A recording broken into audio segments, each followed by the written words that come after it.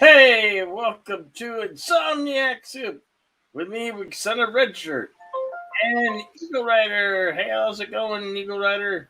Hey, boys. Good morning. What an absolutely adorable headset. It's really weird because it's an anime one, so it's got like the silicone to fit around the head so it'll contort more of the head shape. And it has like this big open space between it and the ears. Oh. That is weird because it's stylized after a very weird type of anime. So since I don't like that big gap, I just use it to do my hair into. Well, let me tell you, you're not the only one with a huge gap between his ears tonight. Jedi Bill and I are both here. we have gaps between. I'm not going on with that. Where were you What I going get with for that being a joke? little sleepy. What'd you say? Did you get any rest? I'm just being innocent, sweet, and pure. Oh, sure. You're always innocent. Sweet Hey, and Rookie angelic. Supremacy. You changed your name. He's got the same avatar, but since I am first, Encino Man was the only perfect movie. Really? You went with Encino Man? Close enough. He's another one of them fucking Brendan Fraser cult-like shills. I can't believe it. Just get Brendan Fraser's dick out of your mouth for 2 seconds. There are other great actors and other great movies out there, buddy. Come on. Wait. Come on, open your eyes. You're speaking on a panel with the girl who that's one of the only crushes I ever had as a kid was Brendan. So I'll take that position. If you want him to quit doing that, I can do it. Oh. Well, that's more appropriate for you, I suppose. You're a big Brendan Fraser fan, huh? Well, do you watch Doom Patrol? It wasn't even as much a fan of all of his movies so much as I very much appreciated that he, he had a bit of the pretty boy and the buff boy and could do action stuff, but he liked doing comedy, and he is in his personal life was intellectual and a nerd, and I have an appreciation for nerds. So what I liked was more the personality combined with him. He had in his youth, he actually spent a lot of time in Toronto. He went to the Upper Canada College here. His dad had enough grease to get him in. My old man tried, but he didn't make the prerequisite $2.3 million a year or whatever it is those upper crust twits demand to get into that school where you wear blazers that have the crest on their shoulders and everything. Well, we can complain. I do like Brendan Fraser. Yeah. So I liked him. My biggest crushes, the only three I ever really crushed after were him, Chris O'Donnell, and Jason Marsden, because I liked the little nerd boy that was in all the family stuff. So Jason Marsden, was he the guy that played Cyclops? No. Who was Jason Marsden? That name's very familiar. Oh, is he the guy that played Spike? No. No, that's Jason Marsden. I don't know, at least. No, Jason Marsden did a lot of the more lighthearted stuff in a lot of the family shows and movies and stuff, usually as goofy sidekicks, but he was one of those that every time he was offset, everything he did and everything he was always talking about in interviews and stuff was always the nerdiest stuff. So I got very into listening to him. Oh, okay. But if you watch like Hocus Pocus, he was the one who voiced Binks and stuff like that. He did a lot of that voice acting in the early 90s. No, I can't say I've seen that. Have you seen, there's a Brendan Fraser movie that he starred in with Michael Caine. Everybody loves Michael Caine. He's one of those actors that has the universal appeal. Did you ever see The Quiet American? Of course you didn't. There's no such thing. Ha, ha, ha, ha, ha. Just kidding. The movie really is called The Quiet American? I'm sorry? I don't know. I mean... Inkheart. Inkheart was an interesting one. The books are definitely books are definitely better, but it wasn't bad. See, the thing is, I actually really liked when Fraser took on fantasy, sci-fi, and action. I thought that was where he tended to be better. I loved when he did The Mummy, but The Mummy is also basically what started a lot of the downcline for him. Well, it was a we know about the legal issues he had and the fact that he basically is one of the guys that got stuck into the Me Too kind of stuff and things. But most people know about that. But his medical issues that led to him being in that position to be leaned on in the first place, and why he wasn't getting as many roles before that, was because when they filmed the first Mummy movie, the scene where they're hanging him, the props failed and he actually was hanging for a while. And it damaged his neck and spine. So that's why today he looks like he consumed the younger Brendan Fraser? It partly because when you scrape your back and your neck and spine, there's a lot of meds and medical stuff you go through that actually cause metabolic damage. So there is some of that, and there is some of he went through a lot of shit with the things that were done to him, and he did kind of eat his feelings. And even he says it. Yeah. That's too bad, too, because I watched Doom Patrol, and he watching him in that, granted, he does the voice of the robot character, so he doesn't have a lot of screen time in person, but he's front and center in every episode. Like, the robot's almost the main character, although it's an ensemble show.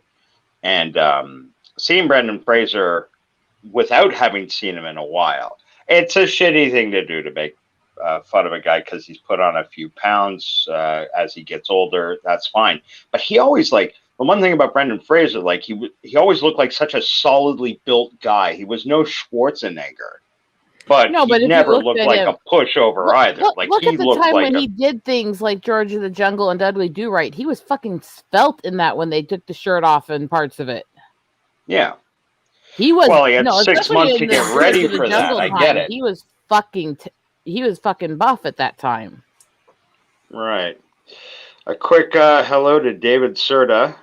Nice of him to drop by and join us. Hello, David. I Like I hope said, your it's one day of is those doing that well. Well, I like most of the things I saw him in. I actually thought Blast from the Past was cute because of how they did it. Oh, Even though they were that's trying to what- have him play somebody much younger than his actual age. Mhm. Yeah. But overall, I thought it was cute. But Blast from the Past is a great that film. said, even as much as I crushed on him, I actually wanted to slap the shit out of him when I tried to watch Monkey Bone. That's how bad it Yeah. is. Hmm. And I'm sitting there thinking, I think you're hot. Now I want to beat you down for making this bullshit. Huh? It's horrific. It's painful.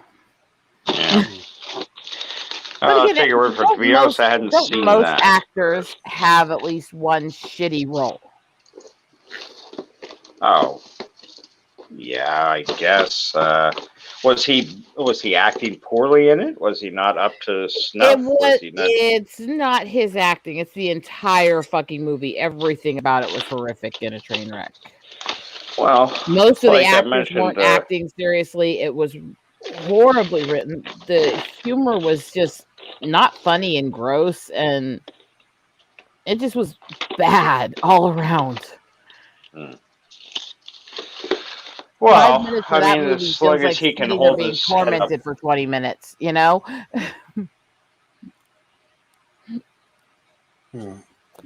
How was your day, Eagle Rider, yesterday, Friday?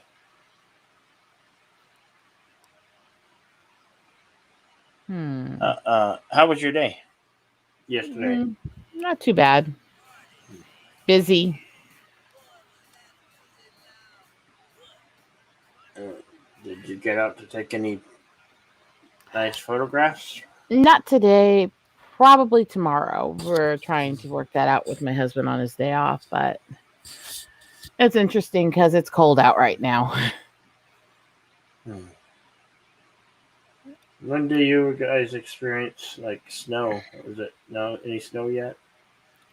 Not yet. It's happened earlier than this before, but it did freeze last night. It is 30 outside right now and dropping, so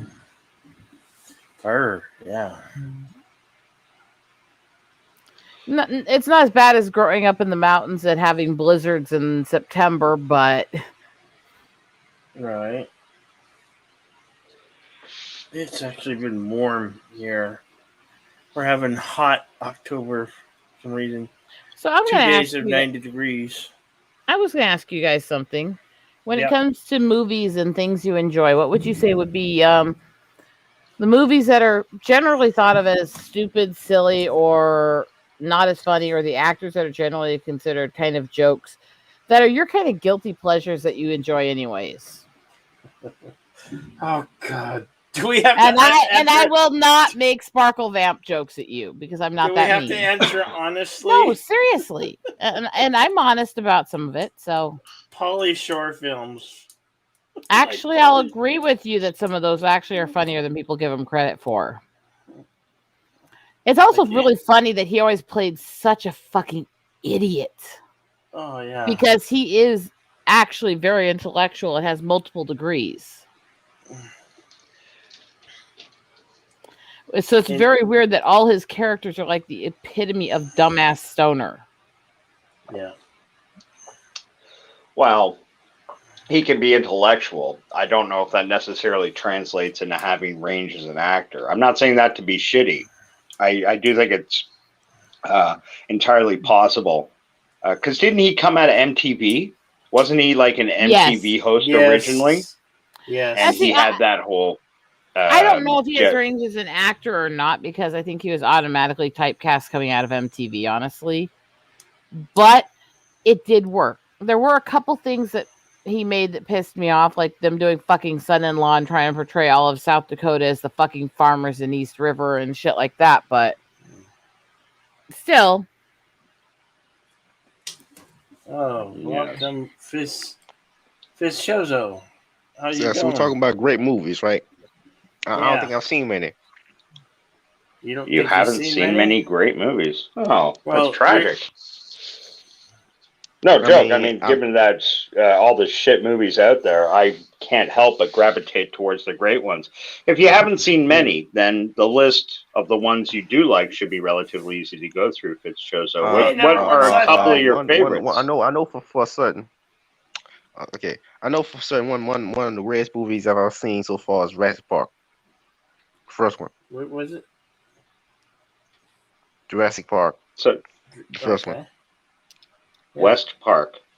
Jurassic Park. No, I Oh, said Jurassic I'm Park. sorry, Jurassic Park. I apologize. You really liked the old Jurassic Park. Is that the first one, or is that the series in He general? said the one. first one. The first The one. first one from '93. Yeah. Okay, I remember seeing that in the theaters. That was a lot of fun. Yeah. That was Yeah, great. I wasn't born yet. Yeah, so I saw on VHS tape. See, Hey, Alrighty. that's fine. Nothing wrong with that.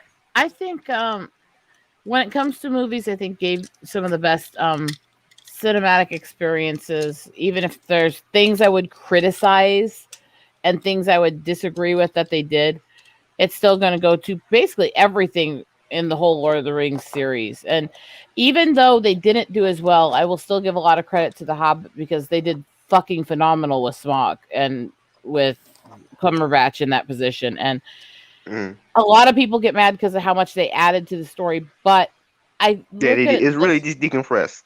but the problem also was that people wanted the same kind of movies that he made for Lord of the Rings.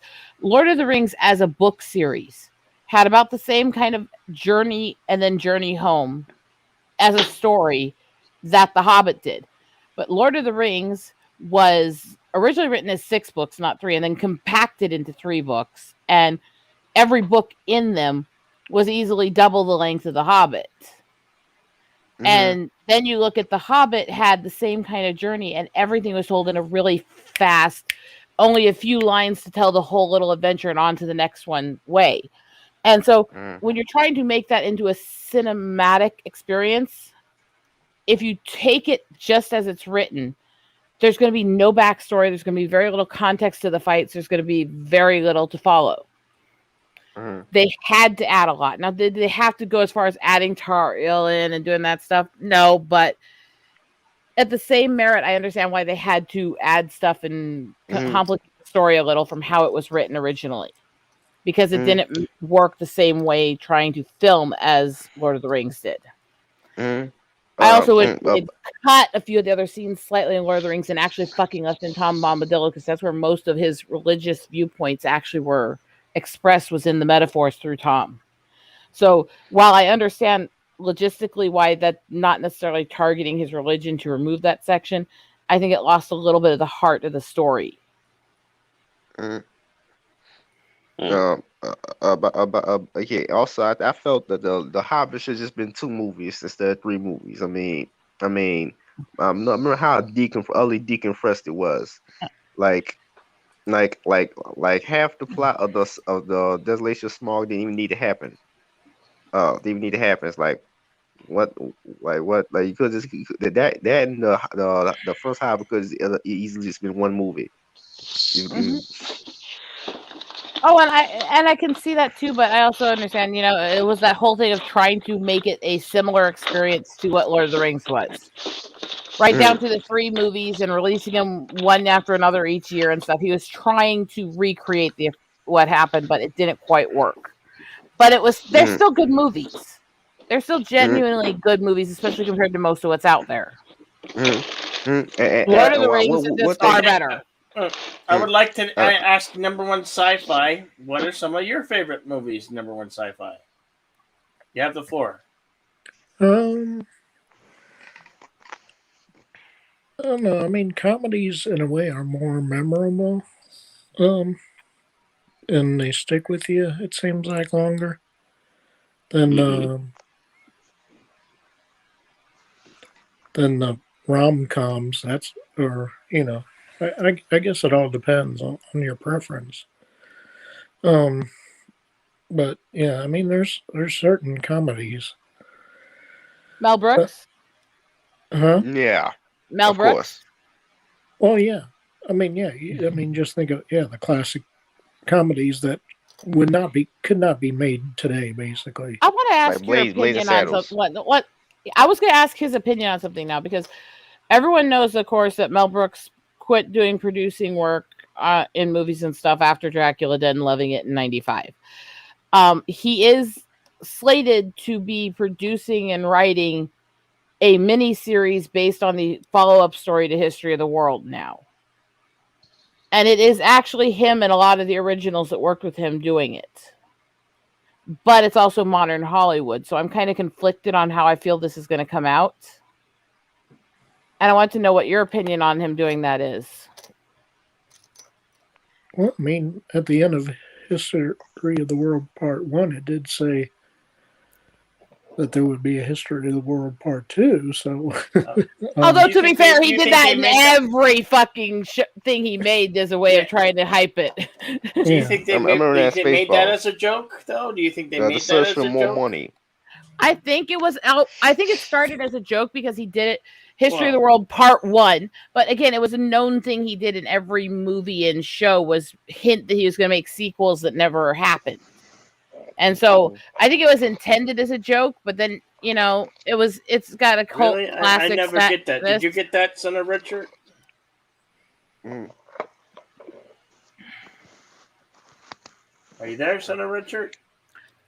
And hope we meet again in Robin Hood too.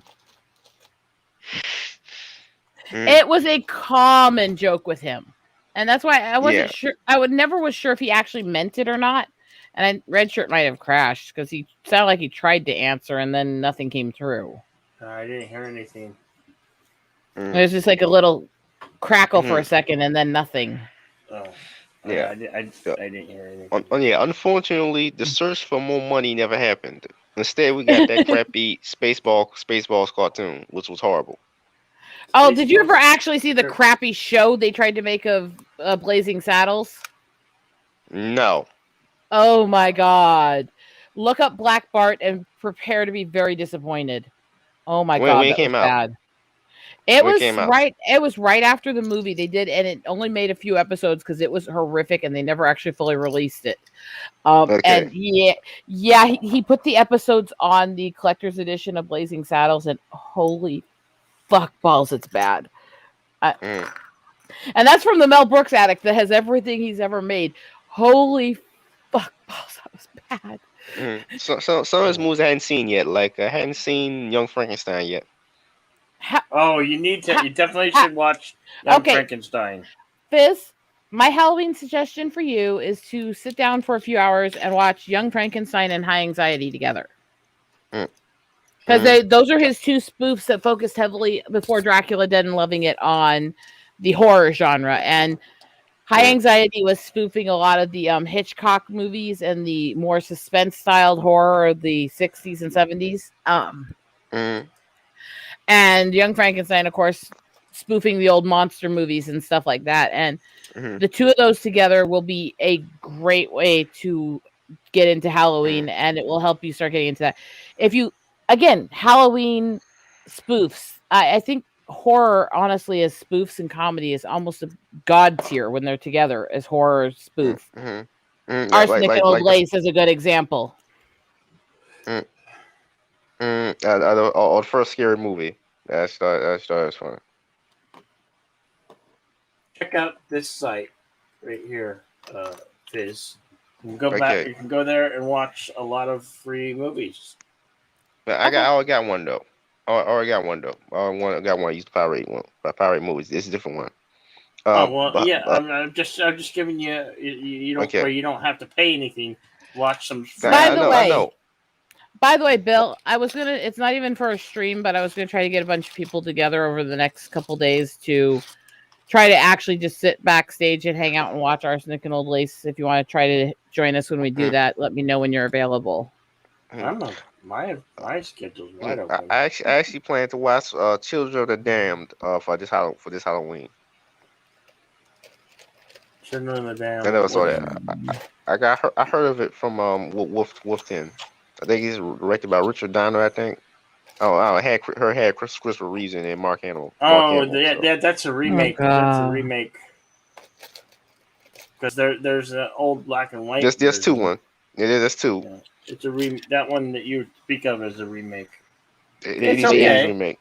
Yeah, the movie that I'm going to try to get everyone to watch literally was made and released in 1945. And it's part of my traditions. Mm. And I've actually seen it. The fun part about it was actually based on what was one of the old Hollywood plays. And it was a play and on Broadway and all that stuff in 42 through 45. And when they did the movie, they got a lot of the actors from the original play into the movie, but they also did this whole part where the actor playing the brother had to be cast last minute because it was supposed to be the same actor from the play, which was Boris Karloff. And he couldn't do it because of other things he'd already been signed to and agreed to. And so they literally picked somebody, and then they did this whole monstering him up even more than he originally had been. And then they made jokes throughout the movie about him looking like Boris Karloff. And now I can hear an echo. Yeah, somebody else. You're an echo. No, I'm a bitch. Well, tonight we are all Critics United, not torn. And if you can't read between the fucking lines there, I'm not going to help you. I'm not going to because I hate the word you're spelling out. No. Well, just expressing myself, sweetie pie. I know, and it's not a sweetie pie thing. It's just personal history with it. It's not like SJW is being offended at everything. It's more of a post-traumatic thing. By the way, I may be the odd one out on this, but my favorite Universal horror movies is always The Creature from the Black Lagoon. Oh, really? That's an excellent movie. That's a great one. Great choice. Yeah, fantastic. Yeah. I'm actually very pleased to hear that you're giving a little love towards those Universal horror movies. Halloween's right around the corner, and I know at some point the conversation's going to go towards horror movies, no doubt, because of the time of year it is. But so few people. Bill was on Potato Raven is a long-time supporter of the Jedi Bill Project or whatever insane. What's the name of tonight's show? Insomniac Soup. Yeah. He's a long-time supporter, and he also hosts a web show. And Bill was on last week talking about movies. Bill was hands down the most knowledgeable guy there. All these kids could talk about was Final Destination and Scream franchises. When I brought up the Universal, the Universal horror movies. Very charming, lovely young girl on the panel quickly dismissed them as, well, they're not really horror movies, are they? Well, perhaps Dracula, but no. Scream is more of a horror movie to these kids. No. So, it's not that they're not horror movies. It's that these kids think that horror means either high supernatural or slasher, and they don't think there's anything else in that realm. Yeah. I know. There's a lot of different types of horror stories. And horror, there's a little section that has a lot of overlap with each other, which is fantasy, science fiction, thriller, and horror with suspense in there. Those groups, it's kind of this little bubble, and the center is where they're constantly overlapping with each other because there's so many things that each of them has that are kind of needed in the others often, you know?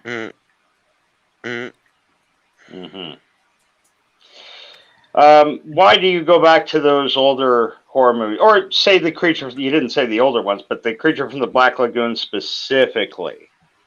I've seen. I think I've seen a lot of the Universal horror movies. I don't think I've seen all of them. A lot of old Universal horror movies because I watched a lot of old Svengoolie episodes. Now, but my favorite was always the Creature from the Black Lagoon. Like, that's my favorite ones. Like it stood out to me more than Dracula, more than Frankenstein, more than most of them. I really like the Creature from the Black Lagoon trilogy.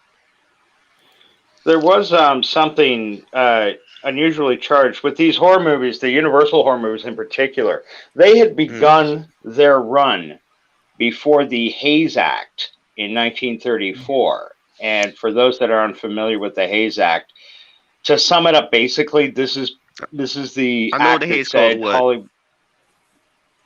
Oh, you do. Well, explain it to the people in the audience then. The Hays Code was basically like a restriction, was a several guideline restrictions for Hollywood movies back in the Oh, old days before they had a rating system. The rating system was created in the late '60s, I believe.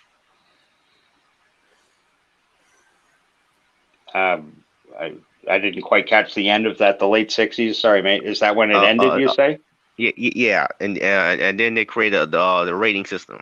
Before they had a rating system, they just had a set of guidelines that movies had to follow. Yeah, it was kind of an ambiguous precursor to the Hayes system, and put in place largely because the old ladies that were governing things back then. I say old ladies. I'm not trying to be too dismissive. There were people. Religion played a big part in it too. I know, The I idea know. that. I'm sorry. I know. Religion played a big part in it, in Yeah, both the Hayes Code and the Commons Code. right. And The with the Commons Code Hayes was even Code, stricter. the Hayes Code put such a lock on, especially horror. Horror was really taking off then. Sure, its genesis might have come from films like Nosferatu, The Cabinet of Dr. Caligari, Dr. Mabuse series. And if anybody here hasn't seen any of the Dr. Mabuse series, go check them out. I submit it is cinema's first attempt at giving us a super villain, long before they gave us a superhero. I think I they never only saw made two of Doctor them, but the Mabuse. Hostel movies were badass. Oh, you like the Hostel film, see? Yeah, I remember No. those. You I'm know, I wrong. think I might do a couple, maybe a double feature, old timely horror classics today, later on today. Mm. Mm. Like maybe maybe the original Nosferatu Mm. and I know. some other movie. I never saw Hostel. I never saw any of the Saw movies either. I just know. No. I just know that you have death traps, and yeah, I just know that kind of elements, but I don't never actually seen the movies. Hmm. Wookiee Excuse me one Supremacy second. says he thinks only made two of them Hostile movies, but badass. They actually made a Mm. third one that was horrible. Well, yeah, Hostel movie. I know for a fact the Hostel movies, I never saw them, was basically made to cash in on this trend they had back in the early 2000s that happened because of Saw. Basically, just these torture movies. Indeed, it is. Wookiee Supremacy Dracula is a love story with a horror twist. Absolutely. Would you not Mm. agree, Sons of a Red Shirt? Or what are you calling yourself? Clicks United. Critics Okay. United, not torn. Pay attention to the capital letters at the beginning of each word. Okay. But that's what we are tonight. We're a bunch of critics, and hopefully we're going to be united on these fronts and not torn. Fitzgerald brought up the Creature of the Black Lagoon, fantastic movie. Probably not as well known as, say, Dracula or Frankenstein, but definitely 100% worth a watch. I brought up the Hays Code before because, in spite of itself, creativity was forced to flourish under the Hays Code. Whereas before they could be a little more expressive about things like sex or violence, Hays Code put a fucking lock on all of that. So subliminal messaging had to come to the fore. It had to be a lot more subtle. And Sorry, I Bill? actually, while I don't like the codes and the restrictions that led to that, I liked that there was that subtlety of the unknown and using your own imagination. I think there still needs to be more of a place for that. Yeah, that is an ironic, like it's art flourishing under communism almost, in the sense that, you have all these state enforced restrictions on you, so you still want to create, you still want to get out there. So sometimes you have to rely a little more on subtext. Yeah, because my imagination will scare me more than any special effects ever will. And I know why Chinese movies suck so bad. Oh, Chinese this could be movies fun. suck. Okay. Is that you're saying that's why Chinese movies suck so bad because of the restrictions? Yeah, and they got so many government restrictions, and they really can't really tell any kind of story. Like I heard they made a movie based off Shamo, that manga, Japanese manga series in China, and it has nothing to do with the manga. Of course, it can't because the content. Yeah, I'm not overly familiar with what you're talking about, but I know what a manga, however you pronounce it, is. And some great stories out of there. I was talking to Bill. Have you ever read Lady Snowblood, the manga? No.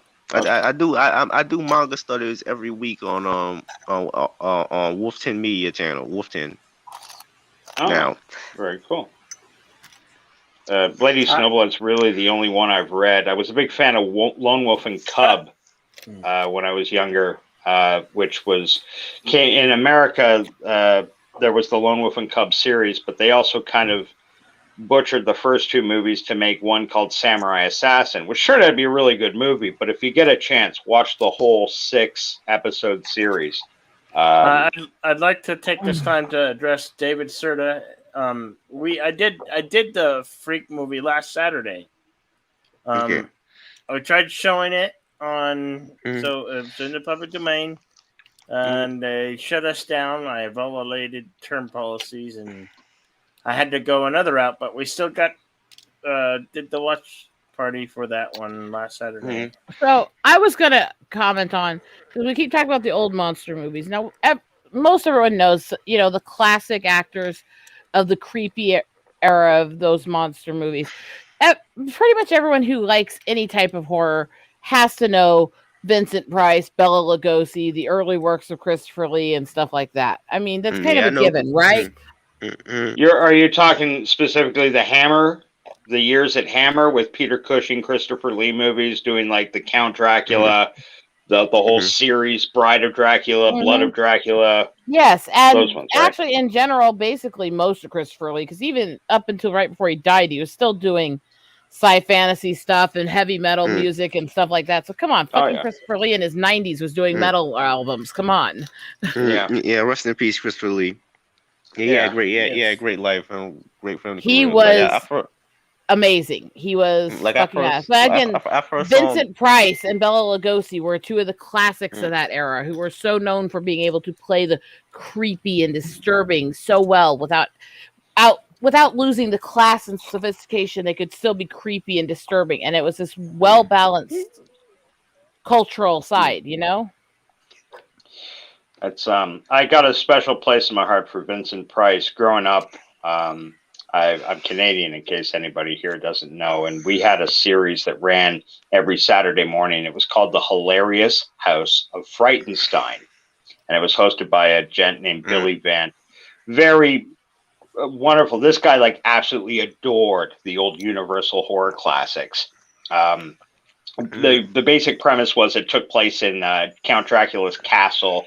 Count Dracula and his sidekick Igor, which they just got up to nonsense things. But Vincent Price, they brought Vincent Price up here for 3 days. They had him in studio, just sitting in an armchair, saying these. And in 3 days, they got 12 hours worth of Vincent Price, just gold. And they would cut that up and interplay that. And the show ran for years. And as a little kid, I thought Vincent Price was there all the time, basically narrating the plot. He had such a beautiful, rich voice for that sort of thing. That was one of the weird dichotomies of him, is he did all this creepy cult horror stuff. And then he actually was involved in a lot of the TVN and Christian broadcasting cartoons and miniseries too. And it's he didn't care if it was a job where he could use his voice and his creepy talents to create what the person who wanted it and was writing it was after. He would do it, and he viewed people as worth spending the time with and interacting with, and he didn't care who people were or what their viewpoints were. And I miss that era. I miss that kind of person. Yeah. He was a classic. Number one sci-fi. I'm going to take a shot in the dark here and say you're older than 16. and that you've probably got some wonderful remembrances to share about some of these classics or universal horrors, possibly the Hammers, stuff like that. Did you have any love for that? You got any love for the old classic horror movies? Oh yeah, yeah. I mean, they're good to watch. Now and then. Obviously, the story for most of them is not the greatest in the world, but it's meant to be just exactly that, just kind of a monster movie where the lady in distress or whatever is always attacked by the monster basically. So I mean it's a similar story for pretty much all of them when you think about it. Yeah, you can say that. Films like, well, yeah, I mean, having a femme fatale, not a femme fatale, a damsel in distress, rather, it was an alluring thing in cinema for quite some time, and it did translate well to these horror movies and such. Fitzgerald brought up, or Fitzchozo, I'm sorry, I mispronounced your name. Fitzchozo brought up The Creature from the Black Lagoon, which was shot in a way, it was arguably the most sexual of the horror movies, in that like they did take a lot of long shots on the lady swimming in the water and the creature swimming in tandem with her, and you could almost sense like a love. He was falling in love with the girl, even despite the fact there were two radically different species or whatever. He could sense she's female, and that's something that I always took away with. I think Wookiee Supremacy, or one of the guys in the chat, Wookiee Supremacy says Dracula's a love story with a horror twist. That's yeah, I could see that too. To me, the most. And then what's his name? Del Toro finally decided he should make that action movie about the sexual relationship between Fishman and the woman, human woman. And he did that in his film. Oh shit! You just said Guillermo del Toro in his. But I didn't watch that movie. I didn't watch. No, I haven't seen it myself. Doug Jones is in that, and Doug Jones is known for his creature makeup effects. Most recently in Star Trek Discovery, he plays the tall Kelsian alien, the one guy that kind of gets away from. Say what? I don't want to hear about STD. I don't want to hear about STD. Yeah, I was gonna say he just lost points with me automatically from you saying Discovery.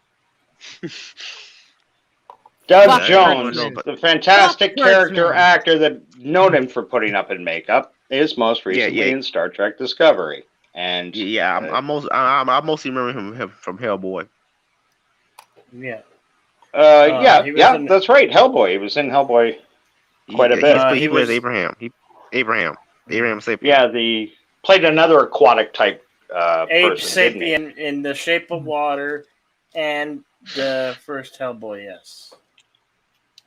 First two Hellboys. Yeah, and he did some also great work in Guillermo del Toro's Labyrinth. It's a very Pan's Labyrinth. What? Yeah, Pan's Labyrinth. Yes. Thank you for correcting me. You've seen it? I haven't seen Pan's. I haven't seen Pan's Labyrinth yet, but I heard a lot about it, so I'm going to see that eventually. Of course, it's been a long time since I've seen that. God. The thing everybody remembers from that movie is, of course, the Pale Man. Yeah. Oh yeah. Yeah, everybody knows that kind of image. Go into some of the more goofy, but family goofy, throwing in elements of the fantasy and the horror, and everyone knows that in the 80s there was the whole thing of things like Dark Crystal and Labyrinth and stuff like that, and that also threw in they used elements of that stuff, but they did it in a family friendly way too. And I actually kind of appreciate that, because it helped get kids interested in more different cultural things. Right. It's interesting. Captain Trek's in the audience. Hello, brother. Yeah, Captain treating you, buddy. But I had a realization, by the way. I posted this in the private chat. But the creatures from the Black Lagoon probably is part of inspiration for all those crappy 50s horror movies. Yeah. Well, you gotta you gotta realize these things always take inspiration from each other. They always do. Yvette, darling, we love you. Oh, that's right. Hello, boys and girls. Hey. Good morning, Yvette. Good morning. Good evening. There's my girl. There's my girl. Hi, Yvette. Hiya. It's 6:45 in the morning here, so I thought I'd bob on as everyone else is asleep. I thought hey, Bill. Hello. You all right, darling? Yeah, I'm fine. Good. Is that a new avatar? Yvette, darling. Yes. I wanted to get you to know that he did finally get all that stuff cleared enough so that he's not struggling as much now. Richard. Oh, good. So he actually is getting a little more help for him and his mom now. Oh, that's great. Well, I was there. I offered if needed. So yeah, and trying to get him to take anybody's help figuring it out and fixing it was like pulling teeth because he didn't want anyone to have to help him. No, I understand that. But I did offer, as you know. He went through all these things over and over and applying constantly for anything he could try to do to help with his mom and the veteran stuff and everything. And it went from him thinking nothing's going to get approved because they kept giving him runaround and rejecting and stuff to suddenly the three main things he was hoping for all came through at once. So, and he was hoping to get one of them. So he's doing a lot better with that now. That's fantastic. I'm glad to hear that. I thought you would want to know that since you've been giving me advice on how to help him over there. And I at least gave him some advice from the little bits you told me, and that at least helped him some. So, anything I can do with people over here, I'll help. 27 I'm happy to give advice where I can. 27 running that house and taking care of a disabled veteran mother and everything is a lot to deal with. Yeah, well, hello, bedridden mother. 7 years since my father died, and being a professor of quantum physics at 10 p.m. to 4 a.m. most days. Yeah, so like I said, we've had that kind of talk a bit before, and so it's like I knew you'd understand more what he's dealing with, what he's going through. I understood it more dealing with both my parents being disabled for so long and having gone and taken care of them for months at a time and stuff repeatedly. So I knew we understood that. So I knew you would be able to at least give me a shoulder to talk to and a few words of advice if I asked you. Yeah. Well, to be honest, Rosetta, I'm always there. And I'd hope you understand. I would always be there if you needed it. I'm Any pretty advice sure I can. Yes, absolutely. My big goal right now is just to get a bunch of people together this weekend to watch Arsenic and Old Lace together backstage and hang out. No, sorry, no. I will be honest always. Who's in that movie? Cary Grant. Tommy. Cary Grant. It's old. Hey, Krish. Hey, Captain. Hey, Tommy. But that's just it. And I know not everyone's gonna like everything, but that's my goal, is just to find people to hang out and watch stuff with and relax with. It's the first time in my entire life I ever heard a girl just poo-poo a Cary Grant movie. Just no, sorry. Thank you. I am not a normal person, sweetheart. Have you not? And a Brit too. We have talked so much. You must. Wait. I'm gonna agree because overall, I think Cary Grant is an overrated asshole in most of his stuff. But I like Arsenic and Old Lace, partly because he suffers a lot in it. Okay. Back to the original topic. I know back in wait. That is the original topic. It's movies. Yeah. Okay. So before we get back to it, Bill, are you okay? How's everything going with the laptop? Good. Good. Hey, okay, good. Hey, girl, I love you. So, Richard, I'm not calling you whatever the hell you're calling yourself tonight. How are you doing, sweetheart? I'm doing well. Doing so much better now that you're here, sweetie. Oh, okay. And hey, number one sci-fi. Good to see you, as always. Hope you're okay, sweetheart. Hi. And Fizz, are you behaving yourself, Fizz? Yes, for the most Really? part. For the most part. Yes. In Twitter, I pretty much just run. I think they run out of ways to advertise Goofanoid. I don't know, Oh. but okay, but Well, I thought I don't know. I still I'd jump on as I was awake for once. Huh. okay. Yeah. Oh, Okay. Bill, it's been nearly 14 months since I started coming on your shows. Can you believe that? I can, because I remember talking to you on here last year when I was dealing with my family and back at my parents' house. I remember because I was still with You remember those bright blue community. walls in my mom's guest room, right? Yeah.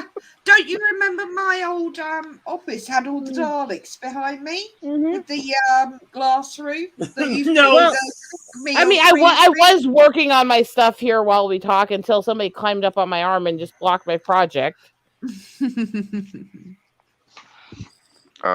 Okay. Wow, 14 months I've been hanging around with Bill. JJ and Deej I've known a bit longer, and of course I met LDG in December, so it's nearly a year for us. Uh-huh. Okay, Wow. Army, go on. Well, Go that's on. a testament to your hardiness and your intellect. I've been hanging out with Bill for a couple of weeks, and I could feel I've got about 40 of my IQ points shaved away just in discussions with him. Oh, damn, that's just not cool. Rotten. That is rotten. Bill is Ornery, come on. adorable. He is absolutely Down, cat. gorgeous. And No. Come on. he shaved his beard off. He looked Cinnamon says nearly I'm a 20 years shill. younger. Oh, come on, Ornery. Wait. Let me direct you to Cinnabon's comment. What is this? Some kind of cyberbully convention? Bill, make me big screen a sec. Yes, I will. Look at this here. I'm trying to set her down to look at her. Oh. She's like wrapping around my arm, holding on to me.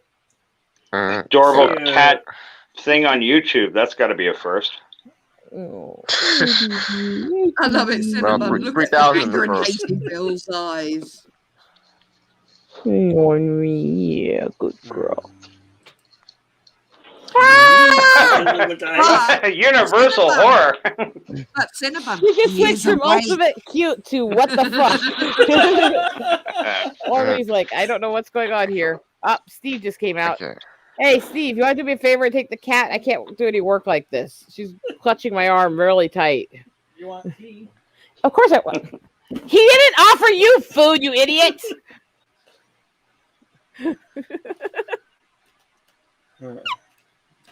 Oh God, my cat is an interesting thing. Really? Was it that Cinnabon, terrifying?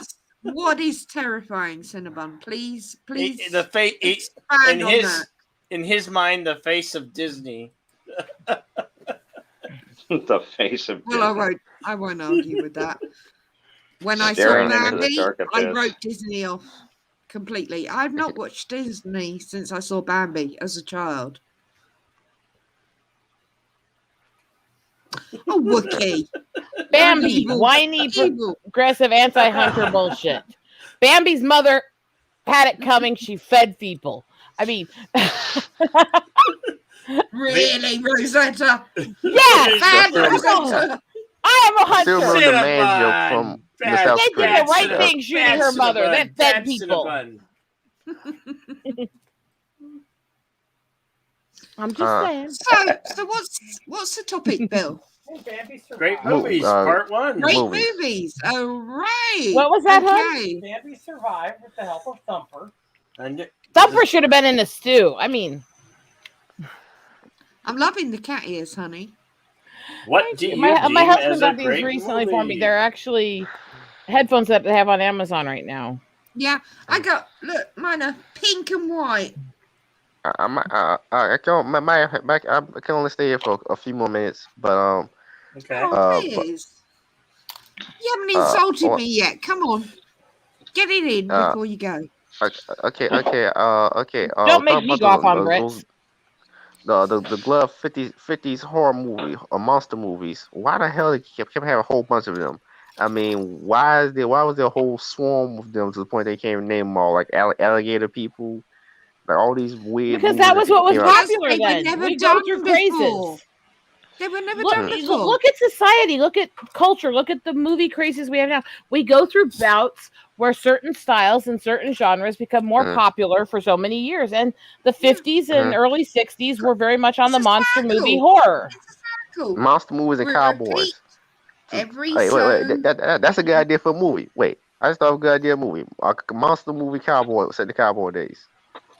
Did they even do that? Was they even done yet? It's called Cowboys and Aliens, you idiot. Yeah, not that. I'm talking about aliens. I'm talking about some kind of mad scientist back in the cowboy days create some kind of monster in the cowboy. Let's just say there's all the cowboys and Indians. You got all the cowboys and Indians things, and then you got my brother who was in the military, who he's the cowboy and an Indian all in one, so he chased and scalped himself. Bump. Oh Lord, Rosetta. And then the cowboy movies kind of ended in the 70s, and so did the monster movies. Both just kind of ended in the 70s. The culture swung into sci-fi in the 70s, and it just went into a different culture for a while. And it's not so much that they ended as they weren't the popular craze for a while. And they've come in and out of style since then, but they were less in style for a while. I hate cowboy movies. I'm sorry. So do I, and I grew up in the Old West. I mean, yeah, and I'm English, so I think that's why I don't. No, actually, while I say that semi-jokingly, I grew up in the Black Hills. I grew up spending time around Keystone, Deadwood, the old mining companies, and all that stuff. I grew up in what was the Old West. No, because I find them cliche. Yeah, I don't like them because I'm not from the US. For fuck's sakes, I'm related to Billy the Kid. I'm related to Billy the Kid, for fuck's sakes. I mean... Well, that explains a lot, Rosetta. It really does. I'm also related to Chief Crazy Horse, so there's that. Oh my God! Well, there you go. Why I never could you should get write in a cowboy book. movies. The reason why I can never get in cowboy movies is also so fucking generic. I mean, they all pretty much interchangeable when you think about it. A lot of them pretty much interchangeable. You're right. Like it's like interchangeable heroes and interchangeable bad guys. It's like same story. Tim, hi Tim. Even Bonzan. Hey Tim. What was it called? Bonzan. What the fuck was that TV show called? Bonanza. Oh God, Bonanza was stupid. I had to watch that because my parents liked it. And of course, we only had one TV at that point because, Jesus, I'm that old. And I fucking hate it. I mean, Dysentery was bad enough. I mean, Dynasty. Dysentery? Wow. Yeah, that's what we call it over here. Dynasty was bad enough. Dallas was okay until the whole I Shot JR and the shower scene. And, but, yeah. All of that shit I was subjected to at a young age. That can be tough when you're when it's forced on you. Yes, thank you. Let me finish. The only cowboy movie that I really enjoyed was the Disney Lone Ranger movie. Hey Tim. But after that had a whole different story than what you expect from a normal cowboy movie. I just don't get the cowboy and Indian movies because of the history of the US. It's just something. I think it's a British thing and what we were taught. I don't know. I just it never appeals to me. The whole it wouldn't be in your history like films about King Arthur and the Round Table, for example. That is, that is mythology, but it is it was taught. It is mythology, but it's also based semi on actual historical characters and stuff like that. So, and same with Robin Hood was based on a real guy, but the real guy they based it on was murdered by his cousin over the woman that was Marion. He was also the real guy was also a manic murderer and robber of. Although he may have given it to the poor, he killed many people to do it. Well, of course he would. It would not be some pacifist who doesn't kill. That would not happen in that era. Bunny, that kind embrace of stuff. the anger. Of course. I'm not angry. That's kind of obvious. Harness the anger. Like how you rob those am a places and not huge feel Make about the it. anger work for It's you. just that simple. It's just that I simple. I How love you rob all the people Arthurian and not have to legends, kill somebody eventually. but Like it's kind of obvious. you know, I'm not angry at all. I'm actually in a good mood right now. she is. Trust The me. the I reason know why, when she's in a bad mood. but the reason. Oh yeah, I'm Let me not say good this at before I go. hiding it. No, I know you're Let me not. say this. Let me say this before I go. The reason why I don't get into cowboy movies is that they're also interchangeable. It's the same reason why when I saw watching Magical Girl anime, I was so bored. Like they're all so interchangeable. Like I can name literally every single cliche that's going to be in the show immediately from the first episode. It's all like we had the exact same characters and just the names changed or whatever. Like what's like so interchangeable. Like plus there's so many different things you could do with the concept, but they don't do it. They don't. They almost go out their way not to do it.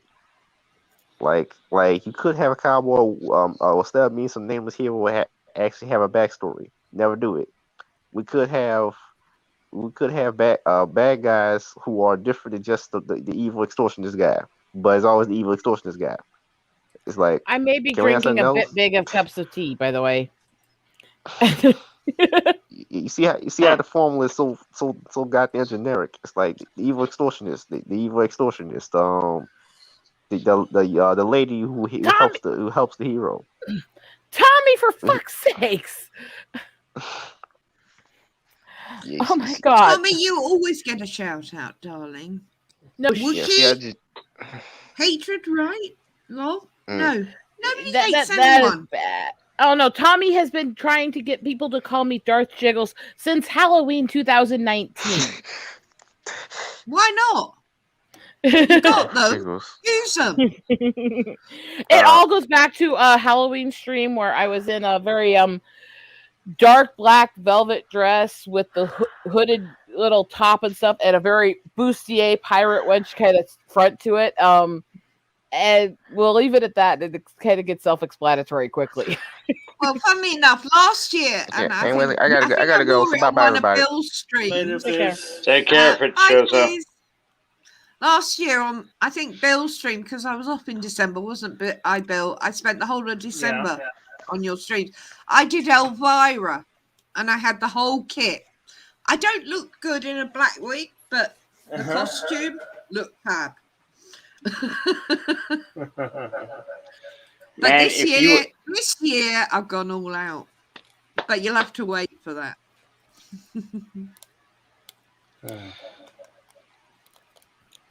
Completely unbidden, Bill, somebody said tonight's magic word and you are dragging your ass. What? I'm dragging my ass. What? Completely unbidden. What? That means unasked for. Somebody said the magic word, Elvira, and you're dragging your ass. Oh my God, yeah, put it on. Watch them titty shake. When Watch I them was titty young, shake. I could actually do that, but now I'm. I can do it. I can't. Yeah. Unmute. Sorry. You can unmute. No, I'm honest. I can do that, but yeah. I could in my 30s, but not in my 50s. No. But I could still swallow a banana whole. Wow. Now, I didn't have that outfit on. I can trust you.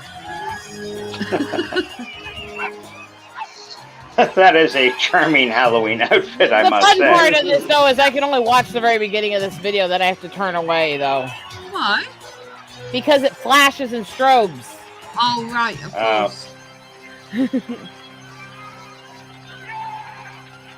I love the spider behind her. It looks so cool. I love Elvira. Oh, but yeah, I remember her hosting the horror shows originally. But yeah, I did the whole black wig and everything, and I had her, the one where she lies on the couch and it's got the big flowy sort of lace arms and it's crushed velvet. That's how she used to lie on the couch introducing the B movies. That's what I went as. The dress I had was very similar to that kind of thing with the bustier and the crushed velvet and all that. Only it had like a black hood that was similar to like a Red Riding Hood, but black gothic lace around the face. Oh right, yeah. No, I got the black wig. I don't look good as a dark-haired girl. Tommy, seriously, I can't watch flashing at all. Wookie's having a heart attack because he's just seen Elvira. Duck, everyone. Shout outs. What's up, the Tommy and the Guinea Pig Collective? Where the hell is Darius Munchausen? He's probably gone to bed. Is he taking a sabbatical? It's 7:05 in the morning here. Have as much fun as you want joking around about, but no, seriously. Everyone knows I can't watch flashes and strobes and stuff. It's not a big deal to me because I'm used to it. It's always in my memory, it's always been that way. So I'm very used to being able to recognize when things are heading that direction and very quickly look away or block my eyes or stuff, you know? Mm-hmm. Okay, I have to ask a question here. I didn't do it. Nobody saw me do it. You can't prove anything. God, you sound like Timmy. He always says that when I say that. Son of Richard, what the fuck? You're quiet. Me? I'm actually just sitting back, relaxing, listening to you lovely ladies chat away, waiting until I have something worthy of discussion. I'm a little worried about number one sci-fi, though. He's been so patient, so quiet, so very, very polite, and I've tried to ask him a few questions, and then he answers like 5 words, and then everyone else starts in. Yeah, no. Number one sci-fi is quiet. He's always been quiet. Number one sci-fi. So we're talking about movies. What's your absolute number one favorite movie you take to a desert island? There you go.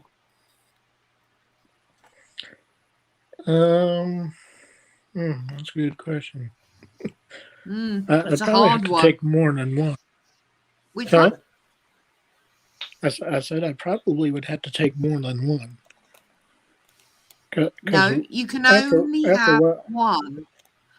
Come on. that's it. You're only allowed one. What good is a movie if you have no device to play it on? No electricity to play it on? Bill, stop interfering with my question. Yeah, Bill, you don't ever shut up. My God, you just go on and on and on. What the hell is wrong with you? I don't care. It's your show. Let a vet speak, damn you. You too, number one sci-fi. You better watch your mouth. Eva Ryder's going to lean over and smack you if you're not careful. I would never. The girls are running number the one thing. sci-fi. I was just. Yeah, I'm a sweetheart. What ultimate film could you live with? Thank you, Bill. I'll run it. She'll run this bitch, and I'll be the one who's bitch slaps you ultimate live with for the rest of your life till you got rescued on a desert island, and it's got to be one. Come on, everyone. No, I don't pick favorites. It fucks with my autistic brain. No, I refuse. Then mute yourself and stay out of the conversation. Right, number one sci-fi. Man. Damn.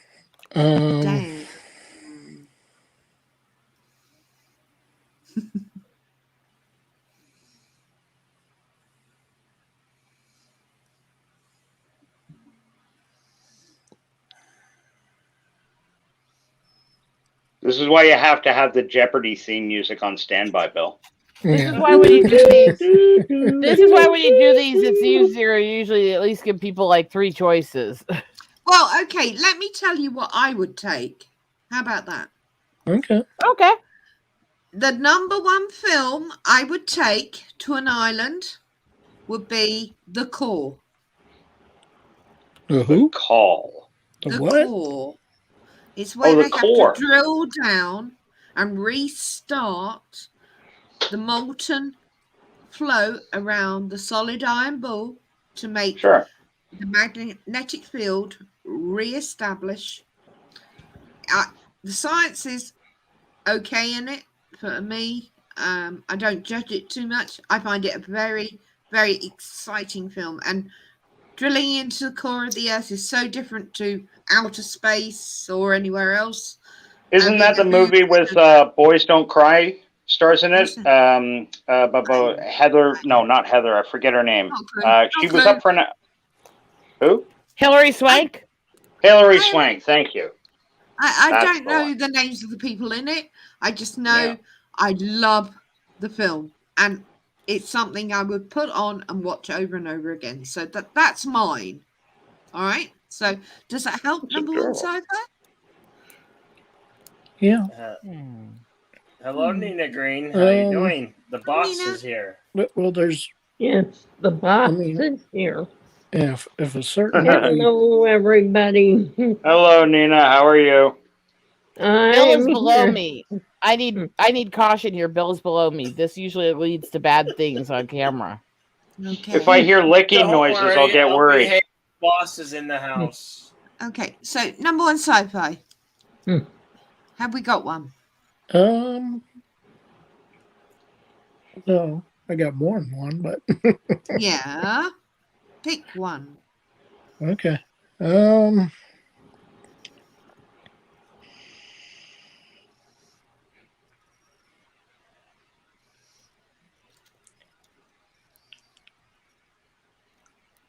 Again with the Jeopardy music. Okay, I'll pick Groundhog Day. Oh my God. Playing that on loop would be sadistically living Stuck it. on an island and Groundhog Day. Wow. I was just thinking, watching a movie about being stuck in a loop on a loop would be really fucked up. Yeah. Fair enough, though. You picked a I wouldn't movie. get too critical of Ed. At least he read the title of tonight's show. You submitted the core. I'm sorry. I just jumped on. I didn't look. I'm sorry. No, that's fair. That's fair, Bill's sweetie used pie. to You me can. just jumping on. So, Yeah, I mean, All Don't right, criticize her. Bill, what about you? What was that again? What So one film? movie you could take with you to a desert island, and no, Just Bill, it one. can't be porn. Let me head you off at the pass there. He can take Yeah. porn if he wants. I'm not going to criticize Oh, that. okay then. I Well, my said my nothing number one choice I has said changed. nothing about no porn. Let's see. I think Wookie might have the right idea though. Debbie Does Dallas, you know, that's fine. Bear Grylls, oh yeah, Houses for Light. That is very good, actually. Very good. No, okay, I'll give you something. I'll just take Labyrinth because I can loop with the music and actually dance around and sing. Yeah, I can't do Labyrinth because of the puppets, but I do love David Bowie and I love the soundtrack. I love Bowie, and the soundtrack is one of the few things I can listen to on loop and not get tired of it. So at least then I could Great. sing and dance. Great movie, as long as I don't have to watch the puppets in it, as you know. Come on, Bill. What about you, Bill? Toss up between Hollywood Nights or History of the World Part 1. History of the World Part 1. Oh yes, I would love that definitely film. agree with him. That's one of the best, especially the Give me whole a sec, part about guys. being a bullshitter. Just remember, he is coming out of retirement to make a mini series based on the follow up of that. What, he's making History of the World Part 2? He's making a mini series, History of the World Part 2. Mel Brooks has announced it. Oh, He's coming that's out of wonderful. retirement. It's just come out that they're doing History of the World Part 2, but I don't think he's going to be in it. I think he's producing it. Yeah. Yeah, he is actually saying he's going to produce and help write, which is how he did most of his movies. He did part of the writing and the producing. One So of my- this is actually Yeah. going to be his first big project since freaking Dracula Dead and Loving It. Oh my god! Never was- a quickie, always a longie. Well, That's my you know, favorite and quote that, from that, that. that movie was not up to par for having him and Leslie Nielsen work together. It Yeah, wasn't. but I'm But sorry. Best it ever has a quote. it has a cult classic to me Yeah, because and a great quote. I love watching all the Mel Brooks horror spoofs all together in a block. Yeah. Just watch them History of the world, though. I mean, the bit where they put the no entry signs on the Vestal Virgins, I think I actually pissed myself a little bit. The bullshit artist, the giant joint, the whole thing with the the nuns singing and dancing. I fucking love that movie. Yeah, I fucking love that movie. I'd be content if he just did Jews in Space. Give us the full length movie of that. Hey, We're who knows? Jews out in space, Maybe he'll do zipping an along, episode. protecting the Hebrew race. Who knows? Wait, one of the episodes might be that because History of the World Part 1 was a bunch of mini shows put into a movie. It was all based on you had multiple episodes. To sort of the Middle Ages, wasn't it? Yeah, so it'd be easy to make that into a mini series and still stick to the style. Absolutely. Mm-hmm. Oh, sure. Okay, so Bill, what was yours? Well, we can go with the Hollywood Nights. Hollywood Nights. Okay, son of red shirt, you're next. By the way, Yvette, you're getting criticized by Wookiee. Hollywood Nights. And what's new? Y'all need Cotton Jesus? No, that was Tommy. About being a puppet phobe. Yes, I am a puppet phobe. I'm also a clown phobe. I'll agree on the clown thing. Those guys are fucking bastards. Clowns, dolls, puppets, marionettes, and the dog. There you go. Nah, I gotta enjoy marionettes because I've always compared myself to, and some of the ways I'll flop and lay when I'm just relaxing, to a broken marionette doll because my arms and legs will be twisted everywhere. Oh, God, no. I didn't grow up with the British love for the Marionation that I'm sure you remember. I'm from Maidenhead, which is just down from Bray Sci-Fi. Studios, where they made where'd Sci-Fi go? Thunderbirds. He dropped out. Yeah, Oh, no. Thunderbirds, Stingray, Space 1999. I've seen it all. Actually, all the marionettes, all the models for Thunderbirds, Stingray. I've seen it all at Bray Studios, so I can say with great clarity that they are creepy as fuck. They're bigger than you think, and they come alive at night and will kill you. All right, Dr. Detroit. I haven't seen that movie in years. Yeah, I know what you're talking about. But when I was a kid, I had I have English people in my family. My mom was British, and my godfather is British, and he came over for Christmas when I was about 10, and he brought me a Shadow Interceptor, which to this day I just think is the penis spaceship.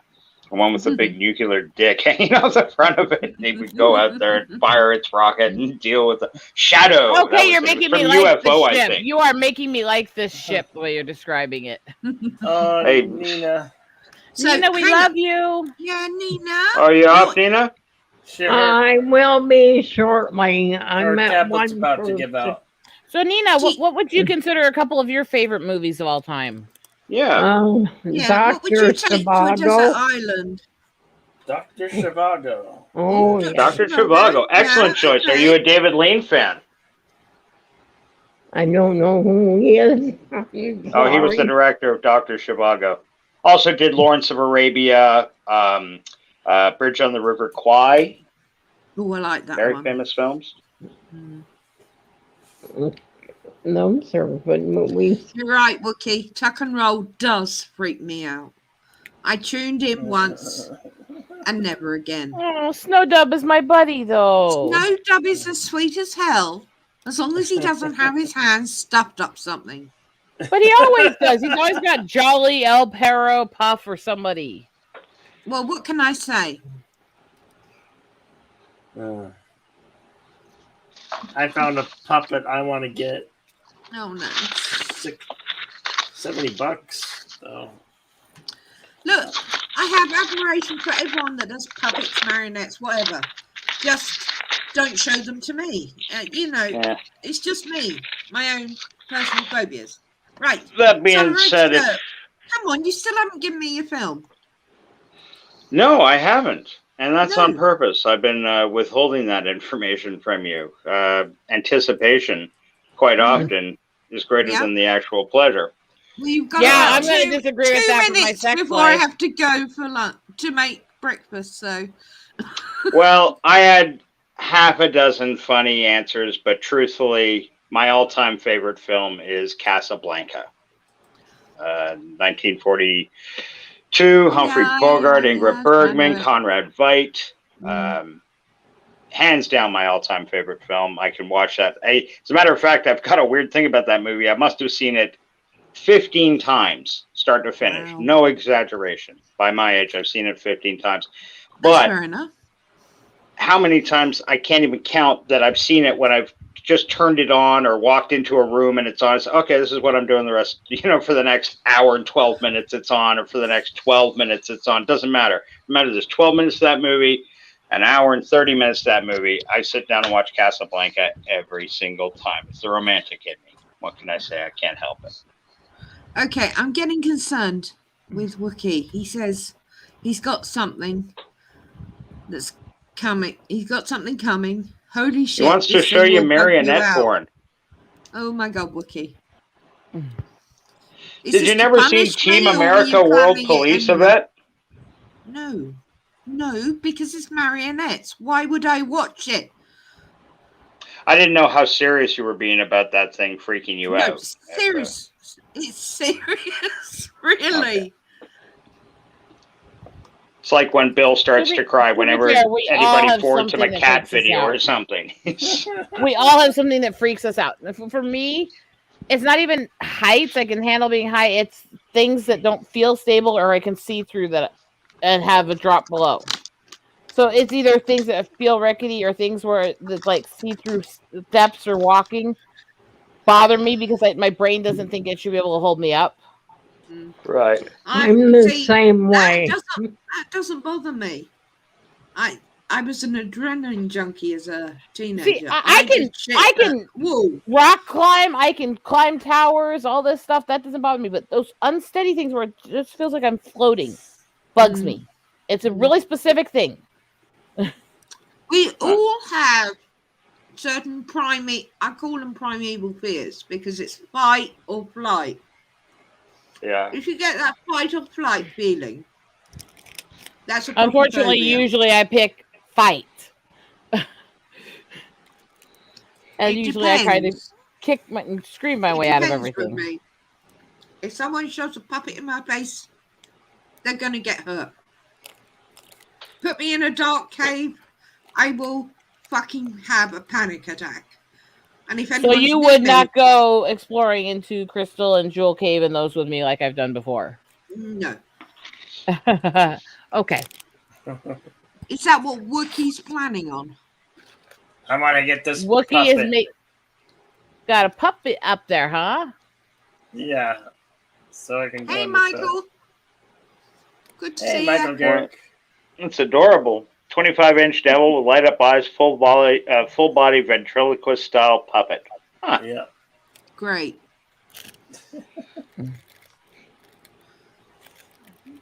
Looks a little like Bill Sunday morning. Yeah. Wookie, I'm not going to say it, though, darling. Seriously. Girls. I love Michael Garrett. Girls! So you're like, I tell people to cry. Oh. I will admit there are some things I find really creepy.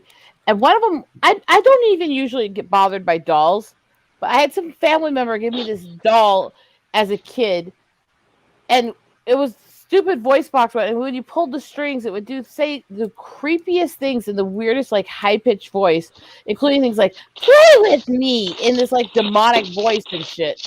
I hated that thing. I hid it from everybody. That's I'm because sure they come everyone alive here at is night and kill you. old enough to remember that thing when Teddy Ruxpin was big and popular, and Teddy Ruxpin had that. Hello? Yeah. I remember that. I remember that. Yeah, and somebody, some disgruntled company employee went and recorded a bunch of different, instead of, I love you. It's kind of like "Fuck you, blow me," or something like that. Yeah, Like just I remember insidious the shit that you story. shouldn't do for children. I remember it in the papers. Right? Yeah. Mm. I always thought the Furbies were evil as fuck. Oh, they are. I remember queuing up when the originals came. You know I've got Gizmo Furby, which is a collector's item anyway. Showing the review of the Gizmos as a Furby. Yeah. And that I have to keep the batteries out of because it's insane. There I went. You'll have to blow me up, Bill. Sorry. Ooh, kinky. Blow you up? I mean,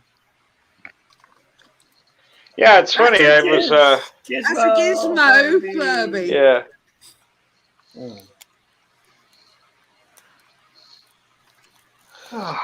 As a Furby, I kind of understand. Oh my God, how big a butt plug did you shove up his bum? Look at that. That's outrageous. That size. Christ. But yeah, that's a collector's because they only made so many Gizmos, and it's an original Furby, not one of the other ones. So yeah, if it was in its own packaging, it'd be worth watching. But I'm one of these people that like to play with my toys. not What's look the at them thing in the boxes. middle of his between his eyes? That's the sensor, so he knows you're there, Oh, and then you talk to him. If I'd had 2 or 3, I had 4 normal Furbies when they came out, and you teach one bad languages, and then you put it with 3 others, and it will talk to them. Eventually, all 4 will swear quite happily. oh. Do you imagine they integrated Furby technology with Yeah, Alexa? I'm sure they could now, but you know. look, don't let me near you if you have your Alexa on in the background, because I am the one. Ask Orange Hat how well that went. The first time he left his Alexa on, I tried to get it. This was before the whole, Coof era, and I tried to get it to order 20 tons of toilet paper on him. What's Damn buzzing cousin? Question mark. After that, he came on with it again. So then I had to try to look up a bunch of granny porn on him. After that, he came on with it again. So I started trying to get it to look up chloroform recipes. Oh. After that, he got lectured by mutual friends that he needs to actually put a voice lock on it and use headphones. Well, mine is woke. Deej and I discovered that. because Alexa, call 911. Sorry about the noise. My cats are trying to break my house. My Alexa's tuned to my voice only. I learned very quickly to change that because of Deej. Did you actually say Alexa call 9111? No, I didn't. What's the extra one for, Bill? Like, is that have I been calling 911 wrong all this time? Do they give you better service if you throw in an extra one? And Yvette, quick question. You've heard of 911. What is it in England? I've forgotten. 999. It's not 911. 999? Mhm. Which is 999. interesting because there are theories behind the fact that the mark of the beast, in if you study biblical stuff, is supposed to be seen in a water way, in a reflection. And so there are theories behind it. Could possibly be 999, not 666. Did I set off for your So- Alexa? I hope I didn't. You can't set mine Alexa, on. order porn. Yeah. Alexa, gay porn.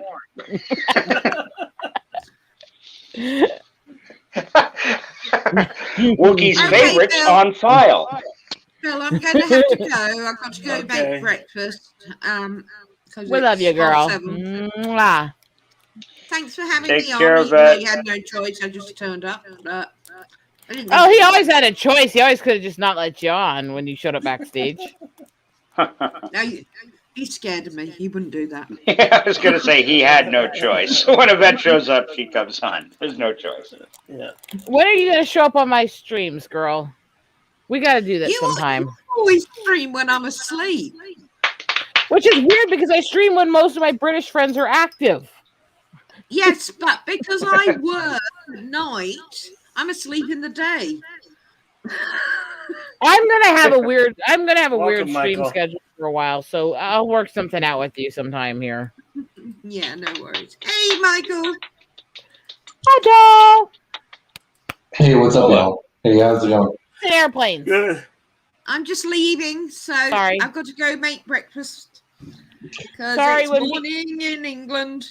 Mm. So Sorry, much whenever love, people- everyone in the chat. Take care, Take care, sweetie. Mara. Enjoy your We love bubble and you. squeak, blood pudding, and all the other yummy things British people eat for breakfast.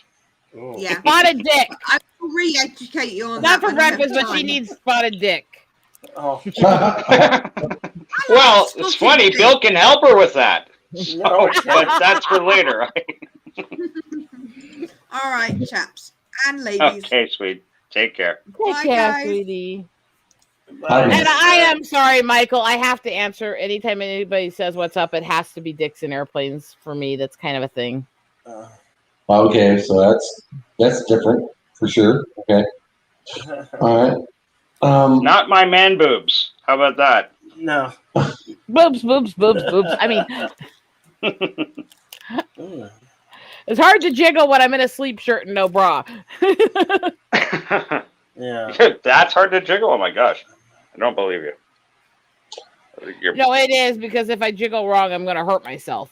Don't unhurt yourself. take your word, sweetie. It's interesting because, like, I saw a video like a month or two ago where some guy was talking about objectification of actors in movies, and then he was pointing out that like men and women are equally objectified. So it's like, yeah, like, what are they talking about? Fun. Objectification is fun. Right. Well, if I wanted to see, how should I say, if I wanted to see people who weren't pretty going through drama, I would just look in the mirror or walk outside. Like that's how like reality goes. Like, yeah, we want to see beautiful people. And the thing is that also, for those of us who may not be the, class beauties or stuff like that, or the models or the skinny girls or stuff, those features that they're always trying to censor and they don't show, those are the way we get people to flirt with us. Those are the way we feel flattered. Those are the ways we don't feel as bad socially and don't tend to feel as bad on ourselves physically and emotionally. It helps your self-esteem when you have all these issues to have somebody flirt with you and call you pretty, or even acting immature and trying to look down your shirt. At least you're thinking, hey, he's noticing me, Yeah, definitely. That's the exact excuse I give. I was trying to cheer you up when I was looking down your top. I'm going to be honest. I've already decided that the guys who open the doors for me are not doing it because they're his classic gentlemen. Because every single one of them, as I walk by, is going like this. Well, to be fair, the last time I held the door open for a woman was by accident. I was just sort of accidentally thought someone behind me was talking to me, and some woman walked through. So to be fair, the last time I held the door open. To be fair, all of those fucking feminists who bitch about it can be bitch slapped upside the face, because I'm sorry, it's hard enough to get attention out there. Let's not take away the attention and the special treatment we get because you feel offended. Because I'm sorry, I would rather have every guy opening the doors for me than them pushing past me and letting it slam in my face because they're worried women are going to have a fit if they open a door for anyone. Because what they've created is the exact opposite, where it's not even not opening doors for people. It's literally pushing them out of the way. And that's really great for people with physical and mental issues to have to go through that. They fucking idiot feminists should shut their fucking yaps, make a damn sandwich, and suck a cock. Yes, I agree 100%. Matter of fact, that's the motto of my church. Let's see. Super Blubberpuss wandered in for like 30 seconds. I hope he didn't fuck off. Yeah. Set a red shirt, long day, Oh time my gosh. to chill. Just another red shirt is in the chat. Welcome, sir. Just another red shirt. How are you, brother? The much better red shirt than son of a red shirt. I mean... The actor or the artist known as Son of a Red Shirt is no longer with you. I'm representative of a bunch of critics united, not Torns. Torns. Figure that one out. Jedi B, I'm going to just go silent for about a minute and a half. Okay, buddy? I got something to do. Okay. Cheers. Fair enough. Perhaps just another red shirt wants to join us for a moment. Just another red shirt. Can you join us for a moment? Or however. You fucking whore. I said I'm going to be away for 2 minutes and you get the first red shirt you can find. Fuck you, Bill. Fuck you. Yeah, that is kind of a whore thing to do. I'm going to trade up the second you move away. Hey, no, I'm going for the pimp of the year. You're failing. Oh. Because you're supposed to let them leave. You're supposed to let them leave long enough that they don't hear you doing it. Come on. Learn to cheat better, damn it. Oh, shit. I can't believe. Wookie, that is part of why I fucking hate my gender. Because these women, they are absolutely horrific in how they talk about other people behind their backs. They don't think anyone should ever stand up to them for it. They're whiny, pathetic, catty bitches. And honestly, they're the most sick, sadistic, and downright dirty fighting bitches. But okay, so don't you think that is where they would come from? Like, being raised, told, not only are you a princess, but you're also a victim. So you're like a sort of special, high-quality person. Yeah, and they So they don't know a fucking thing about what it is to be an actual victim of anything, to actually be put through horrific shit. No, they just think, if you hold the door for me, you're being chauvinistic, and you don't think I can do it on my own. Oh, fuck off, you whiny twats. Wow. Hey, almost 40 years ago when I was in college, I knew feminists who would race me to a door just so that I couldn't open it for them. You want to talk about stupid? I'm like, the temptation to trip them on the way past was almost irresistible. My dad with muscular dystrophy. So when I was a kid, he was on canes. He's fully walker here. They told him long ago he was going to be in a wheelchair by the end of the year, right, when I was little. But he's still on a walker and still hiking on the walker. But my dad, when he is on the canes and everything else, he couldn't work because of all the different issues. He wanted to do what he could for everyone. Part of that was he was going to drive everybody everywhere because he can drive well because those were not the muscles that were being affected yet. Right.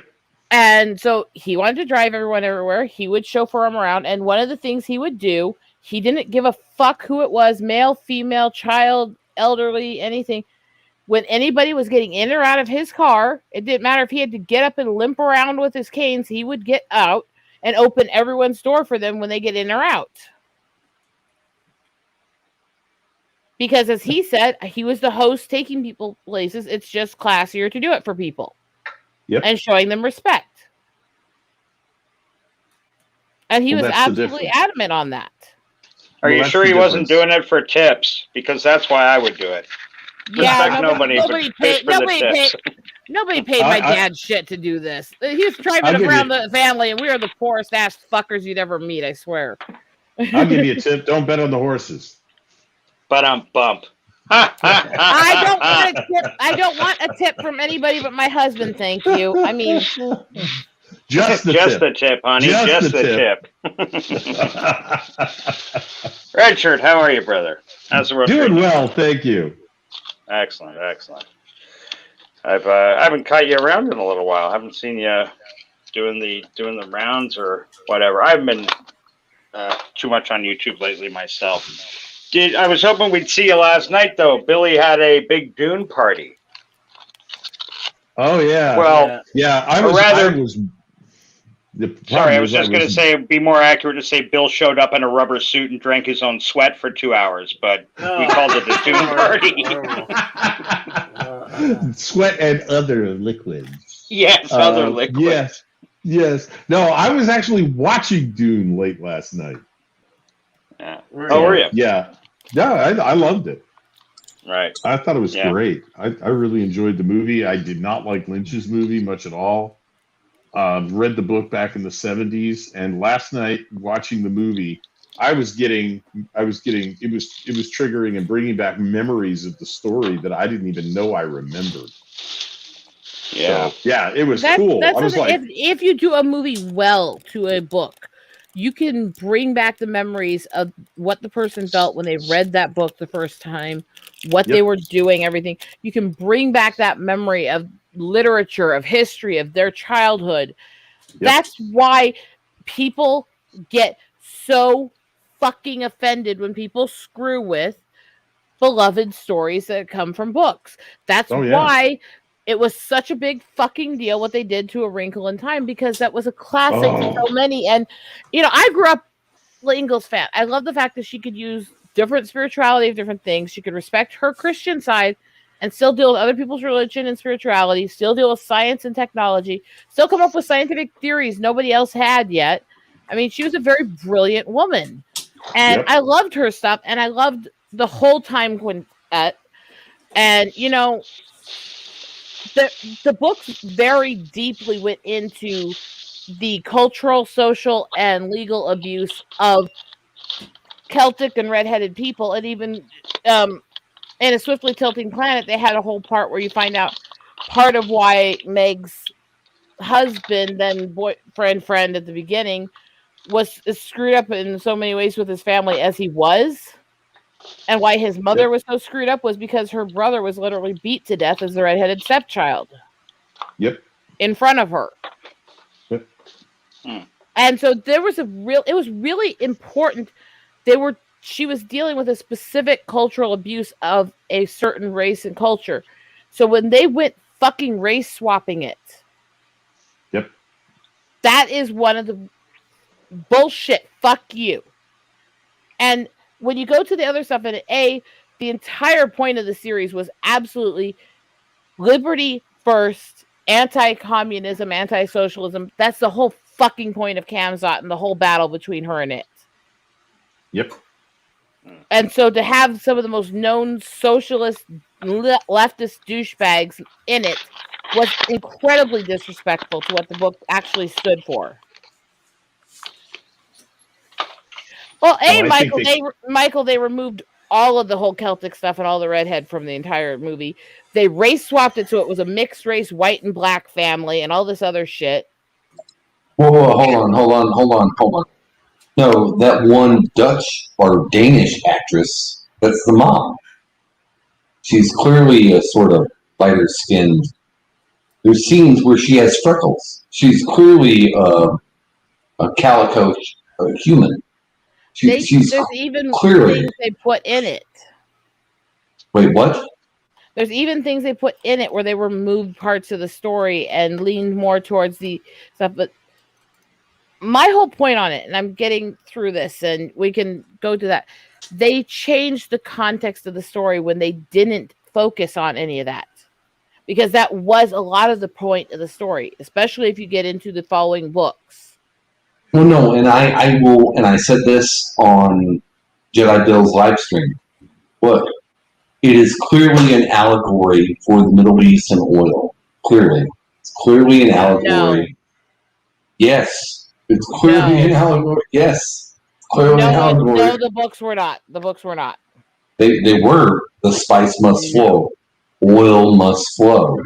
He knew this back in the 1950s, 1960s.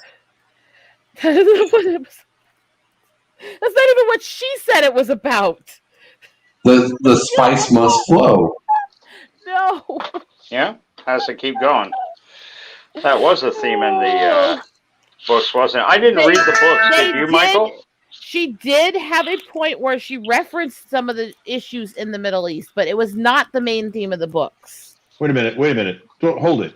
I think we're talking two different stories here. The spice must flow is a reference to Dune, is it not? It's a reference to oil. It's a reference to oil. Okay, I'm trying to figure out what you're talking about. Wait a minute. Is it from Dune? Well, Dune was an allegory for Okay, The now I get why he's centralizing. confusing me here, because he's jumping in when I was talking about one book and he's going back to one we were already discussing. Right. But that's not what I was talking about at all. Eagle Rider was talking about A Wrinkle in Time. Not I thought she was talking about Judy Blume. Okay. No, fuck Judy I'm way Blume. off base. Okay, Quick well, hi I to mean- Resolute Germ. How you doing, buddy? Good to see Hey, you here. Resolute Germ. A lot of Madeline L'Engle's Hail theories Resolute Germ. and terms and stuff she created in the time quintet are used in a lot of sci-fi still, especially getting into tesseracts and folding space and stuff, which was really a new concept when she was writing it. And she really came up with a lot of the theories behind what they use in a lot of sci-fi stuff now. And so you have to give her that credit, even if it's not something you were ever into or not. She was a brilliant scientific mind, and she came up with a lot of things people weren't understanding then in her era. Well, okay, if we're not talking about the movie, then fine. I do not know anything about, even though I did read it, I won't claim I know anything about A Wrinkle in Time. Yeah, Fair that's what I was talking about, because when I was little, Swiftly Tilting Planet was my favorite book because of how much it dealt with. They were time traveling in and out of people's bodies and spirits and watching different historical events and how things happened to people and how different cultures around the world all would eventually transpire into the same location in different times and stuff. And it was very deep in dealing with cultural differences and how to stop a sadistic monster. And I found that stuff fascinating as a kid, which tells you how fucked up I was. And so when I was little, that was my favorite book. And so when I heard they wanted to make a movie out of it, I so much wanted it not to be the shit pile they made it. I wanted so much to appreciate a movie of it. And the second they started announcing the cast, I just shook my head and went, fuck this shit. Because everybody in the cast was contrary to everything she was writing about in it. And it Who bothered was me. Oprah Winfrey supposed to be? One of the fucking witches, I thought. Yeah. Which makes no sense. And if you actually read the book series, they're not even witches anyways. They were stars which were actually supposed to serve God. The witches were a form they were taking. And they were literally the spirit of a star.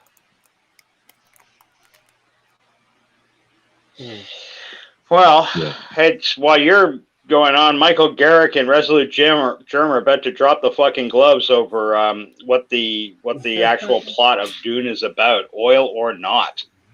I tell you the truth, Spice is life. Spice is life. I've heard that theory about how it's supposed to be oil before. Now, I've heard the I'm just saying I heard I've never the seen theory. the evidence. Yeah, I'm at a It is disadvantage a because desert. truthfully, Yes, it is. But keep in mind, it was written in 1965. Which is a When little Saudi before- Arabia was just which is gaining its strength. yeah, but it yeah, wasn't- they needed it oil in wasn't an issue. 1965. I'm pretty sure. Yeah, there was in the 70s. There was a long gas line. Remember that?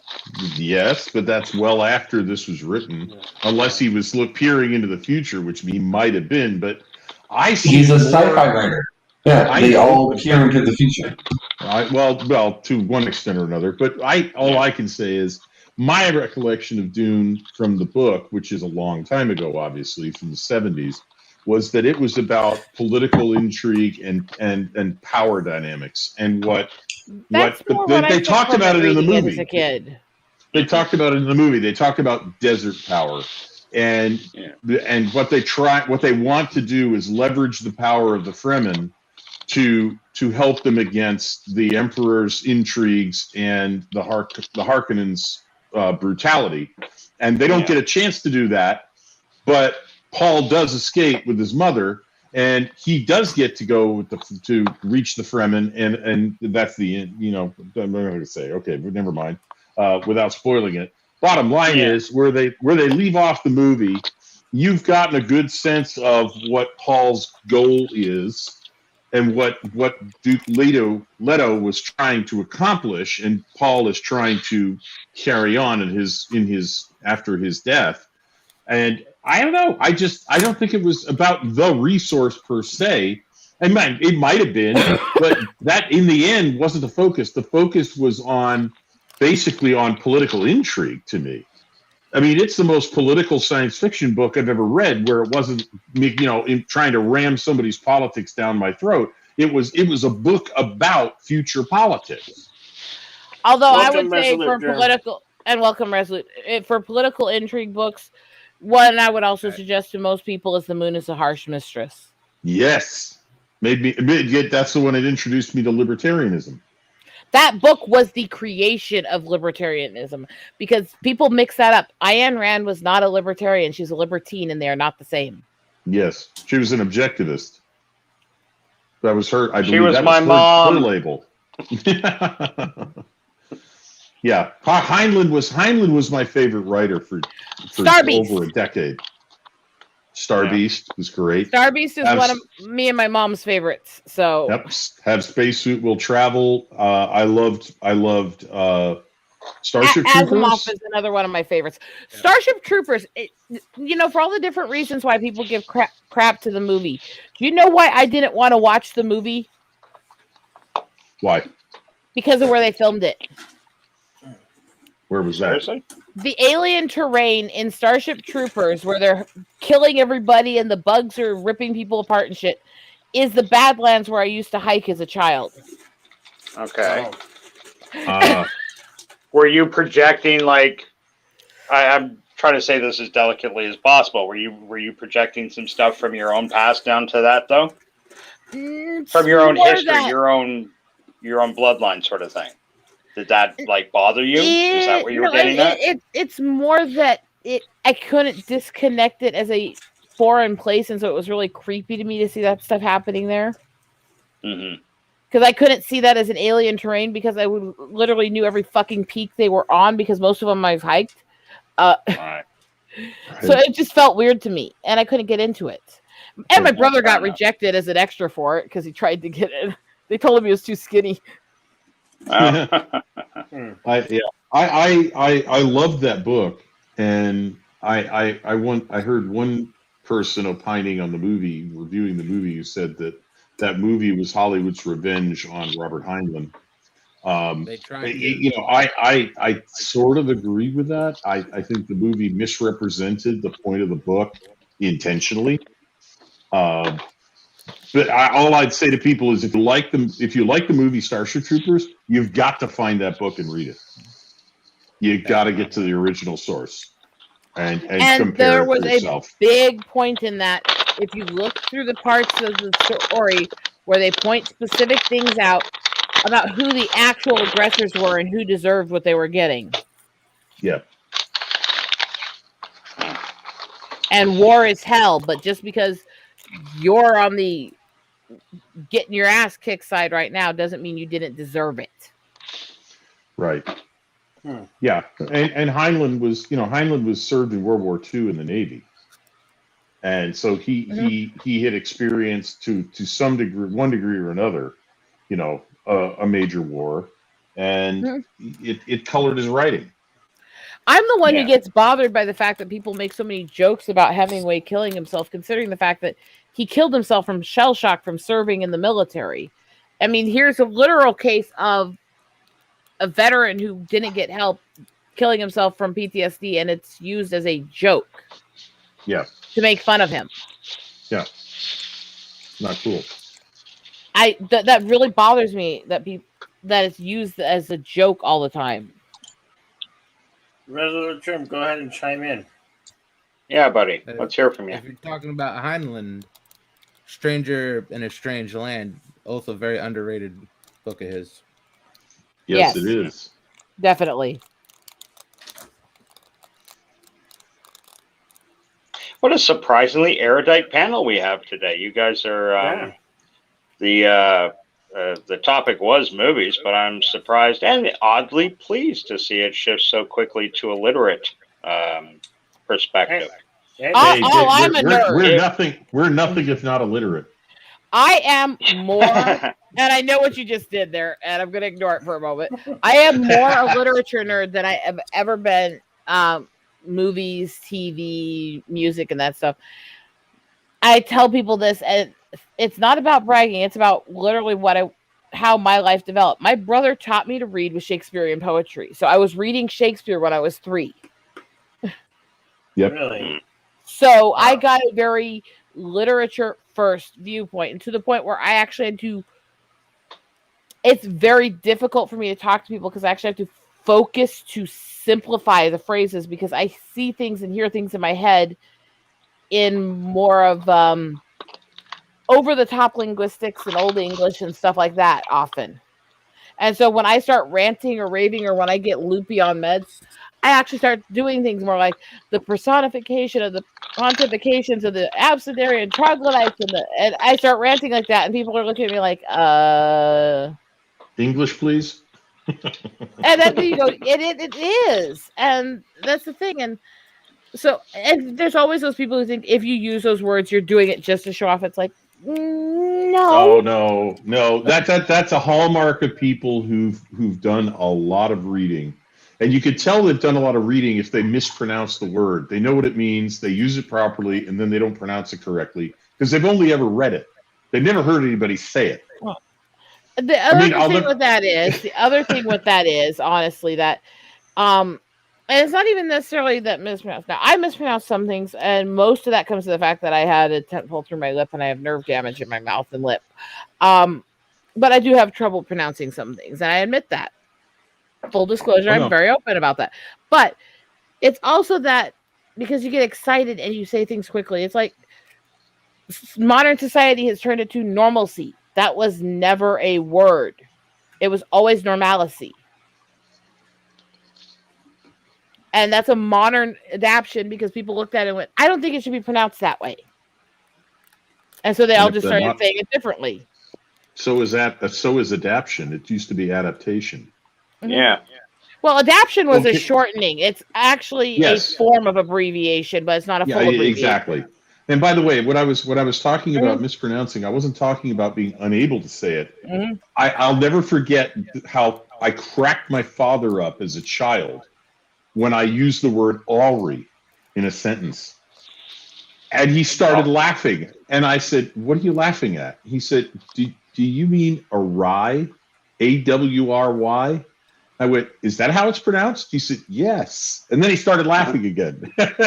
Okay, so here's another weird little thing for you. Because, of course, you know how when you're little, most families, one of the parents will read stories. They'll have story time for the kids or stuff like that. And it'll go anywhere from just reading bedtime stories to little kids, or some families will have the parents will read a story to all the kids chapter by chapter at night, right? Yes. My mom didn't do it that way. She did it as when we were very little, our bedtime stories were always some like sci-fi, fantasy, mythology, history book, and we had to read it to her. And she would correct us if we screwed up on it. Mm-hmm. And that was my bedtime stories when I was like, from the age of 4 until we quit doing them, Right. And so I had a very literacy focused childhood. Well, I'll tell you the Heinlein movie I wish they'd made, but I don't want them to make it now because they'd screw it up worse than Starship Troopers. And that's one of his very last novels called Friday. They want a female James Bond. That's the closest thing to a female James Bond in science fiction. That could be interesting. Yeah, she's a fascinating character, and that would be an amazing movie.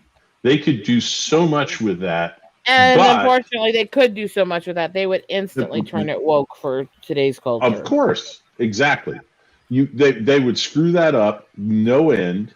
So that's why I said I don't want it made now. I wish they'd made it 10, 15 years ago. Well, that's why even with Mel Brooks involved, I'm still leery about him coming out of this and doing the other, because how much, especially at his age, is Hollywood going to be able to lean on him and affect how he makes it? And that's my concern. Yeah. No, I think History of the World Part 2 is going to absolutely suck. Because I don't believe Mel...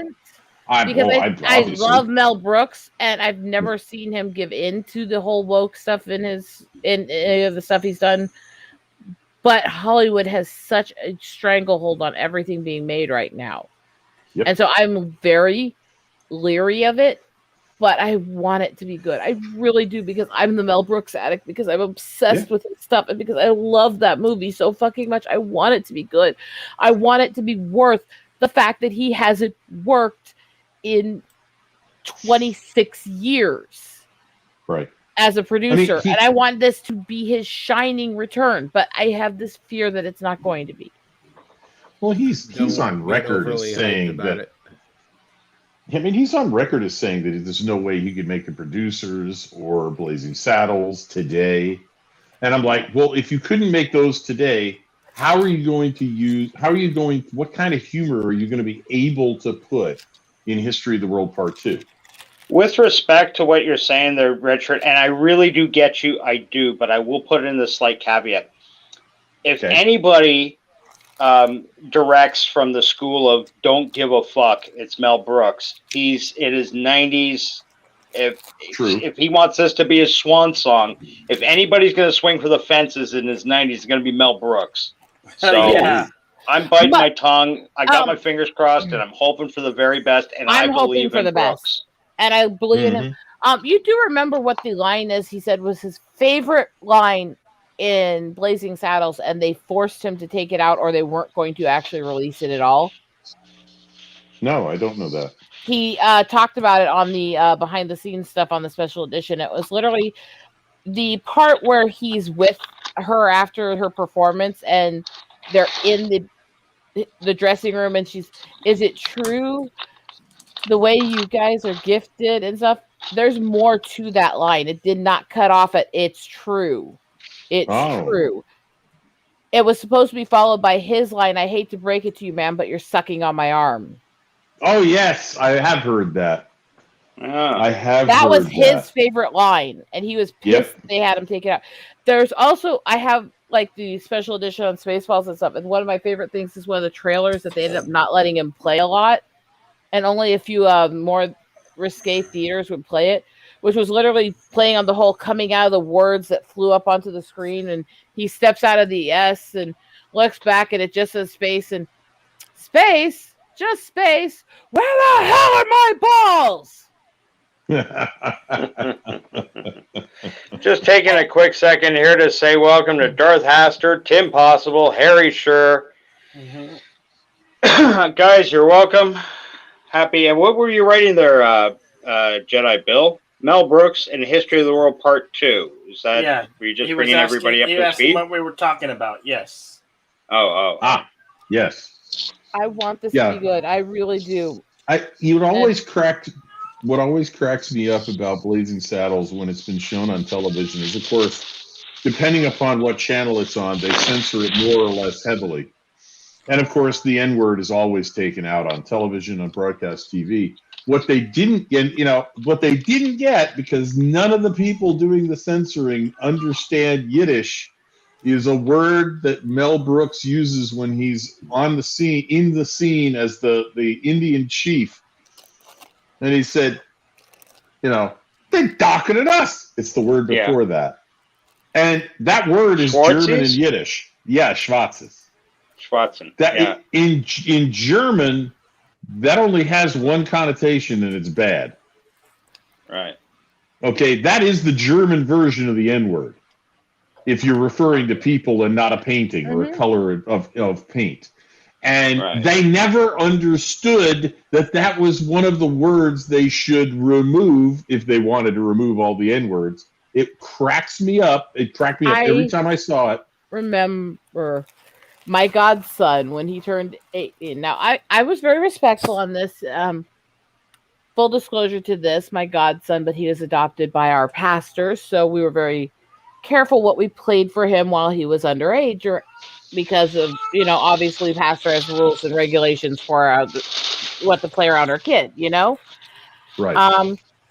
And he's a very sweet, very quiet little boy. He's also, again, full disclosure, the church that me and my husband are on the board of is an inner city black church. And yeah, very black boy and raised in a very proper, you don't use any of these racial words or anything. And so he never heard this stuff really. And right after he turned 18, we had him over and played Blazing Saddles for him. Mm-hmm. And I remember about the first 5-10 minutes, he was just sat there kind of shocked. And like, I don't know if I should be fighting this as funny as I do, but I'm a little into it. He just caved and just started laughing all the way through it. And after that, he kept wanting to see more of these movies with us. Yeah. I actually had Pastor Father was thrilled with that. Yeah. I remember this. I actually had to explain to Mrs. Redshirt because she hated the movie Blazing Saddles. She hated it. And I said, wait a minute, why do you hate it? She said, because it's racist. And I said, whoa, no, whoa, wait a minute. I said, did you notice when you were being outraged by the movie that the more stupid the character is, the more racist they are, and the smarter the character is, the less racist they are? And she went, now that you mention it, that's true, but I didn't notice it at the time. I said, let's watch it again. And she watched it again, now knowing that, and laughed her ass off all the way through the movie. And I had to do the same thing with my younger stepdaughter, because she'd never seen it, and she just heard, oh, this is a terrible, horrible movie. You know, the common clay of the Old West. Yes. You know. Morons. As they're explaining that. And fucking Wilder. By the way. I miss Gene Wilder. I do too. By the way, Morons is an ad lib. Was not in the script. That's why Cleavon Little cracked up. A lot of what they did actually was ad lib because partly because that's part of what Mel Brooks does is he has, certain jokes and things he throws in and writes and certain things he encourages, but then he also makes up scenes where there's only some of it written and sees what the actors will ad lib with each other. Right. Yeah. And Cleavon Little, he had a rough life. Mm-hmm. And because Blazing Saddles came out, 74, wasn't it? Or right around then? I believe it was. Yeah. Right around there. Yeah, 74, because they made a reference back to Hedy Lamarr with it. Yep. Yeah. And then he showed up when they did the special in 88, 89 for the Alf Christmas. He was the guy that was playing their friend, the black actor there. You couldn't even tell it was him. He'd aged so much and changed so much. Yep. And I remember even as a kid, from the few things I'd seen him in from the stuff my parents watched of him from the 70s to seeing that episode come out new, even as a little kid, I knew that he was not going to be much longer for the world. Mm-hmm. Because you could see he was just aging and going through so much. And you find out he went through a lot medically and mentally and stuff, but God, he was fucking brilliant while we had him, wasn't he? He was. He was so good in that. And then Mel Brooks wanted, do you know who Mel Brooks wanted to play Sheriff Bart originally? The guy who wrote the lines for him. Richard Pryor. Sure. Richard Pryor. Who also honestly would have been good for the part too. He would have been great for the part, but the studio went, no. So Pryor's another one we lost way too young. Way much too young. Just saying a quick bye or good evening here to Tommy and the Guinea Pig Collective. Looks like he's on his way out. Take care, Tommy. Always great to see you, buddy. Hey, Tommy, and just for Eagle Riders' benefit, Harry Schurz brought up a couple of times, Natives and Blazing Saddles headdresses were all in Hebrew. Yes, I did catch that myself without actually being able to read Hebrew. But, and I could actually, let me throw a little bit in because, I'll give this little bit to everybody since we're bringing up the native stuff. And a pechu washte wankin tunkin kichi un. And good morning, Sherry. Yes. It's a common thing I say very often, which is Lakota. It just is bid you good day. May the Great Spirit bless you. That's nice sentiment. Wonderful. Yes, exactly. Wonderful sentiments. Yes. And can we all agree in Blazing Saddles, Harvey Korman became an absolute legend? He did. Harvey Korman was awesome at the stuff he did. Oh, yeah. Yeah. Okay, I'm going to say also to that, Korman was freaking amazing at playing the creepy bastard in fucking High Anxiety. Yeah. Yeah, high anxiety was. Him and Leachman were really good at the creepiest fuck bondage couple. Yeah. Mm-hmm. You know, it's funny. I was watching the Last Picture Show a few weeks back, and Cloris Leachman, what a career she's had. I forget that, you know, she was really a solid actor, not just a excellent comedian. She is a great comedian. An excellent. She also was actor. actually a very good singer in her youth. Yeah. Oh, and she was beautiful younger, for sure. Oh yeah, yeah. Agreed, 100%. Leachman actually was a very brilliant. I mean, some of these women, they were really. I think that the mark of somebody, whether you like them or not, is A, do they let themselves age naturally? Do they accept the beauty of old age? B, do they have a spirit where even when they're covered in wrinkles, you can see it when they're smiling in their face, not because of the turn of the lips, but because of the light in their eyes. Yep. And whether people like her or not, I think Betty White's a good example of that. She's 99 and she still beams when she talks to people. Yeah. Yes. Well, I saw a documentary about, well, I really don't understand it, but it was about like lung cancer and actors. Mm-hmm. And they talked to this one woman who's been in the Film Actors Guild. Well, I saw this back in like the early 2000s, late 90s. So she had been involved in the film industry for almost 70, 80 years. And she was a smoker. And she still looked good. And I hate to say that. I really do. I really do. Like, it was like, wow. It's like, wow, this woman is still camera ready. This woman is 85, smoking. She's been smoking more than half her life. And she's still camera ready. Like, that's impressive. There are those there are those people who, no matter what they do to their body, they seem to just live on forever. I mean, fucking hell, look at Keith Richards. I mean, I was about to say Keith Richards. The quickening. Keith Richards is one of those. I honestly believe that he has done so many drugs that they're all fighting each other, and his body doesn't know what to do, so it just stays the same. And everything that would cause him to get sick, ill, or die is dying because of all the drugs that are still in there. Yeah. Yeah. Every time a rock god dies, Keith Richards experiences the quickening. Yeah, no, exactly like Highlander. That's how it works. Yeah, exactly. And I kind of think, yeah, Keith Richards might be engineering all these. You guys realize every time deaths. somebody mentions Highlander, I instantly start hearing Queen, Yep. and not the Princes of the Universe, and not Who Wants to Live Forever. It goes straight to Give Me the Prize. Yes, that's exactly what I was thinking about when I referenced Highlander. Because when you guys started talking about that, I'm instantly hearing the opening of that song and talking about finding the man's decapitated body next to its own severed head. Yep. Huh.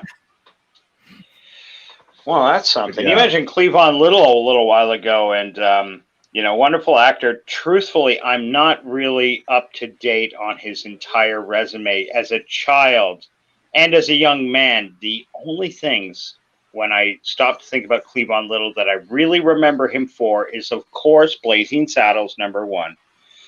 Second only to that is his role as the DJ in Vanishing Point. Which Any I've Vanishing never Point seen. fans out here?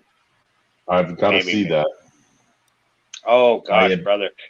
You're That's talking a lot the of fun. original, not the remake, correct? No, of course, the original. Yes, I got to see the original. Yes. Yes. Have you seen Two-Lane Blacktop? No. Oh, there's your double feature this weekend, brother. Two-Lane Blacktop is one of Warren Oates' best roles. Monty Hellman directed Two-Lane Blacktop. And you might remember him from movies like he did a couple with Jack Nicholson, The Shootist and Ride the Whirlwind. Two great Western movies that really don't get enough love today. But Two-Lane Blacktop and Vanishing Point, a lot of people confuse the two because they're really they have some similarities. Vanishing Point's about a guy trying to get a GTO from Denver to San Francisco and beat the record for doing that, a car runner. I thought it was the Charger. Charger, and in Two-Lane Blacktop, everybody has very simplistic names. The driver, the mechanic, the girl, with the exception of Warren Oates, who's known as GTO because he drives a GTO. He drives and a GTO. He makes that movie. One of my all-time favorite Warren Oates roles. You see that, you just fall in love with Warren Oates all over again. I promise you. But Vanishing Point, Blazing Saddles, and for Cleavon Little, The Flip Wilson Show. Does anybody remember Flip Wilson? I remember that. Oh, vaguely. That's going back a long way. Way back. Geraldine, his character, like one of the first transsexual characters. Yes. On TV. Yep. Oh God. Yeah. Yeah, I remember he was on a few of those. I watched the Flip Wilson show as a kid, and you just don't find that anymore. It's a tough show to find. Oh no, that's been canceled. That's the other thing with all these people that always say, "Well, there were never these characters represented." Yes, there were. Yes, there were. Yeah, there for were. Fuck's sakes, what a Rocky Horror Picture Show. And Tim Curry's one of my favorite actors. For fuck's sakes. Tim Curry? Yes. Fuck yes. Tim Curry. It is kind of horrible, all the stuff he's been through the last years. They did this really weird special on Sci-Fi, a very adult, more sci-fi bordering horror version of Alice in Wonderland, and it ended so weird because they had to change it midway because it was partway through filming that when he had his stroke, and he was the head of the underground is supposed to be one of the main characters of the entire battle scene at the end. And what it cut down to was like a 2-minute scene of him with the underground only. So then they completely rewrote the battle scene and it just became too cheesy. And it sucked because there were so many good actors and most of the 2-movie piece they did for it were really fucking good. And I mean, you had Colin Meaney as the king. You had Kathy fucking Bates as the Queen of Hearts. Ooh. And it was really good overall, but it would have been so much better if they could have continued what they did. But after his stroke, he's been wheelchair bound for a long time. He's to the point now. He's done some discussions with people that he's not fully wheelchair bound anymore, but he still can't act like he used to. Right. And at least he's doing some voice acting when he can. He's up and about and actually moving around again. And to manage to get yourself out of a wheelchair after over a decade in it as a man in your 70s is fucking badass. It is. Yeah. Yeah. But Curry's. Yeah. I saw a meme one time that said, I can tell your age by what role you first remember Tim Curry in. The one I think of him most for, I know most of them, but the one I think of him the most for is Clue, just because it's one of my favorite movies. I thought you were going to say Legend just because it had a unicorn, and all girls have a unicorn fixation. No, the reason why most girls like unicorns is because they want the, penis phallic symbol. But anyway, no, and I'm not gonna say I'm against unicorns. I just don't think they're that important in mythology compared to other things. They're cute, they're pretty, they work for some stuff, but they're not the end all be all. And it's a little weird how obsessed some people are on them. Mm-hmm. I'm not a typical woman, though. Okay. You know what I saw that had Tim Curry in just a few days ago, and I hadn't seen it in years, was Annie. Yep. The film from the early 80s. I could never get into that one. It's a hard knock life for us. Fuck no, that music makes me want to fucking kill somebody. I actually saw that on Broadway with Andrea McArdle. Yeah. Yes, it was Hofstra, and it was dark. It dealt with all kinds of twisted shit. This was not, and the oysters were slaves and all kinds of stuff. It was a twisted fucking version, but it was good. Oh, yeah. It did the twisted so much better than they did with every other dark version I've seen people try to make it. And I really wish they could have done the ending they were originally planning with him. I really wish they could have, but Kathy Bates is the Queen of Hearts. Just says it all, doesn't it? Oh yeah. You can anybody here not see her as that part and see her embodying it? No. What movie are we talking about? This was a little two movie length episode Alice thing they did on Sci-Fi a long time ago. Yeah. Oh, okay. It Not was the made for Tim TV. Burton. Not the Tim Right. Burton No, Alice fuck in Tim Wonderland. Burton. I mean, Yeah. I don't like fucking Tim Burton. I can't stand him. Not a big fan myself. I don't have any strong feelings about the guy. I saw those Alice movies rather late, like years after they came out of the theater, and I gotta say, I really enjoyed them. I was surprised how much I enjoyed them. I couldn't stand him, but I will also give this credit. I hate Tim Burton's movies. I hate his writing style and his producing style. That is because I'm very traditional Gothic and he's very modern Goth, and they really are not actually that close of cultural viewpoints, and the humor style, the type of dark and all that is very different between the two. And we don't tend to like each other. So he's not my style. I will say that. I was never a fan of his movies at all, but I've almost always liked all the soundtracks to his movies.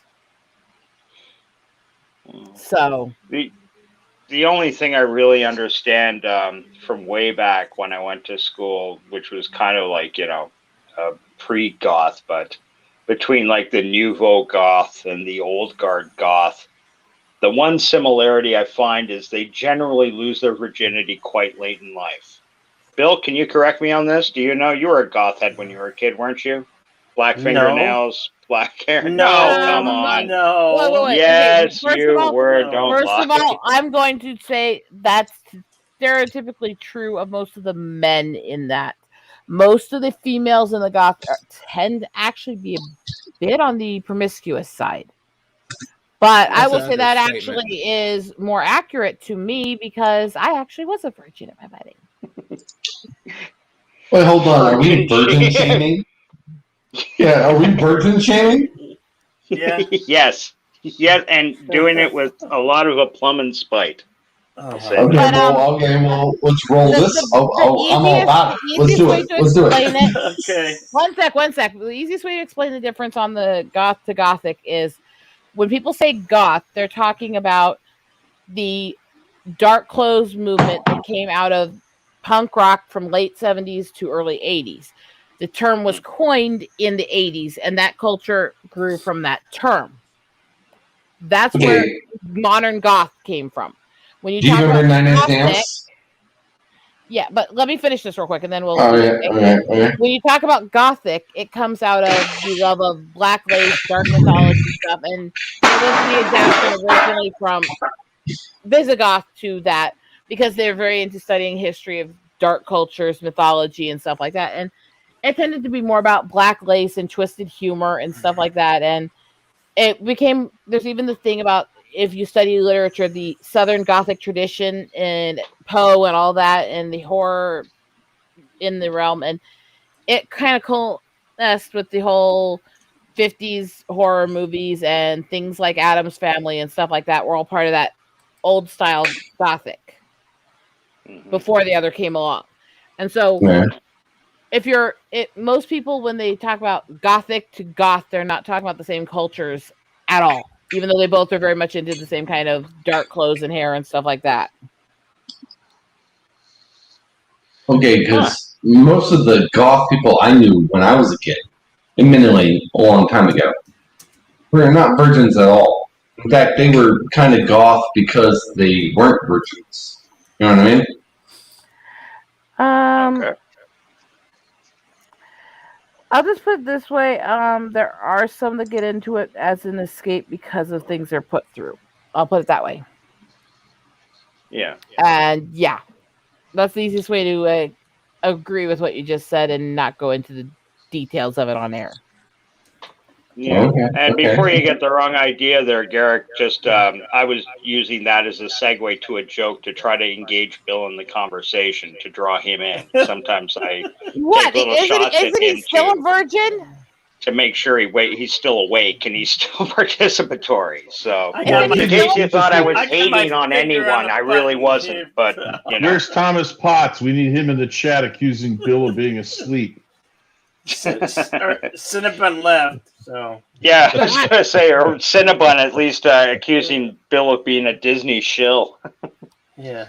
Oh, he But is no, a Disney show. I It's find this obvious. stuff fascinating for the differences in how these cultures come about and stuff like that. And yeah, there is a thing about either because they get rushed into things young and they get jaded, or because things are happening to them and stuff. A lot of people do go into the goth side because it's an escape from going through dark shit. It's the same with dark humor and stuff like that. And so I didn't go into the goth, but I did go into the like sardonic humor, twisted stuff like that and things when I survived horrors, because it's an escape. And that's why I try to explain to people that shaming people for inappropriate, crude, or pretty dark humors and sardonic and stuff like that doesn't work, because most of the people who do that are the people that have been through that stuff. Yeah.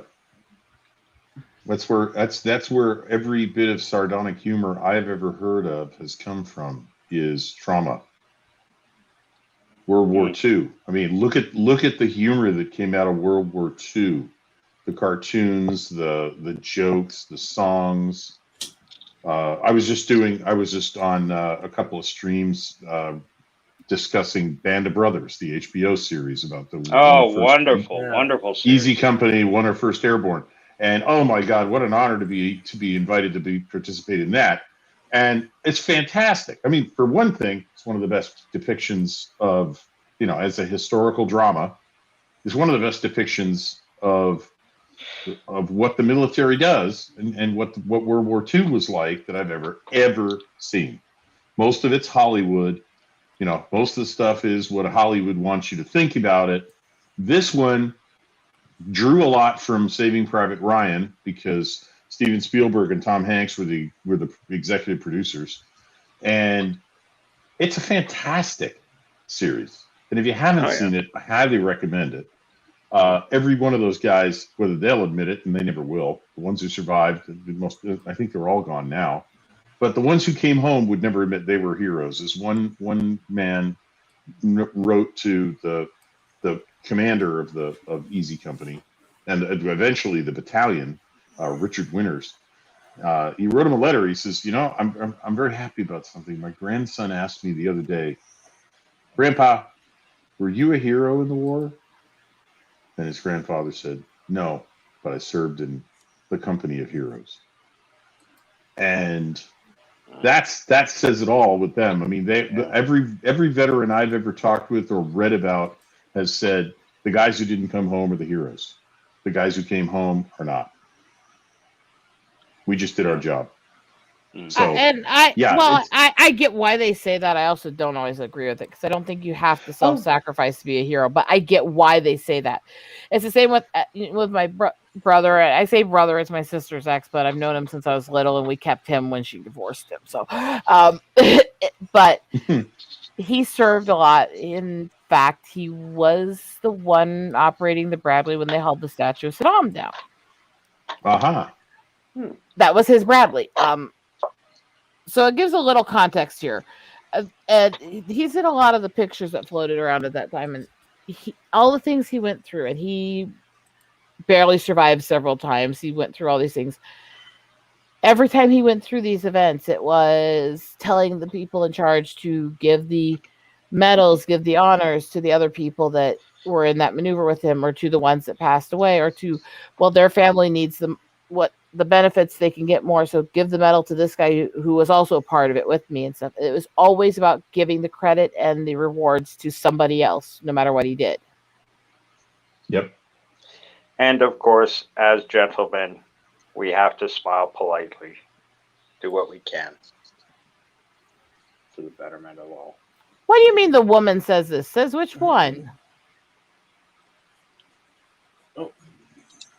What, me? I said. No, I was trying to figure out what his comment in chat was. Hello, Harry. Sure. But I said it. Hang on just a second. Hang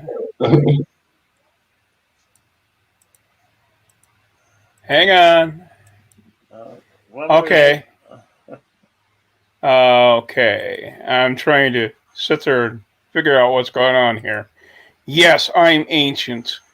I served during Vietnam. And yes, at this moment, I'm 75. And one of the comments was that in Band of Brothers and all this, I don't serve with heroes.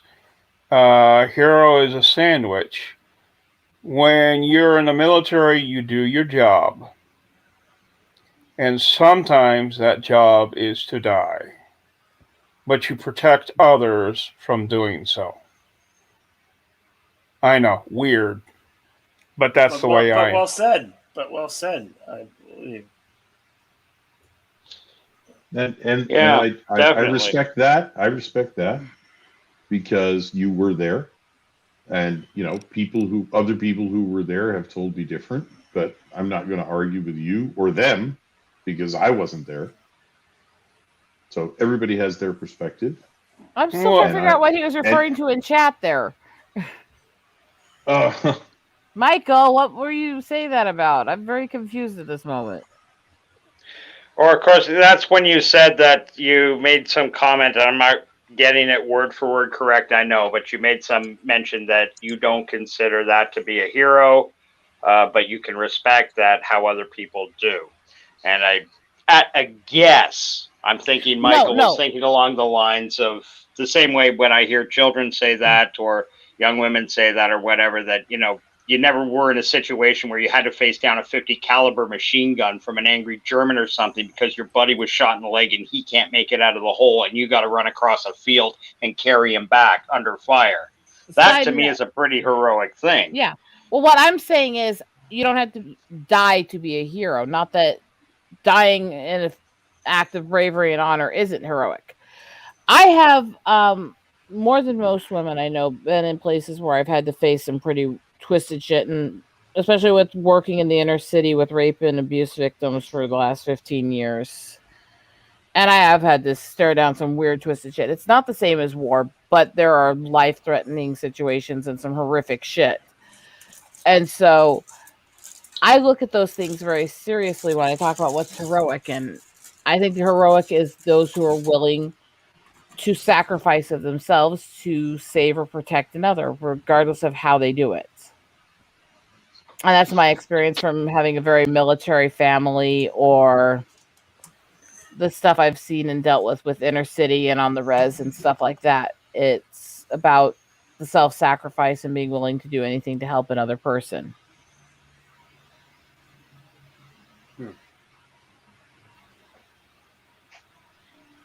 Yeah.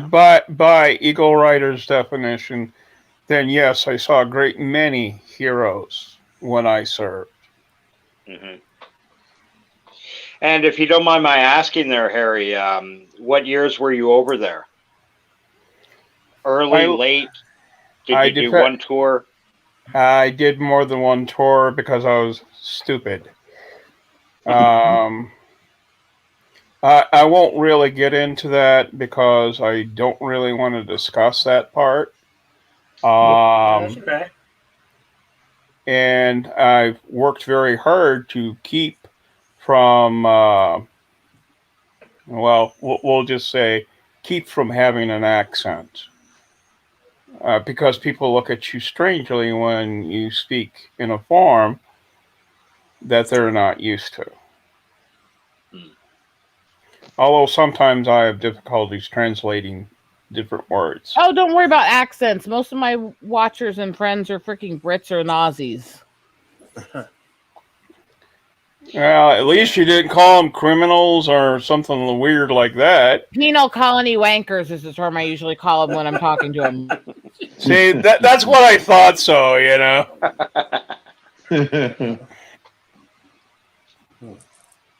No. You should hear half the shit I call my British friends too, and for some reason I just get more and more British viewers and friends the more I insult them. Fucking masochists.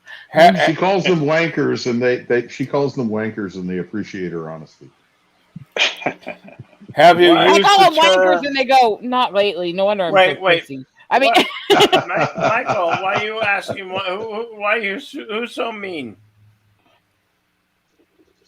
Have you ever used the phrase "get face"? Hold on. Why is Eagle so mean? She's I'm getting. not mean. You obviously, you just admitted to being mean. You just said it. No, I said I tease him and make fun of him. It's friendly. There's a difference. No, that's being mean. Being mean. No, it's not. It's being mean. No, it's mean.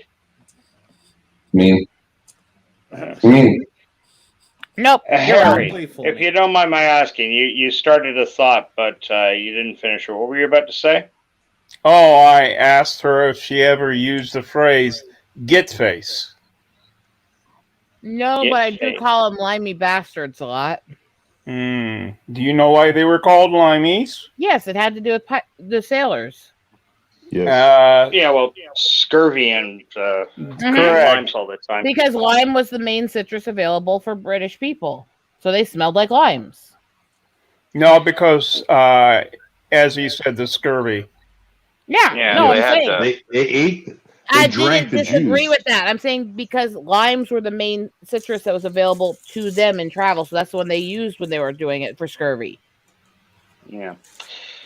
Well, you know what the French call the British? Their That roast conquerors? beef. I mean, Roast beef. Roast beef. Yes. Are you a chef fan as well? Am I? You ever see the Lenny Henry show, Chef? No, I haven't. Oh, okay, because that was I just big know, plot I just point know in what the one British episode. call. I know what the British call the French, and I know what the French call the British. Frog And eats it's and based roast on what beef. they. Frogs I and do roast not need beef, to and it's talk to based those on what they fucking eat. frog faces. when people make comments about natives scalping, I always point out that natives did not start scalping. The French fur trappers did. The French started scalping. We just taught them how to fucking do it right. Properly, yes. Yeah, Mhm. I've never had frog's legs, but I have had alligator. Well, actually, the scalping didn't start until they started being paid an allowance for killing pioneers. Right. And they would take their hair to prove that this was an American or an English pioneer. Actually, instead that's of an inverted. Indian. Actually, that's inverted. That's not why it started. It started actually when the government was actually offering a reward for Indian pelts. The Indians just did it back to the government as a return. Yeah. Harry, just a quick question, buddy. Is your YouTube page and StreamYards open at the same time? Because we're getting a bit of an echo from you. It might be no, because I shut the one thing down, and it says your camera and microphone are being shared. Click to control sharing. Okay. All I'm right. not getting My an mistake. echo from The echo actually disappeared as you were talking there. Well, so Harry, the topic tonight was great movies, and if I may be so bold to point out, you might possibly be the most senior participant of the panel tonight. What movies do you remember from your childhood with great fondness, or was there any movies in general growing up that you really remember or latch onto? When you think a great movie, you think of that movie. Well, let's put it this way: I didn't get to watch TV until I came to America. Great movies that I've seen would be like Forbidden Planet. And I put for just another red shirt. I'm a man, not a number. Do you know what series that's from? I am going to take a wild stab in the dark and say Patrick McGowan's classic, The Prisoner. That is correct. Yes. Yep. That is Patrick McGowan in my icon, yes. Yeah, yes. Right there, too. Which is why I said that. And he said, who's number one? And you are number 2. No, Or you are number 6. You are number 6. Yes. I am not a number! I am a man! Sorry, I couldn't resist. Yes. Hello, Nigel, that movie There's some guy. great speeches from that, and yes, and the fandom has been speculating that if you add a comma to number two's response to who is number one. It's a tell, because if you know, it's given as you are number 6. If you put a comma after R, he says, who is number 1? And the answer is you are, comma, number 6. Right. Yeah, that does change the whole meaning of it. Yes. And that's By the way, I heard that over 40 if I years can ago. interrupt the answer Hoster real quick because YouTube won't let me Sure. fucking type it. No, I do not call French persons croissants. I call them surrender monkeys. Surrender monkeys. Cheese eating surrender monkeys. Yes. Oh, did Ooh, a lot anybody of ever French see the hate in that movie? panel tonight. Did anybody ever see the movie Forget Paris? There's a line in that No. now that I guarantee you would get in serious trouble now, where he's fighting with them in a Paris airport because they lost the casket with his father in it. Oh boy. And he's yelling at them that if I was, guess who, you'd give me my father. You'd give me everything in your whole damn country. Where is my father? Oh, yes. Was that a man with the toothbrush mustache? Yeah. Okay, yeah, him. Okay. And you think about it, can you imagine them trying to put that line as a joke into a movie now with how sensitive people are getting? Oh, hell no. God, no. Not even Bollywood could get away with that. Never mind Hollywood. But it's a fucking great line, and the way he switches from that, trying so hard for days to be peaceful with them and not fight with them, and you know the whole point behind this character in this is he's a little sports referee, so his entire job is arguing with athletes all the time. Right. And he's trying not to argue with them, and he just snaps, and because it's so brilliant in the way that it happened and the way he said it, it's just one of those moments. It's great in the movie, but you would never get away with it today. No. And that's the saddest part. There's so many movies, and there's so many things in movies that would never be made, could never be made today, that, you know, there are properties I would love to see updated, but I don't want them done today. And that's, you know, you were talking about Dune earlier. I'm astonished at how good Dune is because it was made recently.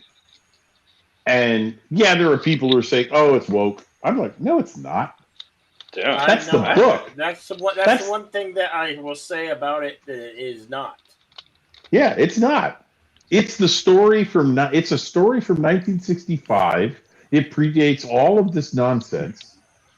Was it avant-garde for its day? Of course it was. It was science fiction. Frank Herbert was. Here's the thing with the people that are calling it woke. They're just as bad as the SJWs. And by that, I mean the hardcore anti-SJWs to the point where they say everything's woke, and they are to the point now where they instantly assume motive behind any female or minority character are just as bad as the SJWs sticking them in for selfish or manipulative reasons. Exactly. They're the extremist points, and both sides need to shut the fuck up. Yeah. Guys, I'm sorry. I just want to ground the conversation to a halt for a second to read a couple of the chats. We have a couple of new people dropping in. Darth Haster, of course. How you doing, buddy? Good to see you. And that Nigel movie guy who asks, are we gathered together today to discuss movies? And then he responds with, I know more about movies than you. I care about movies more than you. I was educated in film studies at both Oxford and Cambridge. Nigel, that movie guy, I absolutely insist you come up here and join the panel then. The link is at the top. That guy has to be trolling. He has to be trolling. That has to be a troll. Has to be He's what? baiting us. He's baiting us. He's baiting.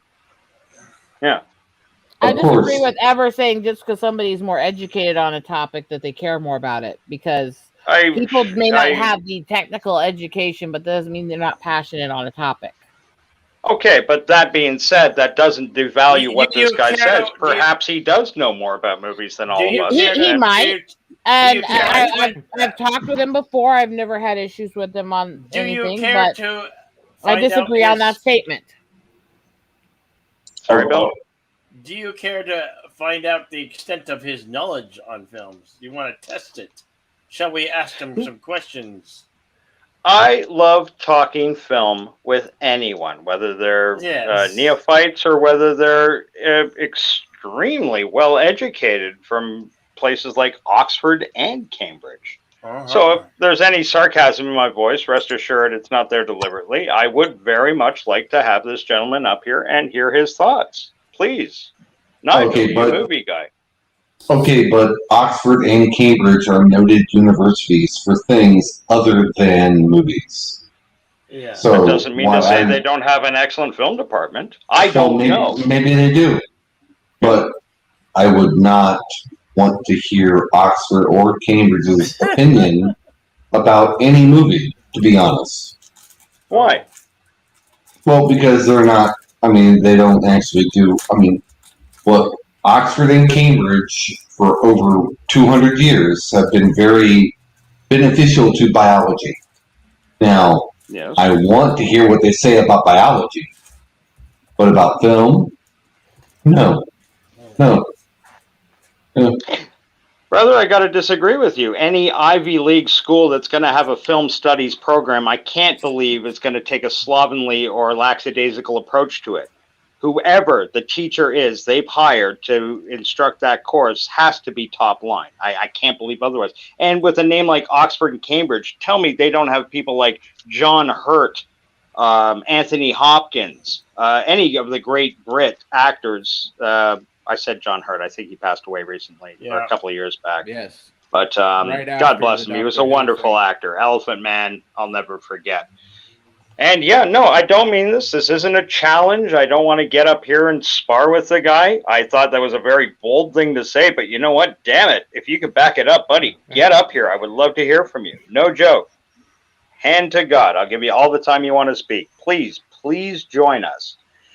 Because you would definitely offset what Bill brings to the table in regards to movie knowledge, which is cheesy, silly horror movies. I will say, I'm trying to remember the name of it. Right, I'm trying to remember the name they used for it right now. There was a special a few years ago that was all about honoring the memory of Shakespeare, and they brought in a bunch of different British actors, everything from Cumberbatch and some of the new guys, through a lot of the old guys that are still around from the old era of movies and stuff. And they had them literally at one point all trying to do their own versions of Hamlet's soliloquy and arguing over how to do it and stuff like that. It was hilarious as hell.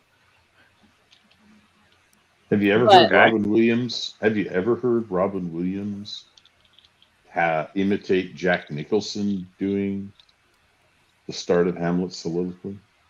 Or at least with with the skull.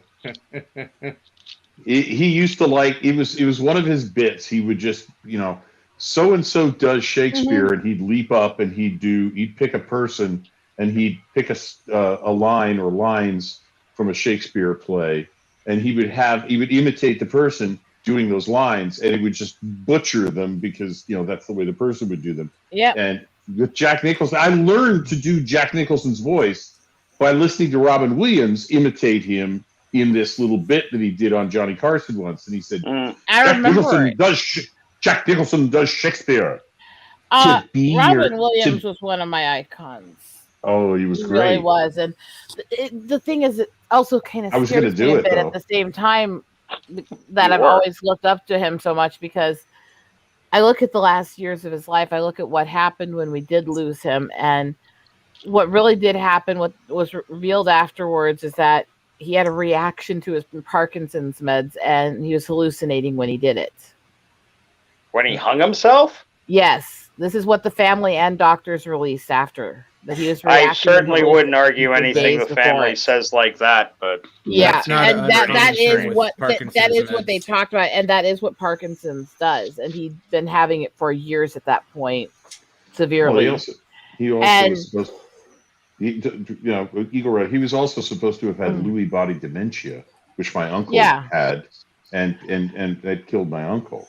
Yeah, but my point I was getting to here is, it almost kind of scares me to think about, because he was one of my icons so much in my life, and I've saw what he was going through those last years, because I was still paying attention to what he was doing as his jobs even in those last years. And I'm finding out this year I'm going through more twitches and shakes and basically pretty much just have to get a few things confirmed and as Parkinson's and stuff. And I keep looking at what he went through and it kind of scares me. Yeah. Because he was so brilliant and it really deteriorated him. And you find out that these old age things, the dementia and Alzheimer's and stuff like that is what was actually going on with Gene Wilder. And that part of why he retired when he did was because he didn't want the kids who grew up watching him to see him deteriorate before he passed away. He didn't want them to remember him like that. Right. And the things that he's left as notes and memories to the fans that were released when he passed away it was absolutely, even when he was going through all that, he was worried about how it would affect people who watched him, how it would affect other people. And that tells you something about Gene Wilder there too, because he was concerned about making other people happy even in his last days. Yep. And there's just a class from those guys, even with everything they went through, as bad as they were. And anybody want to really get tearjerker, one of my favorite dark humors I couldn't watch for a long time after we lost Robin Williams because of the character in it is completely unhinged and suicidal multiple times. And it was Robin Williams' character. And there's scenes where he's wanting to shoot himself. There's scenes where he's wanting to light himself on fire and other stuff in this. And that's unnerving anyways, considering that whether it was caused by meds and medical or not, he still died of a suicide. But one of the lines in it, this was when he was going through the big divorce and trying to stay sober and all that stuff, and was completely added when it wasn't scripted at all, was him being lifted up by this group of cops going, "Are you okay?" And I'm going, "I don't know. I'm pretty fucked up in general, so it's hard to gauge." Was not at all scripted. He just said it off the top of his head with what he was going through at the time. And it's just one of those moments you go, ooh, fuck.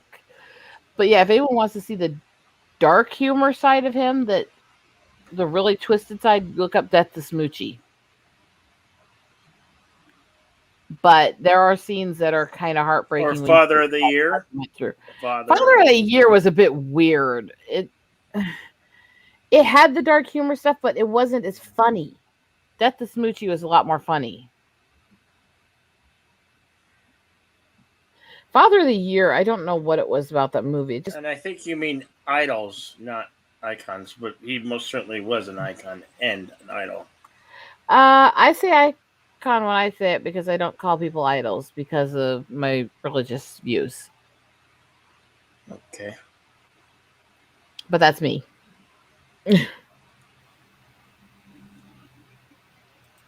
And I realize I'm not the norm in that, so that's okay. Yeah.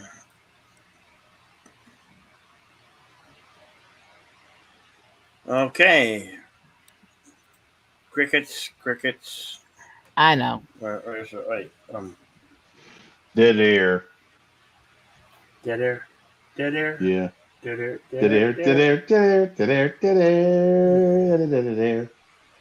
Bum, bum. Yeah. Robin Williams, we used to do this routine where he would do an imitation of a Hollywood actor doing Shakespeare, but it would be twisted as, of course, because it was, of course, Robin Williams. And one time he just leapt out of the chair, the main guest chair at Johnny Carson, sitting right next to the desk, and he jumps up and he goes walks towards the audience, leaving Johnny nonplussed, and he says, "Jack Nicholson does Shakespeare. To be or not to goddamn be. Whether 'tis nobler to take this shit or to sling it right back at you." And I'm like, the first time I saw that, I just about pissed myself laughing. And that was where I started trying to learn Jack Nicholson's voice, because Robin Williams did such a good impression of him. It's funny you say that. He also did something called. He took Midsummer Night's dream and made it into why does the nuclear power plant glows like a huge acne zit?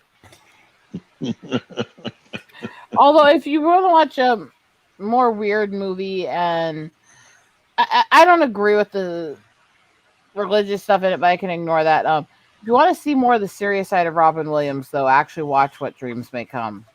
Yes, I enjoyed it with my wife. And as I was walking out, I heard several comments, and I said, did we watch the same movie?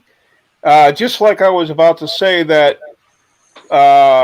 Dune, the first one I watched with my wife, and she was quietly explaining to me, because she had read the book, and she was quietly explaining what was going on, because I'm sitting there going, okay. And my wife has read comics since she was 16. She is now 63. Yes, I'm a cradle robber, okay? Hey, to each his own. Well, actually, it was kind of funny because one person had made a comment, and I said, well, what makes you think that I would go after a 50-year-old woman? I would try to change it for 220s.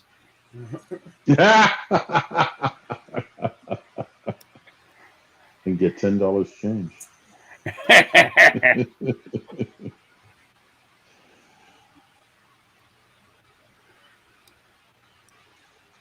Wow, where's those crickets again?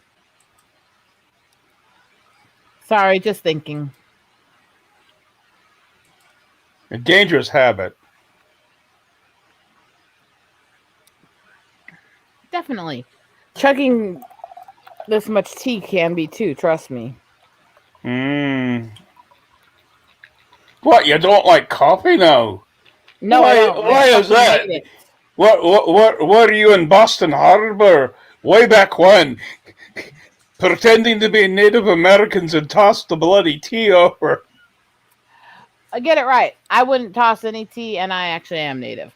Oshio Chimika. Owiahe. Oglala Lakota Sioux, actually. Okay. So basically, you recognize at least Cheyenne and Cherokee. Mm-hmm. Cherokee is a very complicated relationship. I have some Cherokee blood, but not as much as Sioux. But the history between Cherokee and Sioux is very complicated. With Cheyenne and Sioux, it's a lot more complicated, but a little closer because they have the same genetic line. They split from the same base tribe long ago. Mm-hmm. So Cheyenne and Sheridan and Sioux are all part of the same original tribe. Well, because then I'll say Pilomaya, Eagle Rider. Pilomaya is Dakota Sioux for thank you. Mm-hmm. I know. I speak Native American like a damn foreigner. Yeah, you do. But that's okay. Making the attempt is still sweet. Trust me. There you go. There's a reason why I've gotten so much crap about the skin shades and stuff like that I have, that I've just given up and listed that it says albino Sioux, because that is the thing, is I have a type of albinism and I'm paler than my Celtic mother and my dad's Native. So you be a wee bit Scots as well? No, my mom's on the Irish side. My husband's Scotch and Irish, so I've always got a bit of Scotch in me sometimes. Well, then I'll say ta to you.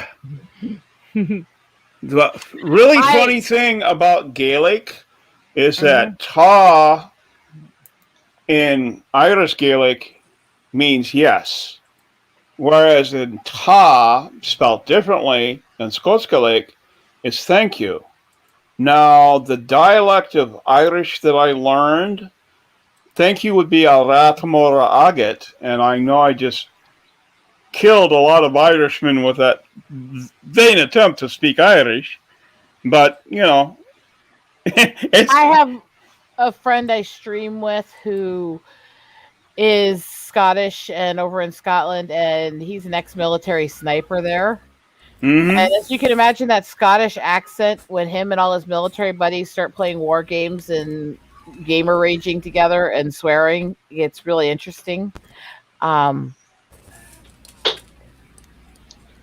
It gets kind of interesting to follow sometimes.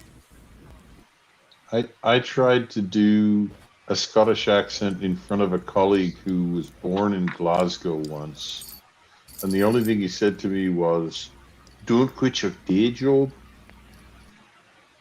I was like, okay, I did okay. I did that in front of a Hi, Weezy. Oh, Do an American accent. I did that in front of a foreign exchange student, and he told me the same thing. He's like, "Don't you have without a gun?" I don't do accents. I just do deep voices. Do you know? I'll get you next time, Gadget. Next time. You're the Muffin Man. What? Does that strain your voice, Eagle Rider? Not really. Not really. No, it's growling. It's basically growling. It's all When in you've where had you're using it. so If much. you do it incorrectly and you hit the wrong part of your throat, it will strain like fuck to do the deep voices. But as long as you're actually rolling it up the throat and up the back, it's not an issue. I think it's well acknowledged that Eagle Rider has far more experience with throat work than the rest of us, so I'll defer to him. It's true. No lie. Wait. To be fair. I'm picking up my feet. Okay. This is a risk because this is a wireless headset. It doesn't have a boom mic. Normally I can To be cut my fair, hands around when it. I have an avatar like, well, let's just say this What? one, we kind of can't say that I can't make that claim. That's German. Okay. What does the gag actually say? No safe I words. can't. Oh. No safe word. Uh-oh. Well, that So- is absolutely adorable. Yeah, Now that's a growl. Here's my attempt. Is my attempt to do a deep voice, which Smoking gave me. I just don't know if I have it right now. I find your lack of faith disturbing. Was that from the Charlie Brown Christmas special? Yeah, that was Linus. It varies all over the place. I thought it My was Shep falsetto- from the Three Stooges.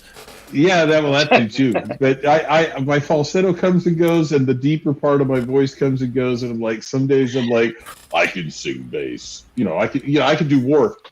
For some reason, no matter how dark, that was better than the first one. But no matter how dark I can talk, when I sing, it always ends up sounding like this ultra sweet, almost Disney-fied soprano folk singer. And no matter what I do, that's how my voice sounds when I sing. Even though I'm a headbanger, and that drives me insane a bit. Well, I mean, I sang first tenor in college, and I still have a tenor. I still have a tenor voice. I just don't have a tenor range anymore. I lead choir, so. Oh yeah, he does a great rendition of the mean one, Mr. Grinch. We'll just skip that. We'll just gloss over the avatar I was just showing you guys and ignore that when I talk about leading choir for the church and my husband being the head elder of the church. Your husband's the elder of your church? The head elder of the church, yeah. Really? And I'm on not disputing that in any way, actually it's on just- the board of the church.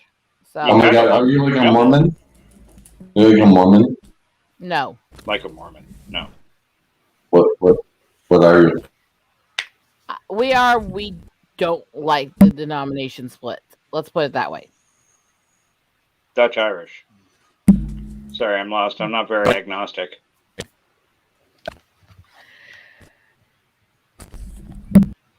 Basically, I will say the easiest you can try to describe us as non-denominational. I don't like the whole denominational thing between the religion.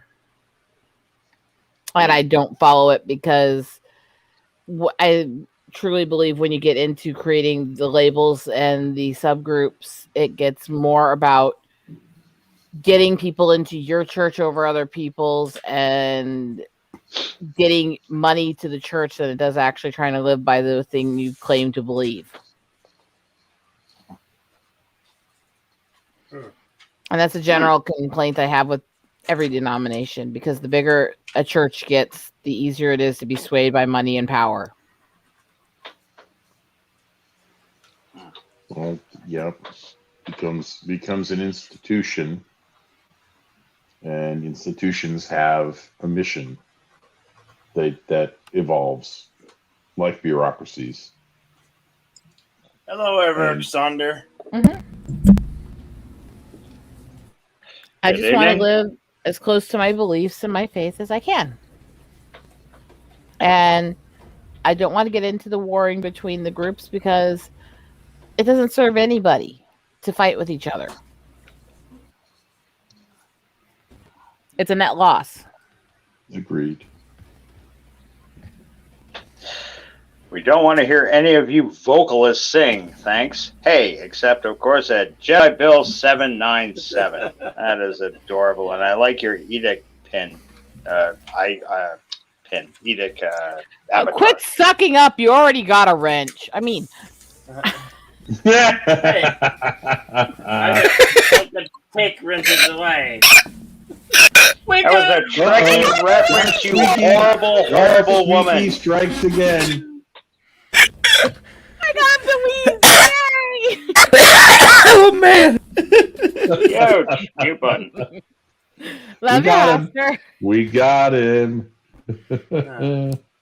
Well, and everyone who actually knows me knows when I say these things, I'm never being serious or mean-spirited.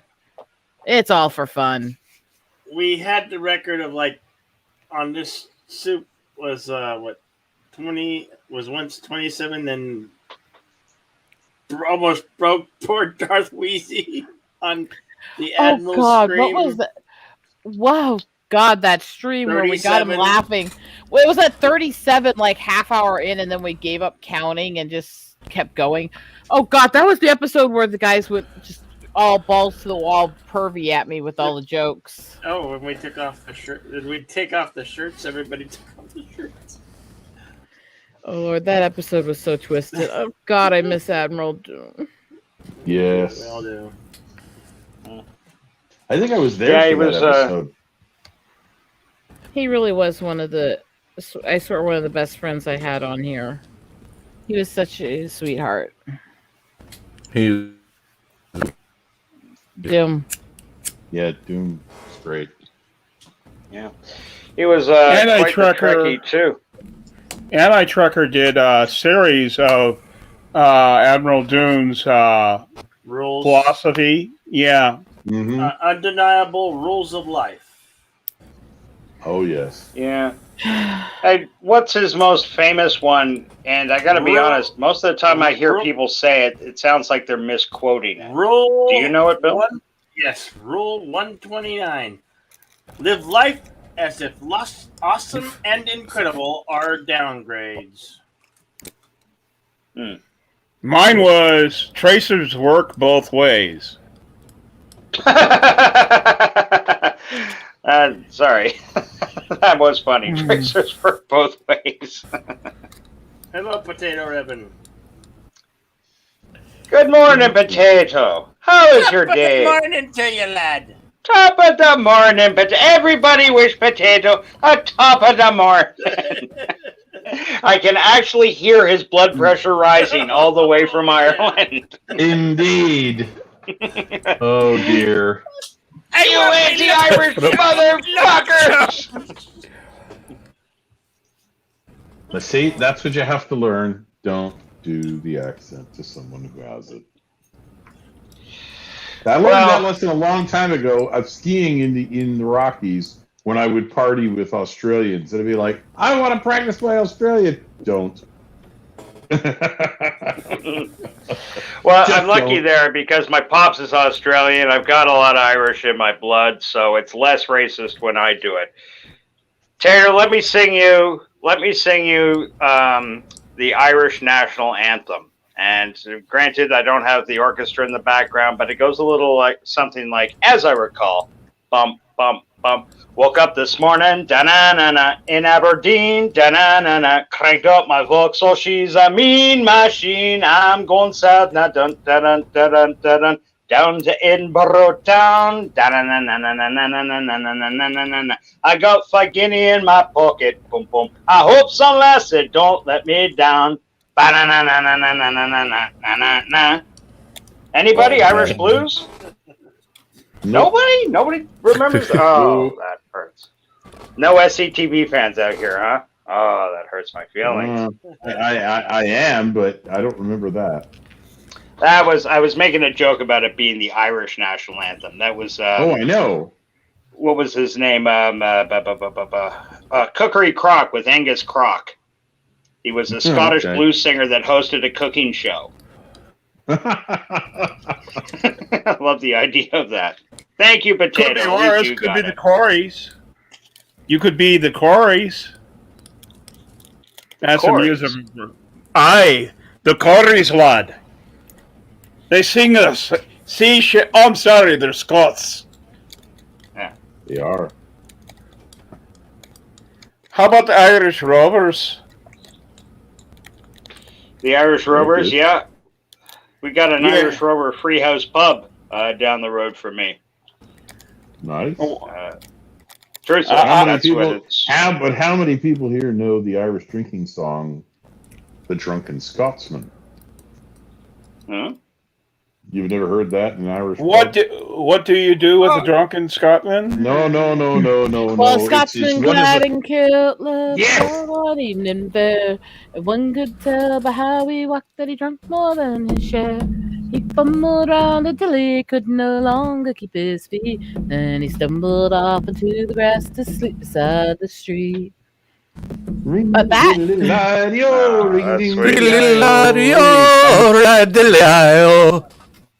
I can go through every piece of that song. Beside the street. Yes, that's a fantastic song. I heard that in the Black Rose in Boston, and I've never forgotten the song. I've sung it on karaoke. I don't know where you've been, lad, but I see you won first try. I've done that one on karaoke shows before. I've done Drunken Sailor on karaoke shows before, including highlighting the part about, putting him in bed with the captain's daughter and him offing her and stuff. It's taken out of most versions. I've done a lot of those. I've done the Irish ballad from Tom Lear on shows before. I'm still working on the elements. Well, my grandfather said, "I love you like a son, but you couldn't carry a tune if it had handles, and somebody else would carry it for you." My father couldn't couldn't play a tune on the radio. There you go. Now I know my throat's pretty raw tonight. That's why I've been sucking all the tea down, so I wasn't trying to do that very serious. Yeah. But when he was talking about that, and I think it was, I can't remember if it was called The Drunken Scotsman or Scotsman, depending on the version and where you got it from. But no, I remember that one very well.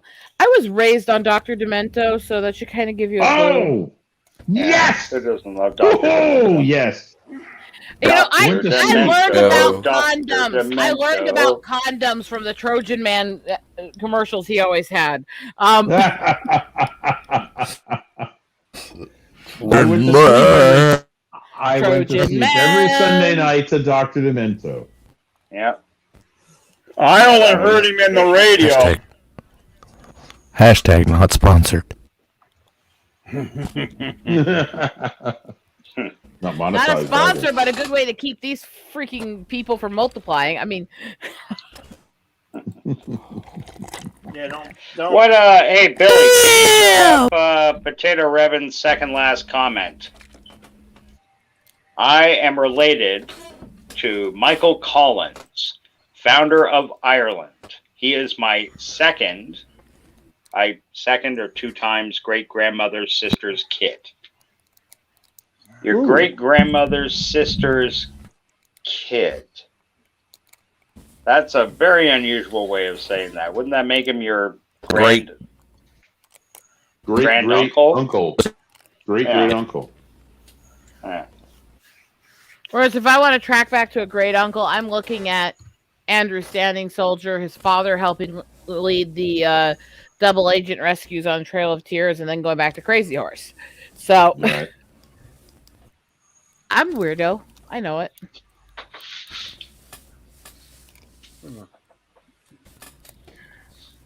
What's that thing I used All to you say when I'm in a good mood and feel I got a big fuck? wait. What's the thing Sorry, I say don't when you're in know a the good mood? What the fuck? There's no reference. It's just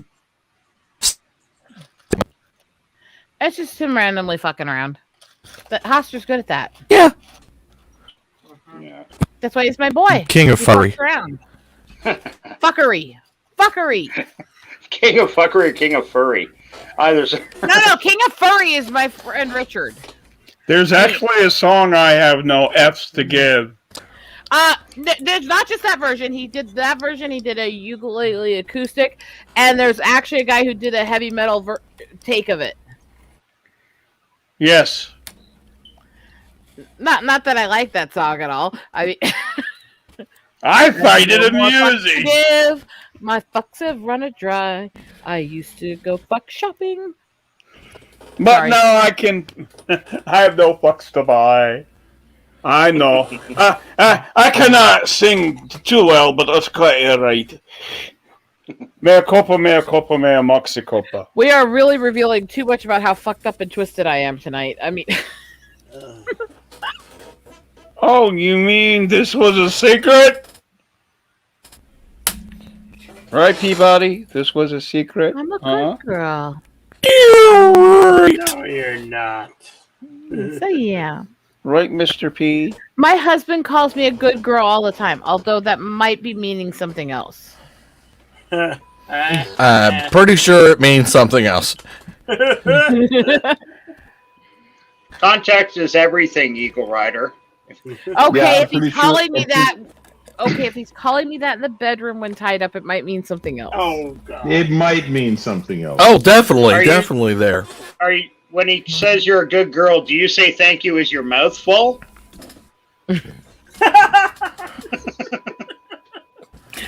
No comment. I'm muting myself now. Yep. Yeah.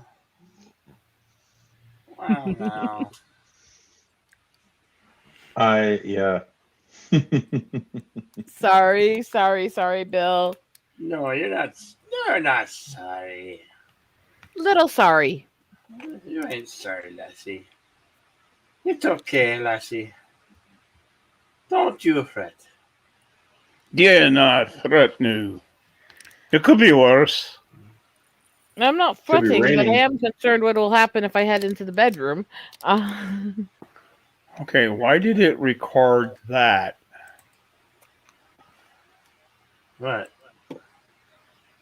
Oh, no, I'm talking about... I have another computer that I'm transferring files and stuff like that. And I'm saying, why did it record that? Now I have a weird echo. Oh shit. It's catching. It's like multiplying. Realized something. At first, when you started to say, "Do you say Could be thank in a you?" I search thought bar. you were going to go straight to the "Thank you, master" or "Thank you, sir" stuff, but no, Revan, you get it straight. Nice girls spit, naughty girls swallow, and kinky girls gargle that. Wow. Eagle search bar. Eagle chat. As long as they don't spit it back at you, I'm Shit. fine. That's So cool. you don't want a snowball? I mean, Said he's fine. Oh, okay, I'm hitting the mute button. I don't have a lot of shame. I'm sorry. Wow.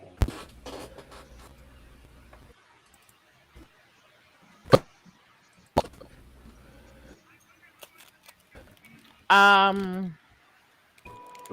that ground the conversation to a halt. Nobody's going to make a cream pie joke after the snowball joke. No, not touching that with a 39.5-foot pole. Chicken shit. Hey. 39. And thank you so much. I don't need that line. That's not the Grinch special I want stuck in my head right now. Now, go back to Grinch night music.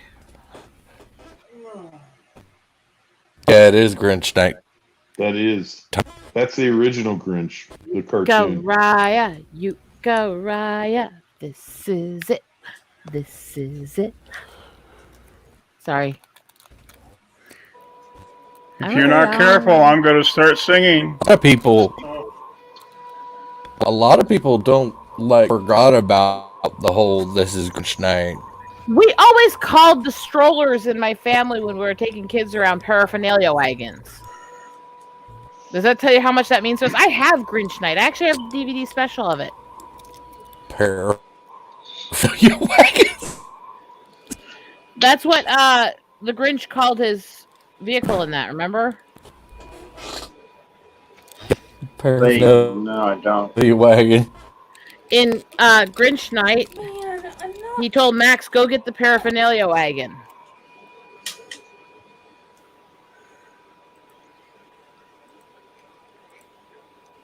Yes, Coolio, yo, coolio. I am a very, very odd woman. Oh, there's nothing wrong with that. And I'm sitting here jarring beads while we talk. Jarring beads. What's that a euphemism boobs. for? As a matter of fact, I don't want to It's know. not. I'm putting together art kits. Oh. I thought it was like a flicking the bean reference or something. No. Uh-oh. I'm actually behaving right now. I'm actually working seriously. Potato Revan wrote that he's meeting his friend for his first lunch for the first time in a year at 11. So he's so fucking stoked he's getting out of his house. That's great news, buddy. I wrote, and you callously ignored my question. Are you hitting the pub or are you going to a proper restaurant? Or are you just McDonald'sing it because you're lazy? What's the deal? My vote is that he's lazy. Yeah, quite possibly. And again. Damn. Just remember, I'm not kidding. I really have trouble censoring my twisted thoughts from popping out my mouth. I don't always mean to insult people. It's just if I think it, it comes out. No, of course not. I understand that. The ones that scare me the most are the silent ones. The silent Sams here tonight. Resolute Germ and M. Garrick. We haven't heard these boys chime in a little while. Are they just sitting there biding their time, or are they plotting revenge or something? Yeah. Gentlemen, what's up? Just waiting for No, they're vigorously more relevant clapping. conversation. I don't have. Hey, I can do a vigorous clap. I mean,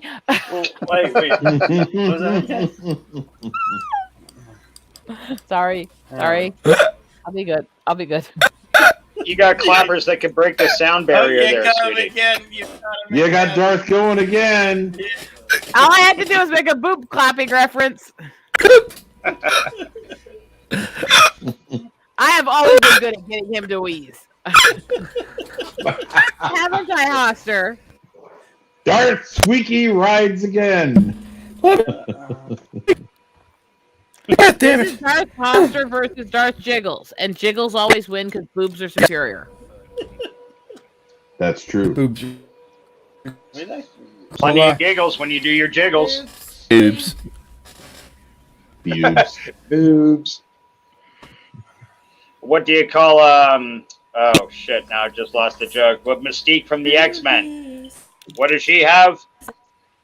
Bloobs. Come on, I thought everyone was going to say that at the same time. Now I was letting you have your moment. Potato Reagan's going to a proper restaurant. Ah, good lad. A real sit. A knife and fork. The whole 9 yards. I'm very proud of you, son. Since when do Irishmen eat with a knife and fork? Don't they just get drunk and dance around swords while I had beating to each mute. other up? Have you ever tried to eat a hot potato with your bare hands? Of What? course, they need knives and forks. They've got culture there, you know. Oh, and come on, you're 1,100 dancing different ways to make around potato. the Wait a minute. Or about a half Hey, gallon. hold it. They've got Guinness there, damn it. This is true. This is true. That's culture. That's the finest yeah. culture there is. Everybody I has do a love culture. a nice cold pint of Guinness. Everybody has a culture. Every group has its own culture. Mm-hmm. Yes. And Yes, to all the and- SJWs who claim there's no white cultures, fucking suck it, bitches. Yes, there are. What do you mean there are no Of white course. cultures? Whoever said that? That's just Most stupid. of the leftist SJWs. I No, live in a they're state wrong. full of people who believe there's no such thing as white culture. The majority here are as white as anybody. Whiter than red. I'm not. I'm a Caucasian. You could White drop the Casper takes Asian- pictures of me and some of Edward. I'm somewhere in between. I'm brown. You're But not brown. that I'm- brown. Here's a white. joke for you guys. Sells them to A Edward. native chick, a Hispanic guy, and a Celtic boy take a picture together. The punchline is the Celtic boy was the darkest one in the picture. True story picture with me, my husband, and Ted Cruz. Yeah.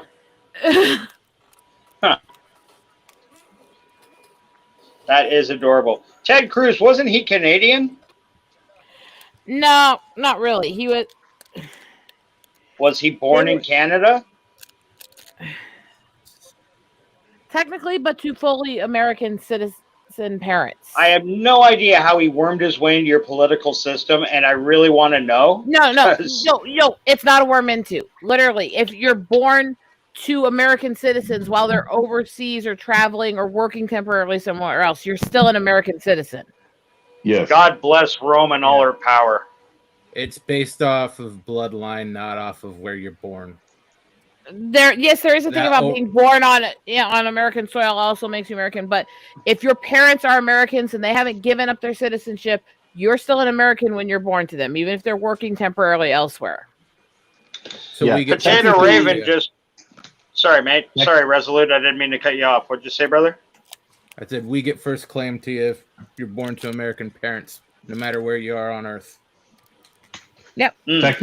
Technically, Ted Cruz can't be president because he wasn't born on American soil. But he was born to American citizens, so he's an American. That was actually a thing with when McCain was running. They were arguing he was born in the Panama Canal Zone. And actually, I've read that law repeatedly. It does not say you have to be born on the soil. It says you have to be fully American, which means you have to be born American. Yeah. And I've argued that Vietnam- on the people that said it about Obama. I've argued it to people who said it about McCain. I've argued it to people that said it about Cruz. I'm consistent on that. That is a non-argument, the way they've made it. So you can be born. It doesn't matter if you're born in Saskatchewan, the Panama Canal, or Kenya. You can still run for president of the United States. As I long love as you're born an American, yes. I'm proud to be an American. You're not less an American because you're born while your parents are elsewhere. Otherwise, okay, so a pregnant woman goes on a European travels and she gets home with the kid when it's a few months old. It's less American. No, it's the same thing. It's not an automatic assumption there. Now, if the parents had given up citizenship or if you've been fully raised in the other and never actually been American and stuff like that, there's other discussions at that point. Right. I see Potato Ravens put a couple of things. He's going for a full Irish breakfast, and he's laughing his ass off because he maintains he's the whitest out of all of us here. I'm lighter than Rosetta. Potato, I don't like to correct you when you're not here to defend yourself verbally. Translucent doesn't make you white. That's what most Irish people like to say. You're translucent. Both, you are ginger. Those are the hottest, said Eric Sounder. Well, we're a dying breed, buddy. Eric Sounder says, Potato Reverend responding to Eric says, I have a ginger beard, blonde hair with ginger tinge. I have blonde arm hair, roll on the floor laughing. I'd roll on the floor laughing if I My had blonde natural hair is a dark red with hints of brownish and black in it. That's my natural hair. Is that, you mean the natural hair that hasn't been waxed into oblivion? That's the I don't wax. That's the natural hair up here that when I'm not dyeing it to hide the fact that I went gray very young.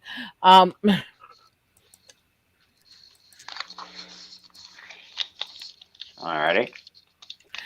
I'll just pretend that I'm the nice young one on the panel. Yeah, sure. We're too polite to argue. Oh, let's be honest. I actually do not look that old. You don't. No older than Harry. I'm getting under the table now. I'm crawling under the desk now. You might miss and kill me. Nah, that was too pathetic. Just kidding, sweetie. Well, you got remember there are two questions you never ask a woman: her age and her weight. Mm-hmm. Yeah. Weight, I'll be sensitive about because of the medical issues that caused it. Age, I don't give a fuck. I've earned every single year, and I'm proud I'm turning 38 in a couple months. Well, by the way, you're a youngster. There is one other question. You're a wee one still. There is one other question. Yeah, I know. Are you pregnant? Oh yeah, God no, never. If she isn't, never. She will kill you. Yes, and I've done that accidentally. I will say something to all of you now, and it's not even about that. I don't care if people think I'm bigger than I should be or that. Mentioning pregnancy and reproduction to me is a good way to actually legitimately make me pissed at you. And that's not about sensitivity about weight or other stuff. That's because I've spent way too much of my life dealing with depression from not being able to. Yep. That's I'm saying this as your public announcement how to not fight with me. PSA, ladies and gentlemen. Yeah, there's your public service announcement from the Jedi Bill for this evening. Hello, Biggerford Entertainment. Welcome, brother. Well, Jedi Bud, you never replayed you coming back next Friday and red shirt you joining. Oh, but Jedi Bud, you never replied. You coming back next Friday and red shirt you joining. What are we joining? What cult? The cult of the tater. Buddy, what?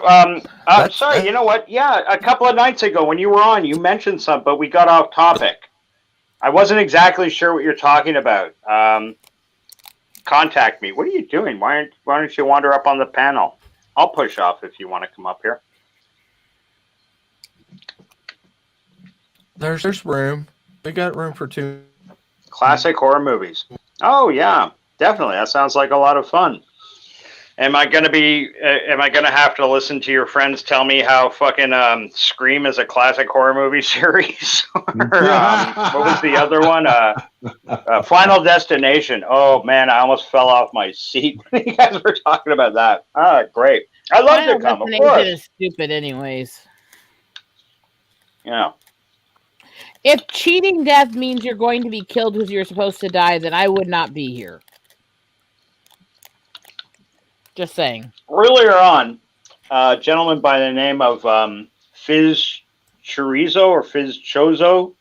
I'm not trying to be funny. Fizz Chozo. I don't know him really well. It's the first time we were ever on a panel together. He, quite surprisingly, because he identifies as a younger man, mentioned like one of his. Is he? Okay. He was telling us that one of his all-time favorite horror movies is the Universal classic Creature from the Black Lagoon. Ooh, good one. Yeah, great choice. I was genuinely surprised that he could speak knowledgeably of it. It wasn't just like something like he saw once and, oh yeah, that was cool. No, he knew what he was talking about. Can we go around the panel and the good people in the chat and find out, do you have any love of the old school classic horror movies? And you know what? I'll expand from the Universal. You can include Dr. Mabuse or Dr. Caligari, Nosferatu, anything from black and white horror from the late 20s to, say, the late 50s. Does anybody have any love? And if you do, what is your favorites? What are your favorites, rather? Resolute Germ, what about you, buddy? Do you like any of that old school Universal classic horror, Dracula, Frankenstein, The Mummy, Wolfman, Invisible Man, that sort of thing? Nope. I'm more of a Hellraiser, Pumpkinhead generation. Okay, fair enough.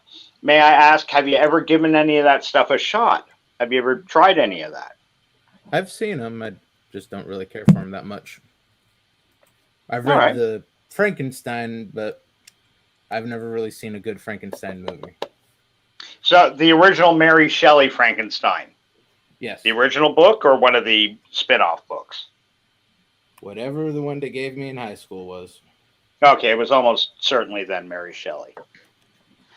Yeah, they haven't really done a proper one. I think the Robert De Niro, what was the one he did a few years back? I think they were trying to do that. Remember in the, I think it was the early 90s, Bram Stoker's Dracula, Mary Shelley's Frankenstein. They were trying to do true to the word horror films. Yes. I remember, what's his name? The British actor, he was Sid in Sid and Nancy. He was in, really good guy too. Right on the tip of my tongue. British, Gary Owens? Gary Oldman. Gary Oldman. Gary Oldman, yeah. Yeah, he did that, not Interview with the Vampire, the Bram Stoker's Dracula. I believe he was the lead role in that. Red Shirt, what about you? Any Universal classic horror you're fond of? Yeah, I'd have to say the Creature from the Black Lagoon gave me nightmares as a kid. Did it? That would be the number one classic horror film. That absolutely freaked me out. Oh. And I really enjoyed watching it, and then I paid for it for about a week. I don't know. I've never understood getting scared by horror movies, but I guess I've been discussing this more with people, of course, this month because everyone's talking about horror because it's Halloween season. But I've never been scared by them. But then again, my grandmother never gave a fuck who was there. She watched horror movies all day. And so I can remember literally being like 3 years old, walking by the TV going, "Ooh, somebody just got a hatchet in the head," and walking by. Because there was nothing different that she was watching half the time. And so I guess it was just by the time I have memory, I was already jaded to it, you know? Yeah. I had the same thing with my uncle. He'd just have on the TV, have Pumpkinhead, Hellraiser, and whatever on. Just, oh yeah, it's okay. I know he's 4 years old, 5 years old. Well, and to be fair with Grandma, there's so many people in my family. If she was going to try to wait to watch her horror movies till nobody was bringing their kids over, she'd never get to watch them. You know? Right. Well, look, to be honest, with my avatar here from The Prisoner, I actually saw the first episode of The Prisoner when it first aired in 1968 in the United States, Arrival. And my mom, who was upstairs in the kitchen, I was in downstairs. We had a split level, 3-level split level. She was on the main floor in the kitchen. I was down in the den watching this. CBS showed it. And I've been watching something else. I don't know what it was. But then this thing came on, and I watched the intro and the credits, and then the beginning of Arrival. And my mom heard Fido roar. Right. When he comes into the scene and he rolls over the guy who's running away from him and absorbs him, and then everybody goes back about their business. And that roar got my mother's attention, and she came down. She came to the top of the stairs and looked at what I was watching on the television in the den, and came running down the stairs across the room and turned the television off. Said, "You can't watch that." And I had nightmares about that. And I thought I dreamt all of it until I saw the Arrival again in the 70s when PBS showed it, like 10 years later. And was like, I had the worst case of deja vu in my life. Like, I know what's going to happen. he's going to drive into this parking garage. Yep. And then he's going to drive under the gate. Yep. And then he's going to go into this office. Yep. And I'm like, how do I know this? I watched it as a really young kid, and then my mom shut it off. And so that is how I became a fan of The Prisoner, because when I watched it again, I was like, holy shit, I actually saw this. And I started watching it. And I've been a fan of The Prisoner ever since. That's why my avatar is that. That's also my standard farewell, be seeing you, is from that show. Is it? Okay.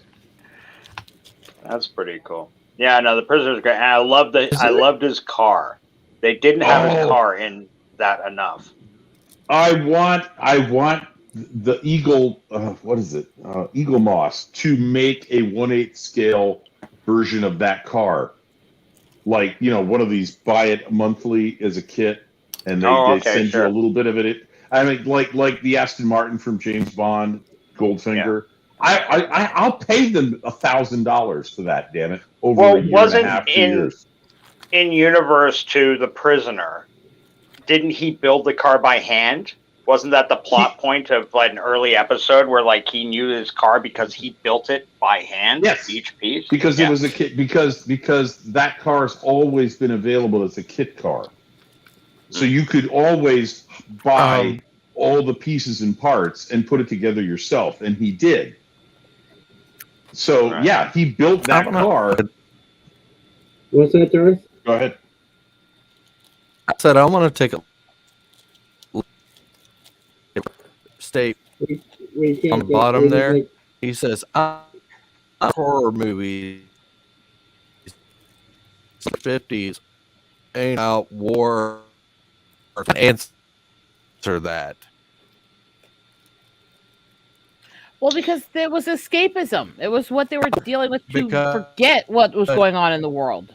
And Garrick just bail on us? That's too bad. Yeah. That's why? Because they were trying to keep people's minds off. That's why. Poor roboting Hoster. Domo arigato. Mr. Roboto. Turn off your camera, it might help. What was that? Turn off your camera, it might help him. Turn off your camera, he's saying it might help. My camera shouldn't be affecting him. Yeah, I can't imagine why it would, but just for argument's sake. It shouldn't be. Darth, try again, buddy. I've heard that. I could be wrong. And Bill, what are you, talking through a garden hose? No, why? Well, Bill has switched to a tin can and a wax string. Yeah, I think so. Am I the only one hearing Bill's voice like that? I can't. No, I am. What are you saying? What do you hear? I hear it too. You sound really muffled, Bill. You sound sort of like this. Or like you're talking from the other side of the room, possibly. Check which mic you're using.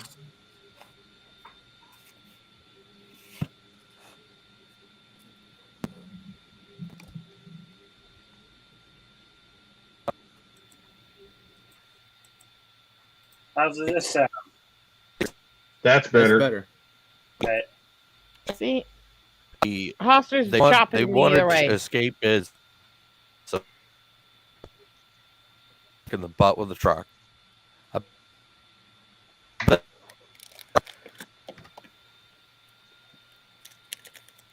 I didn't make it. Everybody hears it when I cuss. Everything Try else is say fuck. Say fuck. Go fuck shit ass got to do what? That came through. That came through. The gibberish got scrambled, but the cursing came through perfectly. Yeah. There you go. Just curse, Darth Aster. Just curse. Mm. Well, while you actually were on there, can you shout out your favorite? Yeah, put that up. Thank you, Bill. Why did you put that up there? Because he asked me directly, how do we contact me? And I didn't want to get all elaborate about it. So I just, fuck it. I assume everybody here is a reasonably nice person. And they're not going to spam the shit out of my personal email account. I will never fucking email anybody, so you're fine. No, but Darth Haster, while we still got you in audible form, do you have any Universal horror you're fond of? The Mummy, perhaps? The Wolfman? The Invisible Man? That sort of thing? Always loved Mummy. Dracula. Mm-hmm. And we are talking about the old school ones, not like the Brendan Fraser or the remakes that came years later. You're talking like the Boris Karloff Mummy. Yeah, I'm talking Karloff, Bela Lugosi. Fucking. Hey, we've talked about Karloff and Lugosi and all them tonight. Peter Cushing. Lon Chaney Jr. Peter Cushing. Guys, I gotta get going. I do have a lot to do tomorrow. No. Wait, can we get a little Cushing. shake before you go? No. Bill. Just hope her husband's out of earshot for that. It should be answering questions all afternoon. No. Nice try. He would be agreeing with her. No, my husband knows everything that people say to me and that I say because I tell him and show him everything. He knows exactly how glued I am. Okay, if he's cool with it, then Eagle, can I say, if Bill's willing to give us a little shake, will you give us a little shake? Oh no! Bill, will you meet Eagle Rider tit for tat? Is what I'm asking. You mean boob for moob? Sure.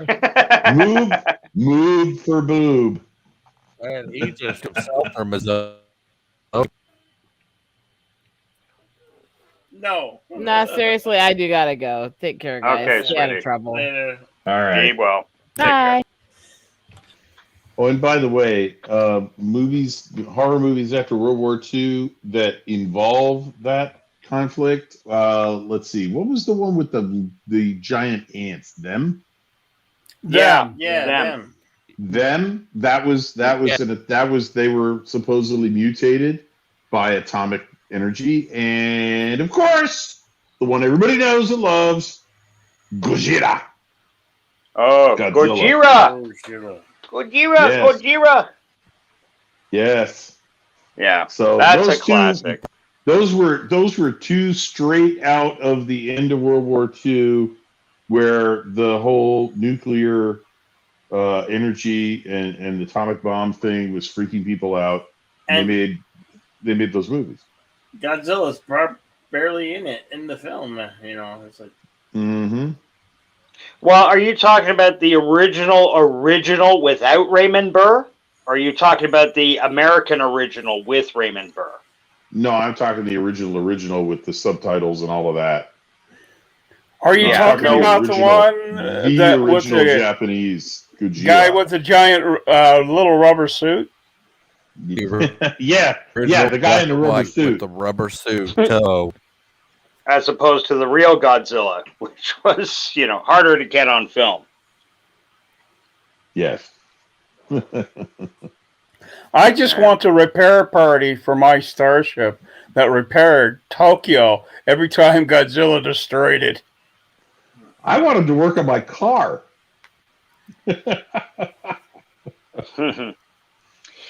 Just going back for a second, boys, into the chat because we fell a little far behind. Potato Raven is getting ready to go out for lunch, but he brought up that, Arabic Sounder said Captain Proton, which isn't that the in-universe 50s sci-fi reference in the Star Trek Voyager?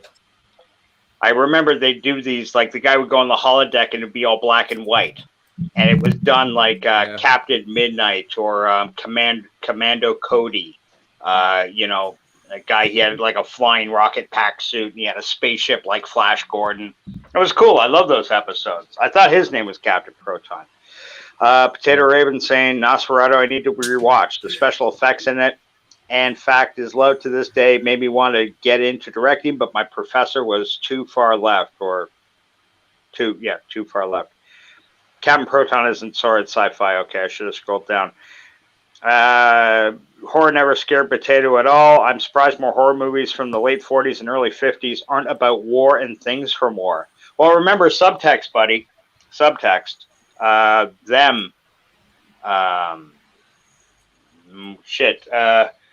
What? It is a little too fresh at that time too. People wanted to forget the bad stuff, and so they went to aliens a lot. Right. Yeah. And the whole communist. Remember movies like the original. Not They Live. Fuck me. So Day the of the Pod Trifid? people. No, the Pod people. Invasion of the Body Snatchers. Thank you. Yes, Kevin McCarthy, the one from the 50s. That Yeah. was like blatantly about communism. Yeah, you did subtext like a brick through a plate glass window. Love the movie, Yes. though. Great movie. And the Donald Sutherland remake, one of the rare times I can say a remake truly did the original justice. Yes. And for those eagle-eyed viewers that can remember, Kevin McCarthy shows up in the first 2 minutes of it. He nearly gets run down by Donald Sutherland's character in a Buick or something, and he's on the hood of the car screaming, they're here, don't fall asleep, and then he runs off.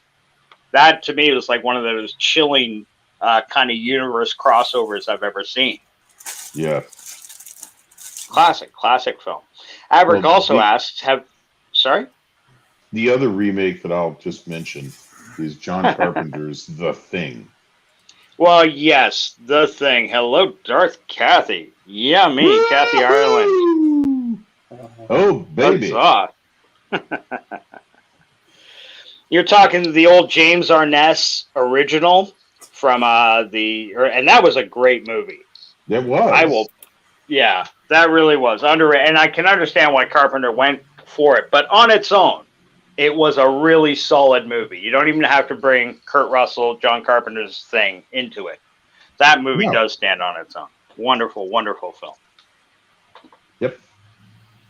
I probably just said everything you were going to. Sorry. All right. The thing I love about Carpenter's I got a Thing horror is that movie for you. it doesn't leave everything to your imagination, which I know Darth Haster will appreciate because he is a fan of Lovecraft, where you almost never see the monster. You're supposed to supply it yourself, and that's the original movie. You never see the thing. You in Carpenter's movie, you do see the thing transitioning from one form to another. Right. And they're totally different movies, and they're both great. They're both great. No. I do have a slight argument with you, Red Shirt, that you say you never see the thing in the original. You do. It was played by James Arness. Was it You didn't really? see it until the end of the movie. Oh, Yeah, okay. remember they kill him. They kill him in the hallway. They get him to that's come true. down the hallway, and they wired the hallway to hit him with like 50,000 volts or whatever. 50, The yes, electric- they zoom it. I'm sorry. I just went to the Dead Parrot sketch from Monty Python. He went boom. This parrot wouldn't boom if you put 4 million volts through it. Yeah. Yes, they do. And the reason Yes, why they I do. discovered that is I discovered that it was nailed on that perch. If you had nailed it in the perch, you'd be pushing up the daisies. Wonderful. One of the few Monty Python sketches Mrs. Redshirt likes. She can't stand really? most of Monty Python. Yeah, she thinks it's stupid and silly. I'll agree that's with a silly. shame. I'll Yeah. agree with silly. It is silly. It's not stupid. No, I can't call Monty Python. Yeah, every one of those guys came from an Ivy League school. Yeah. And we're very good at what they did and Yeah. still are. Yeah, That's it. Well, it those is are- kind of those that are left. surprising. You'd think in a knee-jerk response that, that is creepy to the max. Now that I can see that. His What's that sound like? is gone. Oh, Mhm. Shoggoth. Yeah. Yep. It looks like a fucking hugely magnified. It's a squid with tentacles. I was going to say Cthulhu sperm, but okay, we'll go with that. Okay. A squid Very with close. tentacles. I As don't opposed to know. what? What's it called? Calamari? Tentacles. Yeah. A lot of Averick tentacles. Sounder asks, have you guys ever heard of Future Man? He thinks that's what it's called. Classic sci-fi. Future Man. I can't say off the top of my head I can think of that movie. You boys have any remembrances? The one I've heard of is the Hulu ripoff. The Hulu ripoff. What's that? Excuse me. Oh, it's a real low-class comedy sci-fi. People in the Okay. future send back, I believe, a video game into the past to find the chosen one to help save their future and destroy a company. But So they're all vaguely basically similar morons. to The Last Starfighter, or? Sort of, but with time travel. Oh, okay, cool. And what's the But name of that? Really, Future Man. Sorry, you are telling us about Future Man. I apologize. Yeah, Okay. it's really low-grade humor, though. Hey, Like Spartan childlike Flash. or Dumbass humor. Spartan Flash Century. Good evening, Uh, Spartan Flash. I'd put it on. Well, one of the bigger jokes is the soldier from the future through some hiccup in their time skipping thing. He switches dicks with the idiot from present day that's supposed to be the chosen one, and it really affects his personality. The one. Holy shit, buddy. Yeah. Lower the volume, please. You're just busted my eardrums. As I said, it's really low-class humor. Yeah. Hey, Shogoth. What are you doing with my doctor's picture up there? Hey. Okay, that reference was a little Hey, bit of a deep cut. Felix. Huss? It's a Seth Rogen series. Okay. Very cool. And welcome. Well, here's one from my era, Ultraman. Ultraman? Yeah, What's who doesn't Ultraman? like Ultraman? They still Sure, got those didn't Ultramans are you coming. talking the Japanese giant robot guy that could change shape or Oh, I size? love that one. Oh, love that one. That rated very high with Roger Ebert. He loved that movie. He loved the Ultraman series, but the first one in particular he thought was just genius. That's astonishing. Well, the funny thing is, the Science Patrol is driving Corvairs. Oh? Yeah. Go and look. Okay, I won't because my tech sucks ass. If I go to do anything from here, it will shut StreamYards right off. And then Bill will get all pissy with me saying, "Why did you storm out of the chat?" No, what are we looking up? Ultraman. Ultraman. Yeah. Yeah, just go onto YouTube, go Ultraman, and you'll see the young lady. The Science Patrol is actually driving in Corvairs. Oh, why YouTube? I want to do it.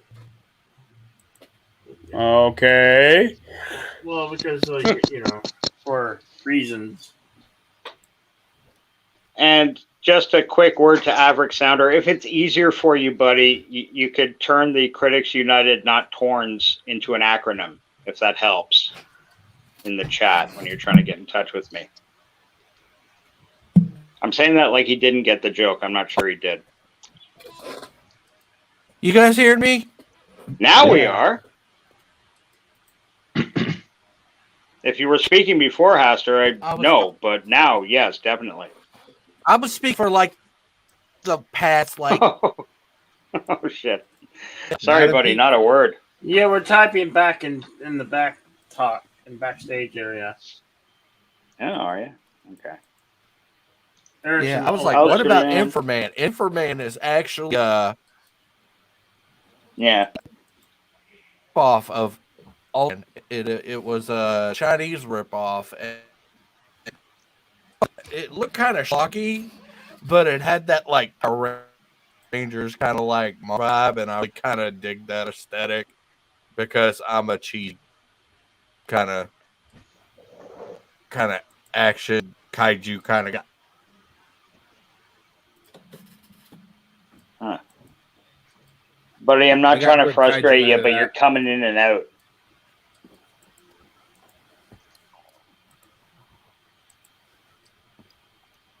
Is it?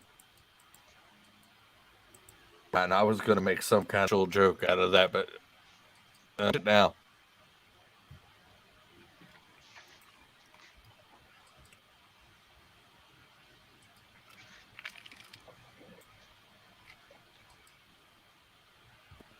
Placed in private chat a link to the first episode, first season. Oh, cool. Ultraman. I believe it's also, if you want any of them, I think they're available on Prime and Tubi as well. So why did you come up with just another red shirt? I can't believe. I'm a fan of a lot of properties, and Star Trek was one of the first. The Prisoner is another. And I was like, what am I going to do for a channel name? I could be Scotty. And I'm like, no, I can't be Scotty, because he's one of the most significant characters in the original Star Trek. Oh, wait a minute. How about a red shirt? I'll be a red shirt. And then I was like, better yet, I'll be just another red shirt, a person of no consequence, somebody who's going to appear in this episode and get killed off, except I work in engineering, not security, so I don't get killed off. And that was how I came up with it. It was like, yeah, it was self-deprecating. It was intentionally self-deprecating. Yeah. There's a very good reason it looks like Ultraman. It was supposed to be Ultraman, and then they sort of changed gears. Right. Mm-hmm.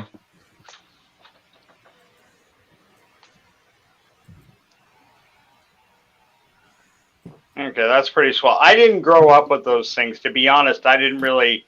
The only times I saw Ultraman when I was growing up, on Saturday and Sunday afternoons, they'd play alternately Kung Fu and Godzilla movies. And once in a blue moon, an Ultraman or a Gamera got thrown into the mix. You know, Gamera, the flying turtle, the friend of all children. And Ultraman. Yes. Yeah. But it was mostly Godzilla. But like I say, once in a while, another guy would find his way into the mix. And that's how I learned about Ultraman when I was young. But I didn't have, it was way before the internet and shit. So you couldn't just, and my video store this was even before VHS tapes were out to rent. But even then, I had a great video store. They did Kung Fu movies and all the old Godzillas and stuff. And they had the one Ultraman movie, which I think was the first one, but I can't attest to it because I'm not really that well versed in Ultraman lore. Pretty interesting, pretty fun to watch, great action, great color. Right, lads, time to throw my body into the wash. I will see you around later. All right. Tater. See you, Evan. Everybody at the same time say top of the morning, Tater. Top of the morning, Tater. Top of the morning, Tater. Top of the morning. Top of the morning to you, lad. Top of the morning to you, Raven. See you, But it ain't morning, it's afternoon. The charming thing is, you guys don't really appreciate this, but Potato Raven dies just a little bit every time we wish him top of the morning. I'm sure he does. Yeah. And he rolls He his probably eyes. wants to. He probably wishes he could tell me, "Don't quit my day job." He rolls his eyes and he bats his fist in our He bats his eyes and rolls his fist and farts in our general direction. Averick Sounder, I don't think you get it, buddy, but it was a good try. And yes, my normal name is Son of a Red Shirt, which I do tend to get on, and it's not just another's red shirt's fault, and I wouldn't put it on, but one time in the panel, somebody asked me if we were related, and I said, oh, okay, I got to stop using that name when he's around. It's not his fault. Not at all, but just to delineate any further confusion. But yes, I am a hardcore Trekkie. How's this? Cool. Yeah, that's Easy what for I'm now. about. All right. Yeah. Nice. We were talking. You guys were talking about Ultraman, and I was like, I watched Ultraman, but I've also watched Inframan. Inframan was the Chinese ripoff. Like I was talking. Oh, okay. And Yeah. it had that really kind of like Power Rangers type of the monsters and stuff. I thought it was really good for the time. Yeah, no doubt. I'm glad you made that distinction for me because it's been so long since I've seen those properties. And honestly, I was probably too young to pick up on those differences between Chinese and Japanese. I don't mean that in a racist way whatsoever, just legitimately too young and coming from the other side of the planet. Wasn't in my day-to-day observances. No, Potato doesn't want you to make him say 33 and a third. What's that thing you can't get Scots people to say? Purple burglar alarm. Yes. Have you guys heard that? Purple burglar Yes. alarm? There's a few Yeah. YouTube videos on that. Yeah. Yeah, that people have asked. I stream with that 70s rock fan occasionally, and he's a Scotsman who lives in Canada, and I've seen people say 70s, say purple burglar alarm, and he'll do it, and it's hysterically funny. Purple burglar alarm. He can barely pronounce those. He can barely do it to a Scotsman. Especially to a Glaswegian. That's a tongue twister. It certainly is. Yeah, it's just like, no, that doesn't work. That's almost as hard as pairing a phone in my car. Have you seen any of those videos? They're on YouTube. There's one of a guy trying to pair his phone to his car. Pair. I'm sorry, I don't understand that. Pair. Nope, sorry, don't understand you. Try again. I mean, the guy is about ready to start throwing things. The other one is two Scotsmen in an elevator that's voice activated. They go, 11th floor. And the elevator goes, excuse me? Oh my God, it's hysterical. Because they're like, they just don't speak with the accent that the computer algorithm can understand. Sure. And they get pissed off more and more quickly. But they're both brilliant. They're both fucking hysterical. Yeah.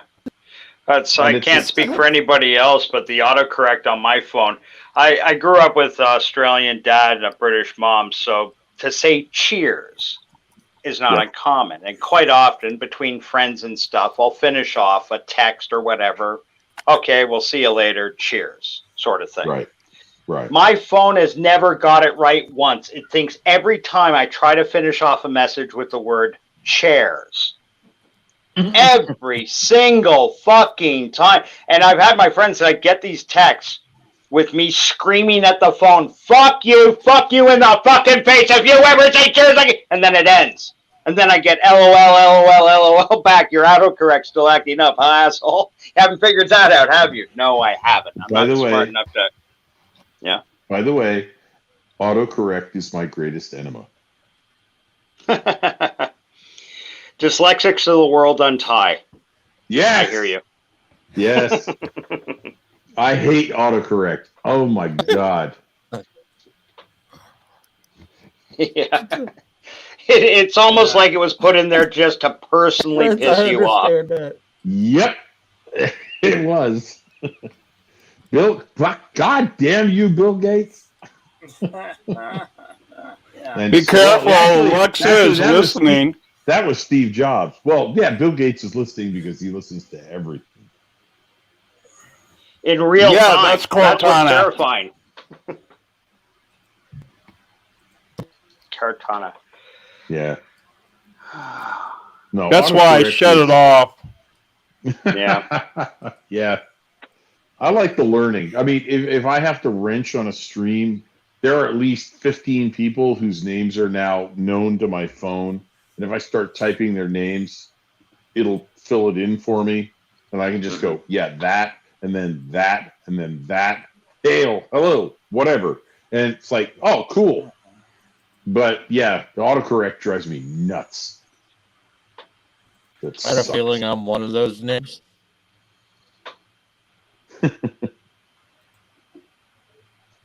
Excuse me. Yeah.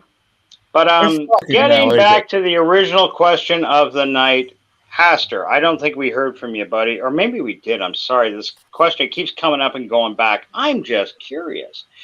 We were talking about great movies originally. Then somebody modified it to the Universal horrors and the old school horror movies. Nothing Right. from the new days. Resolute Germ, I do remember, said that he wasn't particularly a fan of any way. He prefers the newer horror movies. What about you, Haster? Do you have a love of any of those old school ones? Dracula, Frankenstein, the Wolfman, Mummy, Invisible Man, that sort of thing? I've always liked the Mummy and the Black Lagoon, and of course,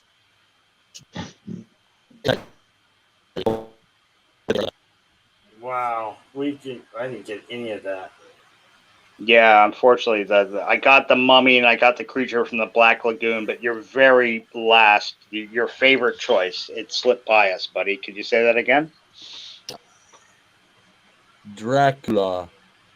Dracula. Dracula. Aha. I want to suck your The- blood. That is a classic. Oh yeah, no doubt, no doubt. Absolute classic. Anything Dracula. Yeah. Yeah. Castle. I mean, I guess it also goes partial to me being a Castlevania fan as well. Dracula's big in the Castlevania lore. It all. Oh yeah. Oh yeah, and Castlevania, Christ, yeah, Dracula is the prime character. He drives the story. And I've watched a bunch of them, and yeah, they're actually kind of cool. Yeah. The I love all those old classic horror films.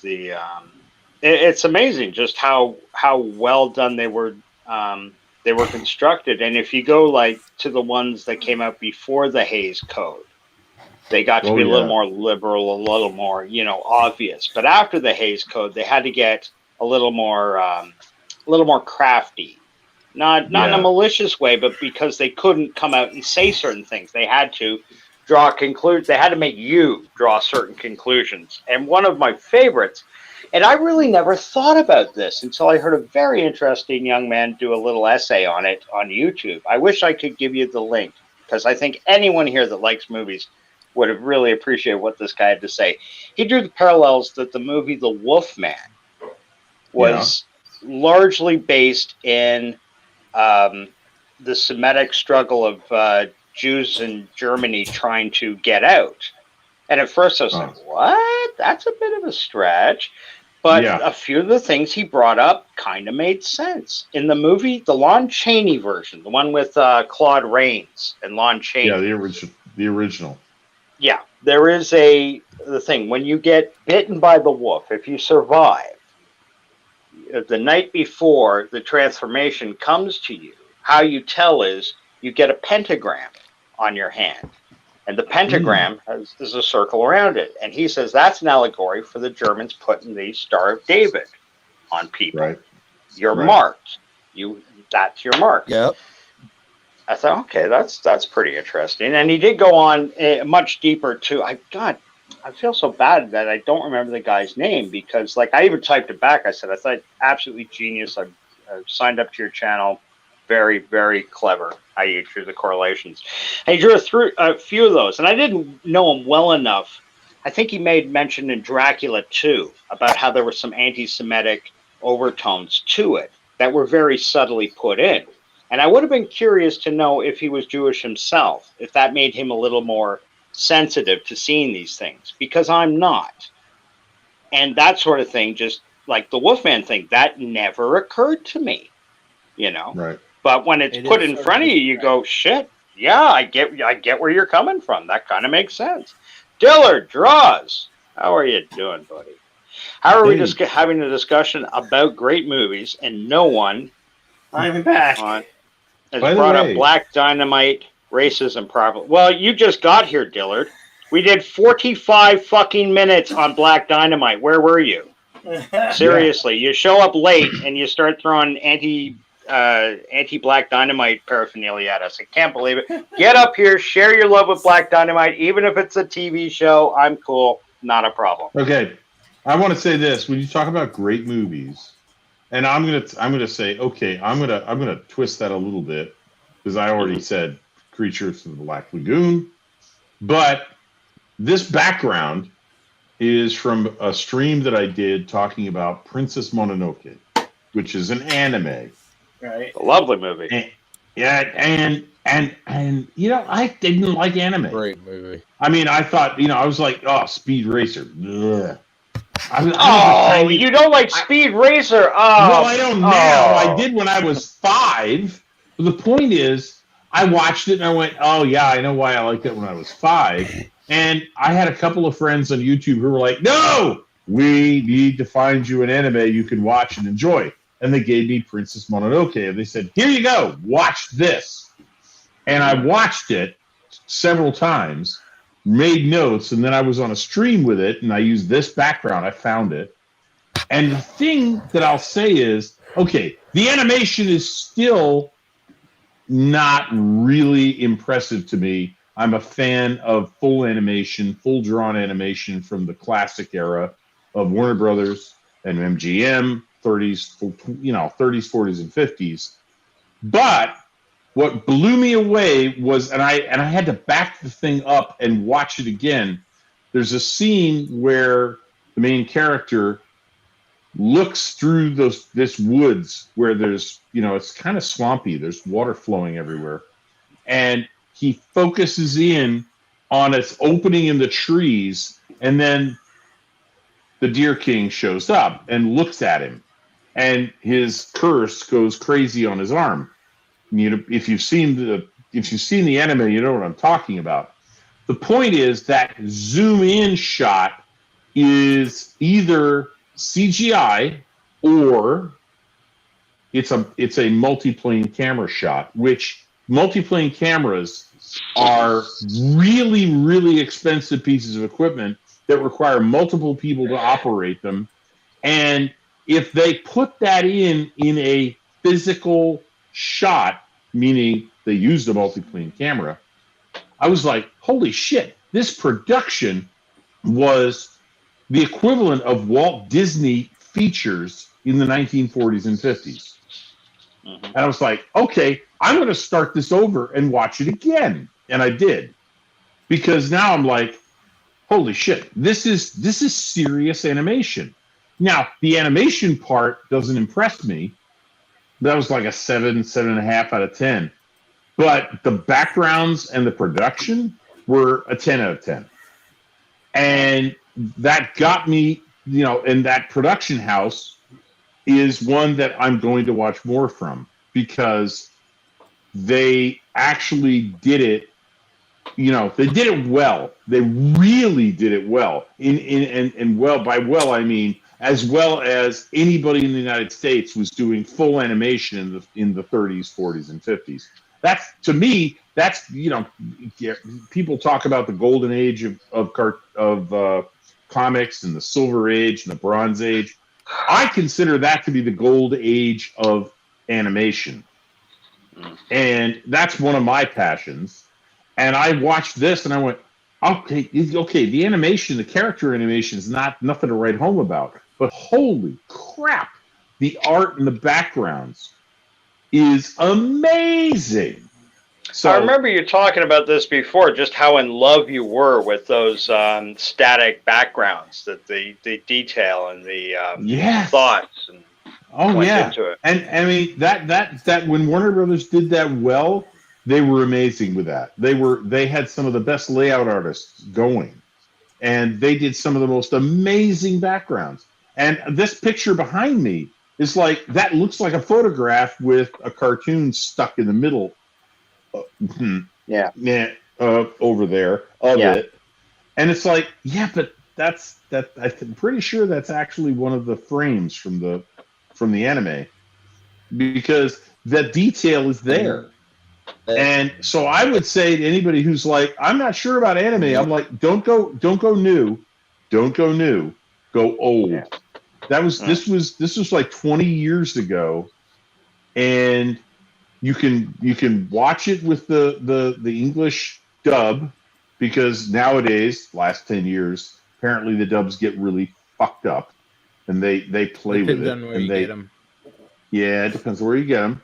But if you go older, or Crunchyroll, no. yeah, exactly. I got an example of that from the guy who clued me into this, and he showed me the subtitles on the one side and the dub on the other side. It was like, oh yeah, that's not even remotely the same thing. But yeah, if you go back 20 years in anime, and I wish I could remember the name of this production house. Here, it's on my notebook. Hang on, give me a second. Yeah, there's the beginning of that, and this is. Is it the one? Does anybody that know has what to this put in is? I'm trying to find it in my It is notebook. Studio Ghibli, that's it. Yeah. Studio Ghibli. Yes. I would say this: if you're like me and you were like, no, anime sucks, because I was exactly that way. I was like that about sushi too, but that's a different story. If you're like, anime sucks, look up Studio Ghibli anime and check it out. And again, go for older stuff, 20 years old, something like that. This stuff is amazing. This is animation that hasn't been done in the United States since the 1950s, to be honest. And even then, I'm not sure they managed it. Disney maybe. It's Disney feature quality. And that's pretty special. Yeah. So, yeah. Feature. Want to they throw that put in. feature Sorry, Bill. quality resources into it. No, don't be sorry. Don't ever Which be you sorry. almost never get here outside of Disney. Yeah. Disney Sorry, is the only Rez, one who what were you saying? seriously- Disney is the only one who seriously puts any money into any type of animated feature films over here. Yes. Like what you're saying, over there, they're putting full feature resources into these movies. Yeah. Movies. So that's why The Japanese really have a different view on that, though, don't they? Like, they treat animation as 100% legitimate medium to tell stories through, where over here it's their preferred unfortunately. one. Sorry, mate? It's their preferred one. They didn't really get the live action going until much later. Yeah. Yeah. Right. They always did the Yeah. comics, the manga. That's always been pushed over doing live action stuff. A lot of their live action stuff is gimmicky as hell. Yeah, I don't know. I'm a From fan over of here. Japanese cinema in general, going back to, even the 30s. There's really good films out there. But for my money, they really did hit the mark. Korea has, boy, haven't they come like just fucking on like gangbusters from being, from just the the stuff doing on TV shows like The Simpsons, for example, how they do all the journeyman work, as opposed to, like, say, Matt Groening draws that picture and then they're the ones that really animate it. But as I understand, the Korean animation industry is now rivaling Japan for output and quality. Any of you anime guys out there can talk about that? Yes. Harry, you're an anime guy. Yes. Basically, as you said, the Koreans are now rivaling because it was cheaper for the Japanese to send it to Korea and have them come back, because they wouldn't do any of the voice characterization, but they would do it. In fact, China for a long time was doing it, but because of their interpretation, they couldn't do the Japanese anime very well. You know, because bless you, they didn't have the same mentality. And the Koreans just didn't care one way or the other, as long as you pay me first. You want the more? Koreans and I got more in common than I thought. Just kidding. Yeah. Kamsa hamnida. So you're saying the Koreans are better in-betweeners than the Chinese? That's interesting. Yes. With their artwork and things like this. Because, again, the Japanese were the first to do 12 frames a second, which is real fast when you sit there and think about it. Yeah, but isn't film 24 frames a second? Yeah. That's film, not anime. Warner Brothers, Disney was doing 7 frames. But the really, really, really early stuff was about 2 or... I mean, you could take a flip book and get a little faster than Steamboat Willie. Yeah, but in the classic era of animation, the full animation, it was 25 frames a second. That is correct. Yeah, Warner Brothers, Disney, MGM. But in the 40s, 50s, and they died in the 60s because they couldn't afford it anymore.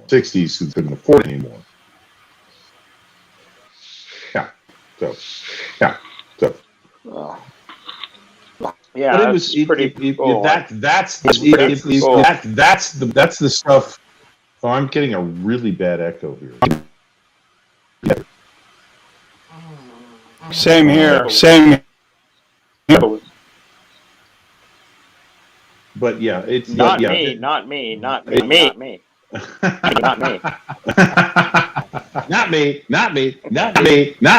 me. Oops. Oh Jesus. Well, before I have to Didi Mao. Yeah, Didi Mao, go. Yeah, go. Your old school horror show. We have a person called Sven Gulli who plays on Saturday in the area that I live. Plays on Saturday from 8 to 10. All the old horror movies, you know. He's a bit of a clown like Flippo, but yeah.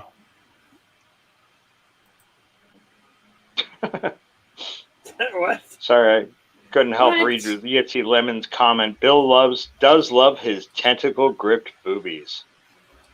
Well, who doesn't? Oh, no, bet we're still going.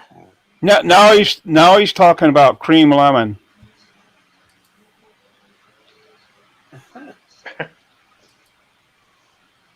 Bill, what aren't you telling us? Yeah. Well, no. As they say, das vidanya, buonasera. Harry, it was a pleasure to meet you, pal. I hope to see you again here soon. Well, you never know when the shadow strikes. Mm-hmm. Who knows what evil lurks in the hearts of men? Wow, that echo is just... Yeah, that was a massive echo. Yes. When the country is poor, most of the work is given to that country, and they tend to become very good at whatever they do for very cheap. It's been that way for 100 years, and why Mexico reigns. The superior culture. What a unique viewpoint. Diller, get up here and justify that. Let us know. Don't get me wrong, I love tacos. I love pink tacos. Drop the taco. Oh. Never drop the taco. Lick the taco from one end to the other. Bill, don't be afraid to lick the taco. Grab Lick that little bean.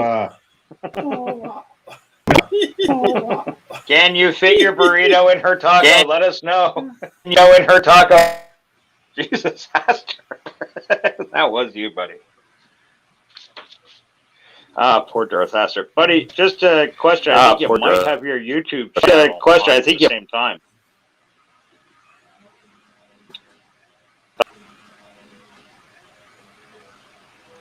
It's unfortunate because his own voice gets blocked out. You can hear mine. His own voice gets blocked out. You can hear mine coming through his. You still have that echo. Damn. Yeah, you must have YouTube open on another page. You forgot. That's what happens to me all the time. Unless you got your phone up and running too, because I got to do that so I can read the chat. He has to use the echo to get a word in. That's the only thing coming through. Yeah, kind of ironic. Yep. I don't mind. I'll give Haster's opinion for him. Everything's great. I love Disney. Star Trek Discovery's the best. I'm okay. I was on a lot. Mm. I'm okay. Hello, I was Yvette. on a lot here. Hello. What was that? Hello, Yvette. Hello. Wow. Where's those crickets when you need them? Hello, Cricket, hello, hello. chirpit, What's all? chirpit, chirpit. What's all? Chirpit, chirpit. Hello, hello, hello. Hello, hello, hello. What's all is that? Yeah, that's still echoing like hell. Yeah. Mm-hmm. Wow, 5:30 a.m. Poor Aster. Every time he comes on to say one word, he gets us in a 10-second delay echo. Oh, that's just rotten luck, buddy. Rotten luck. Billy, what's your story? You going full on with you going full on through to 10, 11 o'clock this morning? Is this going to be another one of your 12-hour streams? No, no. As soon as we can end this, it'd be over. Because I want to do some. I'm gonna do another, watching some old classic horror films later today. Oh yeah. Yeah. What's you say later today? What do you mean later today? Like tonight or Broadcast it? No, you know, like last week we did Freaks. We'll do a couple. Yeah, I do remember how successful that was, buddy. We'll do it this time, but we'll do it offline. We won't show it, even if it is public domain. Right. Yeah. I don't know how these guys get away with it, but Cult Classic Cinema, every day they show a movie. How the hell do they get permission? And you can't. I mean, don't get me wrong. I'm not assigning blame in any way, pal. I'm just thinking there's got to be something that we're not paying attention to, something we missed, a permission slip or a check the box or something, or get in touch with Google. Raquel! Say hello to Raquel. Raquel's in the Oh, chat. good morning, Raquel. SSG. Hello, Raquel. So Dillard's convinced by classic he just means old. No, Dill, classic means classic, brother. Classic means classic. Yeah. I don't think Dillard has So-called any classics class. aren't as really as good as people remember. Well, don't say that. Billy, what were you thinking of for your movie, your classic? Is it going to be Universal, like a Frankenstein, Dracula combo 1-2, or? Dracula. Mm-hmm. Definitely got to do Dracula. Right. The Boris Karloff, the first one, the original, right? Frankenstein. Oh, yeah, that'd be great. Dracula? Yeah, They're not. I mean, they're it's not not that Boris. wrong. Dracula's not Boris Karloff. No, The it's original. Bela Lugosi. Yes. Frankenstein's Boris Karloff. Oh. Yes. Welcome, So's the Raquel. Mummy. Hey, How you doing? doing good. Watched the Doom movie last night. Oh yeah. What you think? Oh. Good movie. graphics are good. But the movie is long. It does, like, I would say the first hour is like slow pace, but once you get through that, it's like a steady pace after that. I would definitely watch it again, and I can't wait to see the second part of it. Yeah, you know, I think when I give my assessment is because I had technical difficulties, and I was angry that the process took so long and the execution. Maybe I was bitter towards it because of that. Were you using HBO Max while watching the movie, or no? Well, that's how I started, yeah. And I was doing one of those watch party things and had some folks and just had issues. I had to go from that source to another source. Well, I have to say, based on my memory of the book, it is kind of slow to start with. Yeah. And I mean, the book is, let's put it this way. This is even as a paperback, you didn't want to drop this book on your foot. It would hurt. Sure. So, for them to do half of the story in one movie and unfortunately hope that they'll get to do the other half in a second movie is asking a fair amount. So I don't think it was, I mean, yes, it was slow, but that's the book. That's the build the tension and introduce you to all of these characters. And it's not a space opera. It's not a shoot 'em up Star Wars, type of thing. It's much more cerebral than that. And I think they did it well. I mean, I think they're going to ruin Foundation by Isaac Asimov. I think that's going to be a clusterfuck. Well, I have watched. I'm not really familiar with the Dune franchise or even the books. So I did a few days ago watch the 1984 version, and I watched the new one. And I have to say, the new one is a bit less confusing than the 1984 version of it. Oh yes. Yeah, Lynch's Dune is hard to follow. Well, it's funny because getting ready for Bill's watch party, I was reading up some trivia on it, and David Lynch was asked, "Are you going to watch this new Dune movie?" He says, "No, he will never watch this Dune movie." He means no disrespect to Denis Villeneuve, and he sincerely wishes him the best of luck. The reason he won't go near it is because he is still so sore and bitter over what the studio did to his cut of Dune. What went out in the theaters was not the movie he finished, he says. And because of that, it hurts too much to watch. He maintained they cut like an hour or so out of his movie, and it really hurt. That would have made a difference. Yes, it would have. Yes, it would have. Sure, that would have made a huge it would have had people difference. walking the hell out. No, I've sat through movies that long. See, that's what I don't know. Forgive me, Resolute Dream. Take care of that. Of good age. it is. That's just too damn long for people to sit in theaters. No, it's not, because they used to have back in the day. There used to be epic long movies. It was an epic film, and they would have like a 15 to 30 minute intermission. Yeah. Yes. Well, 2001, A Space Odyssey. Even on the DVDs of that I own, there is an intermission. Right. Like 15 minutes. Yeah. Yeah. As there should be. That's how it was presented in the theater. 1984, they're not going to keep people there for 3.5 hours. No, they had changed since then. Yeah, but also, too, one thing I will add to that, Bill, they've stopped doing that only because of, well, mostly, not only, mostly because they make their money more showings they get.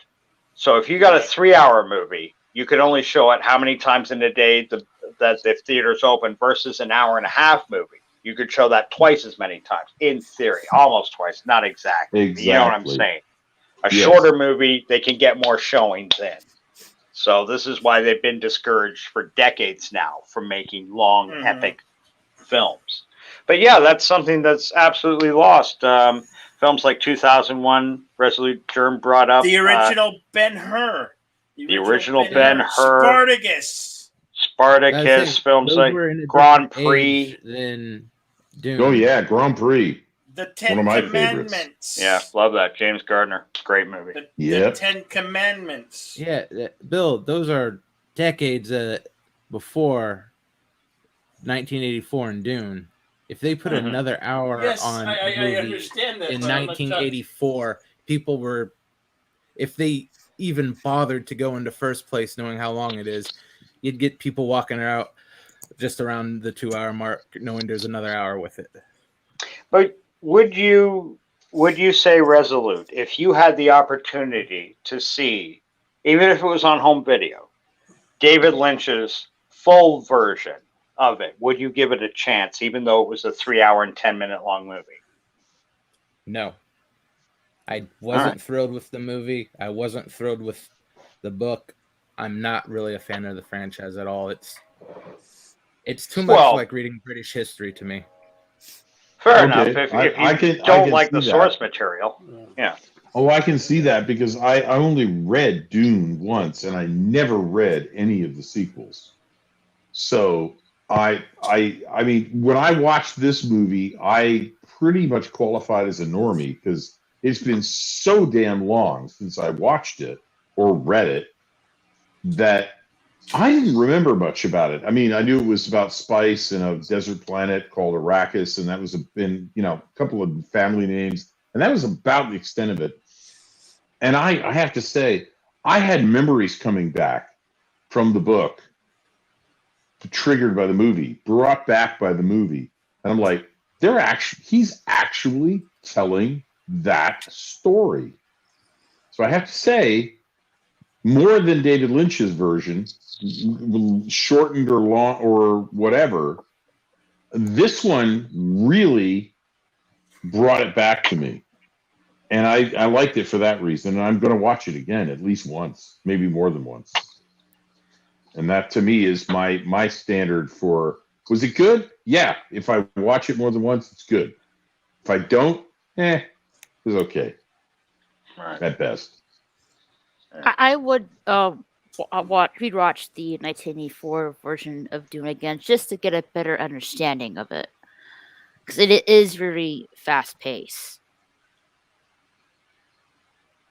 It's funny because everybody. Well, wait a minute. The 84 was fast paced, or this one was fast paced? The 84 one.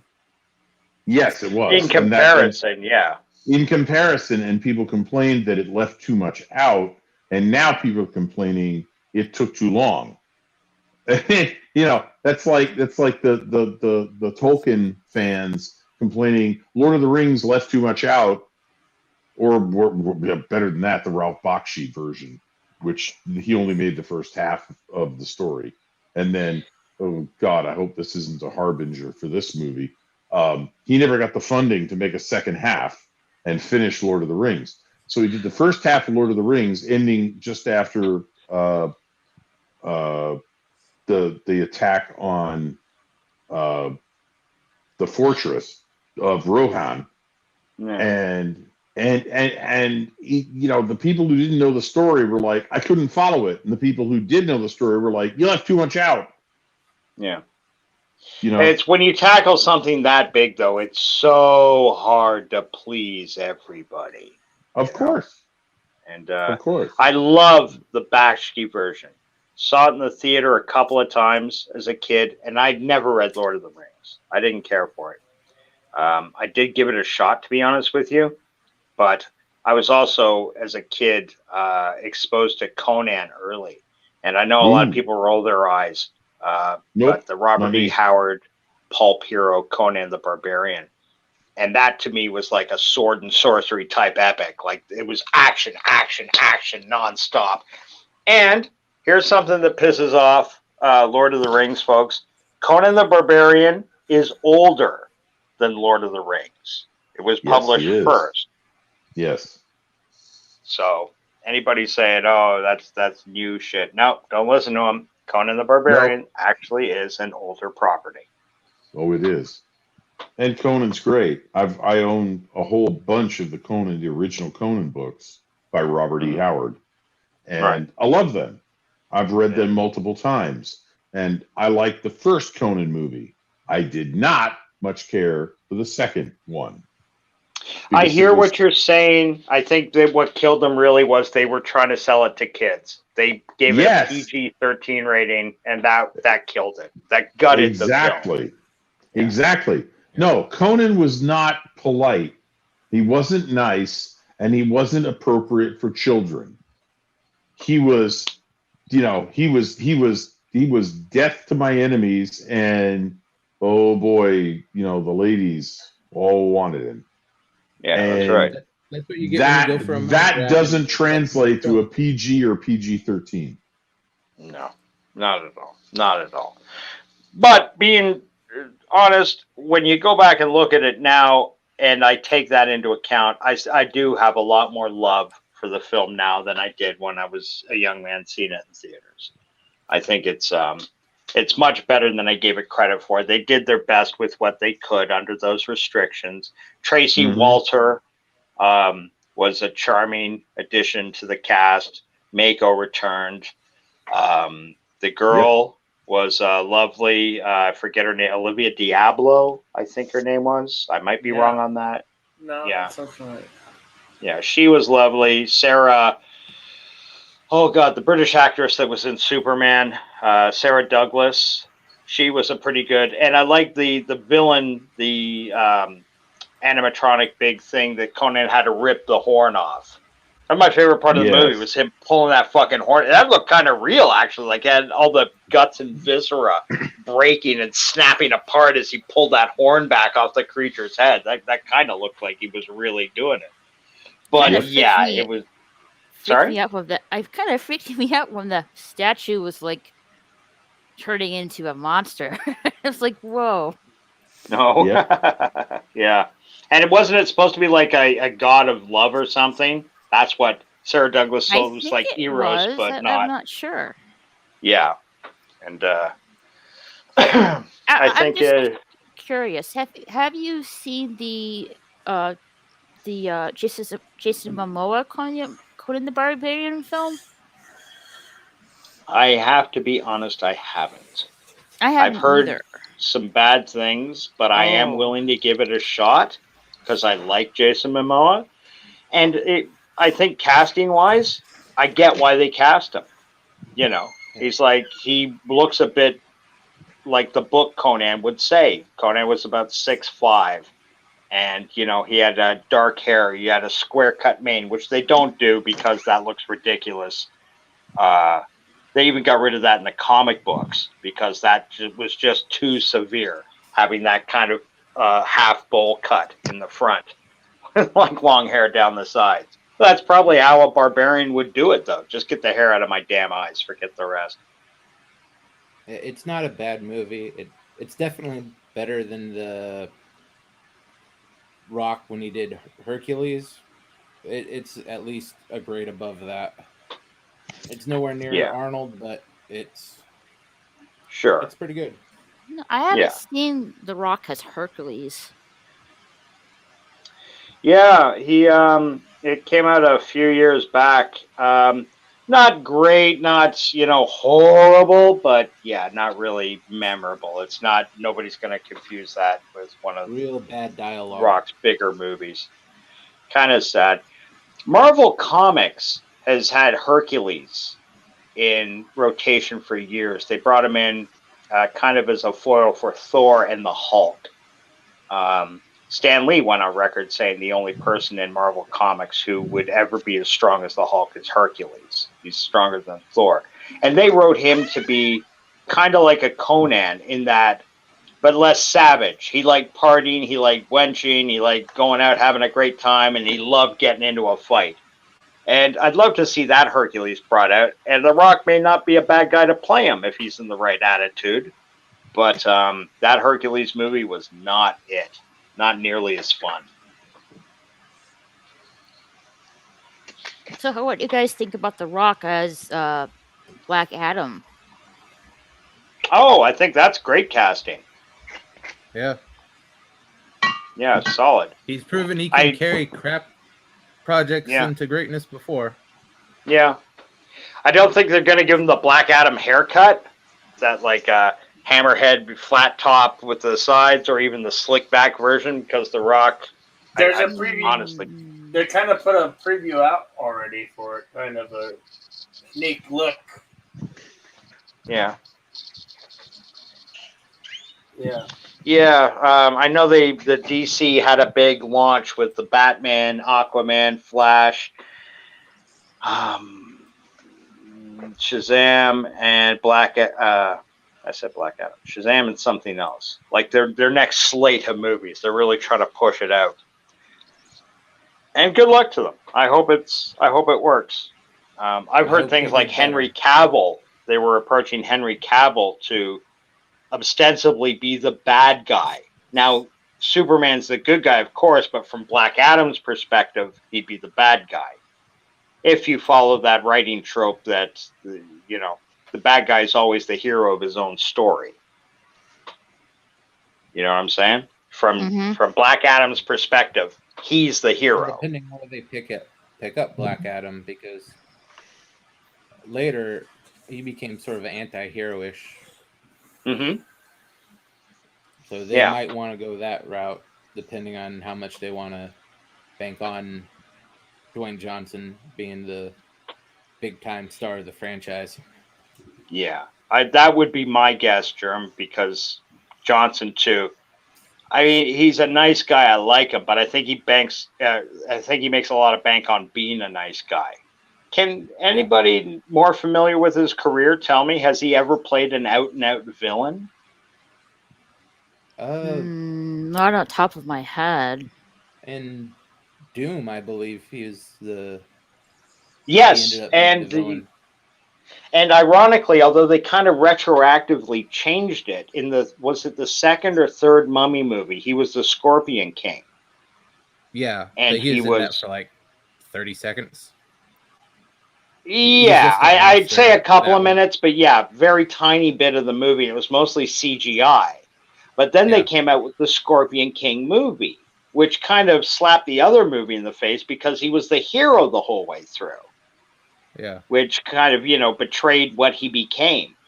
Although I guess in one way that's, an interesting look at the story. He was the hero and then he just... They completely decanonized Mummy 3. So those were in no way, shape, or form related except for character. Right. They abandoned that almost immediately. Yeah.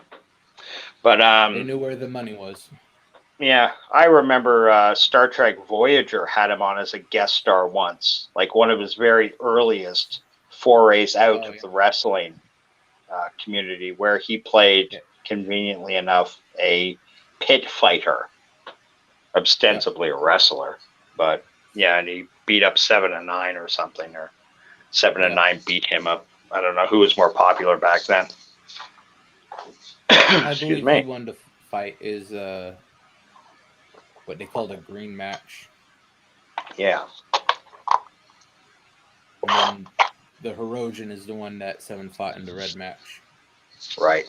I like that. Jeffrey Combs was in that episode, and he's like one of the great guest stars of Star Trek.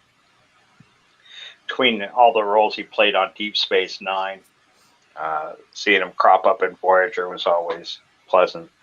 Averick Sounder says that was a bad episode of Voyager. It wasn't the strongest episode, I agree. I did like the idea, the premise that there was galactic fights. Not galactic, but there was a fight syndicate sort of thing, like an old school boxing syndicate or wrestling syndicate that was providing entertainment to the masses. But yeah, that they could have had that stretched over 2 or 3 episodes. Not getting on up. They definitely could have done better with it. Yeah. Have it pop up once or twice before that throughout the season. Mm-hmm. Yeah. Yeah, that would have been great. That would have been a good thing, like building it up, like they're watching it on the tube. Where's this coming from? Oh, it's a transmission just being beamed out, and watching a few fights over 2 or 3 episodes, and then the last episode of the season they get captured and are forced to fight in this thing.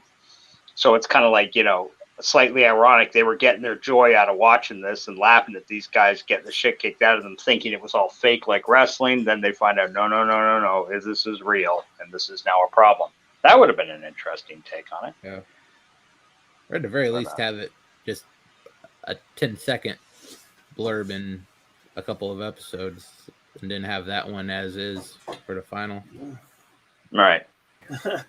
Welcome back, Harry. You look upset.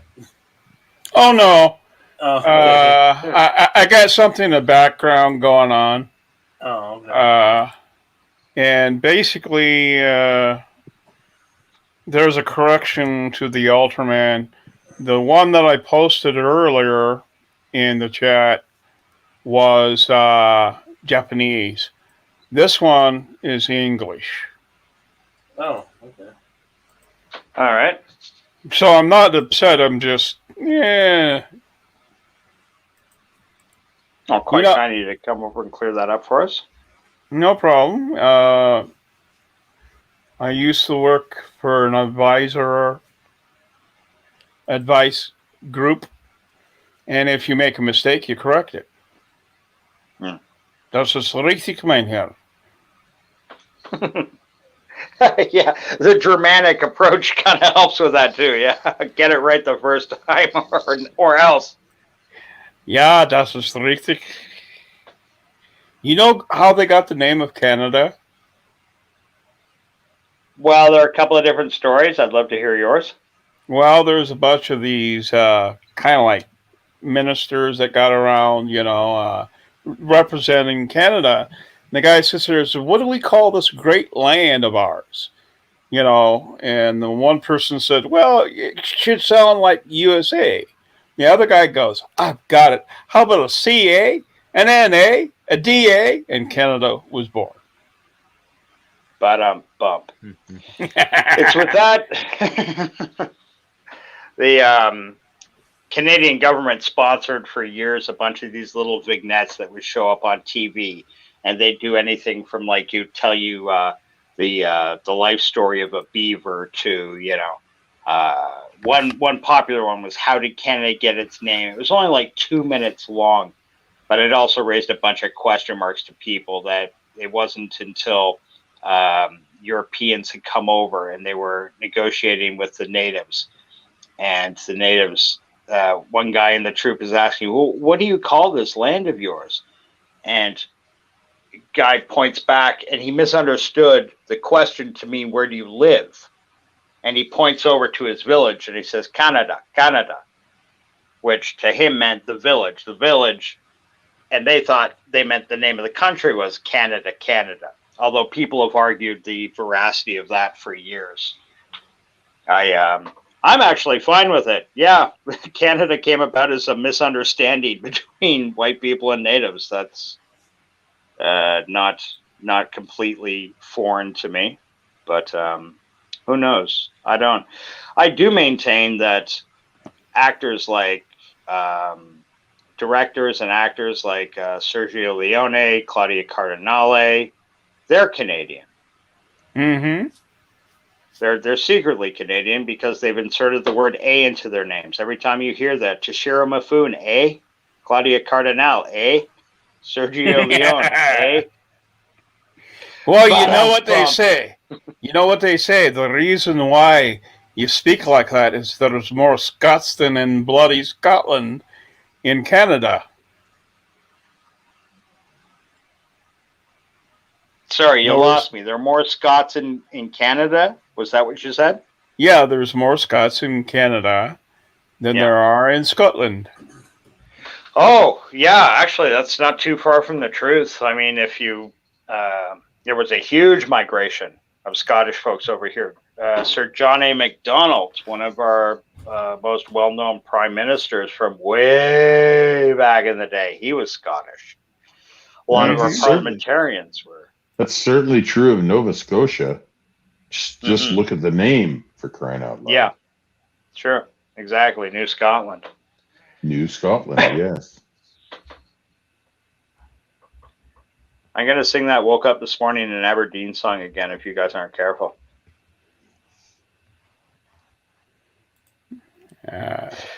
So, Billy, what time are you doing your classic horror monster chiller theater?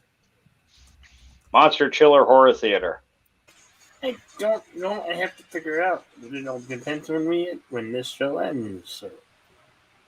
Okay. Well, I gotta figure it out. I gotta figure it out, man. We don't get to sleep, Bill? We don't get to sleep first? Really. Come on, man. We don't get what? We don't get to sleep? Sleep. Yeah, sleep. You know, some of us need to sleep. I mean, it might be in daytime, like Dracula. Well, it's going to be in the afternoon for sure. All right. Yeah. Okay. Probably about 1 p.m. my time. Wow, that's cool. Yeah, About 3 p.m. my time. Yeah, me too. Yeah, aim for like 12 or 1. That's good because Bird won't be doing Cinema Saturday today. Again? He doesn't have one ready, apparently. Huh. That's strange. Wow. Is everything okay with Bird? I've been dropping into his streams, but I haven't had too much time to stick around. He hasn't been feeling good lately. Oh, I'm sorry to hear Oh, that. dear. Sorry to hear that, too. I did stop by today. I hope I'm not telling tales out of school, but I saw he had the oxygen on, and he was he kept doing a lot of coughing and stuff. I thought maybe he picked up a little cold or something. Oh, I hope not. Yeah, maybe. He's supposed to have that oxygen all the time, though. He just takes it off for streams. I don't know why.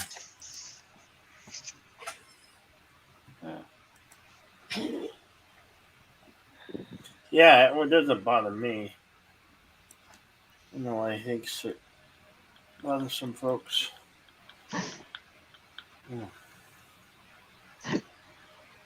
Yeah, 1 o'clock sounds like a good time. 1 o'clock my time. A little bit later, that will give me time to rest here. Cool. Yeah. 1 o'clock sounds like the right time for me to leave, Bill. Okay. It's been a pleasure. Yeah. I've had a lot of fun, Thank and everybody here, have a great evening or a great morning or wherever you are. Yeah, it's 6 o'clock for me. Yeah. Have a great day. Everybody in the chat, take care, and I'll be seeing you. Yeah. Cheers, brother. Be well. Be seeing you. Yeah. Later. I'll keep on that some. Anybody, Raquel, you got anything going on today? Nah. Rewind? I'm just gonna hang back today. Been busy these past few days, so I'm just gonna lay back and relax. Ah, okay. What's SSG stand for? Super Saiyan Girl. Super what? Super Saiyan. Girl. Saiyan. Saiyan. Okay. Oh. Her character Is that Dragon Ball Super? It's Dragon Ball anime. Super, okay. Yeah. Yep. Saiyan. It's it's an anime. Yep. It's an anime. I'm just saying. Yes. Oh, Shonai. Oh, and Resolute Germany, you're going to be doing Cartoon Saturday, right? Yeah. About 8 a.m. Pacific time, so about 5 hours from now. And do you know what you'll be playing, or? Yeah, it'd be an episode of Darkwing, Clone Wars, Conan the Adventurer, and Transformers G1. Oh, very cool. Jedi, why don't you throw Resolute Germ's info or whatever you call it? What do you call it? That HTTP something, whatever, so you can find them. Yeah. Because actually typing in Resolute Germ seems like an awful lot of work. So send us the link so I can conveniently tap this and go there. Do the work for me, Bill. All right.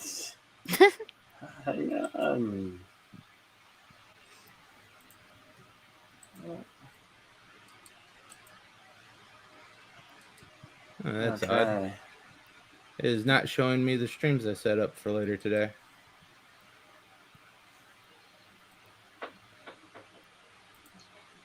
I will put it in the chat. This is just for his channel.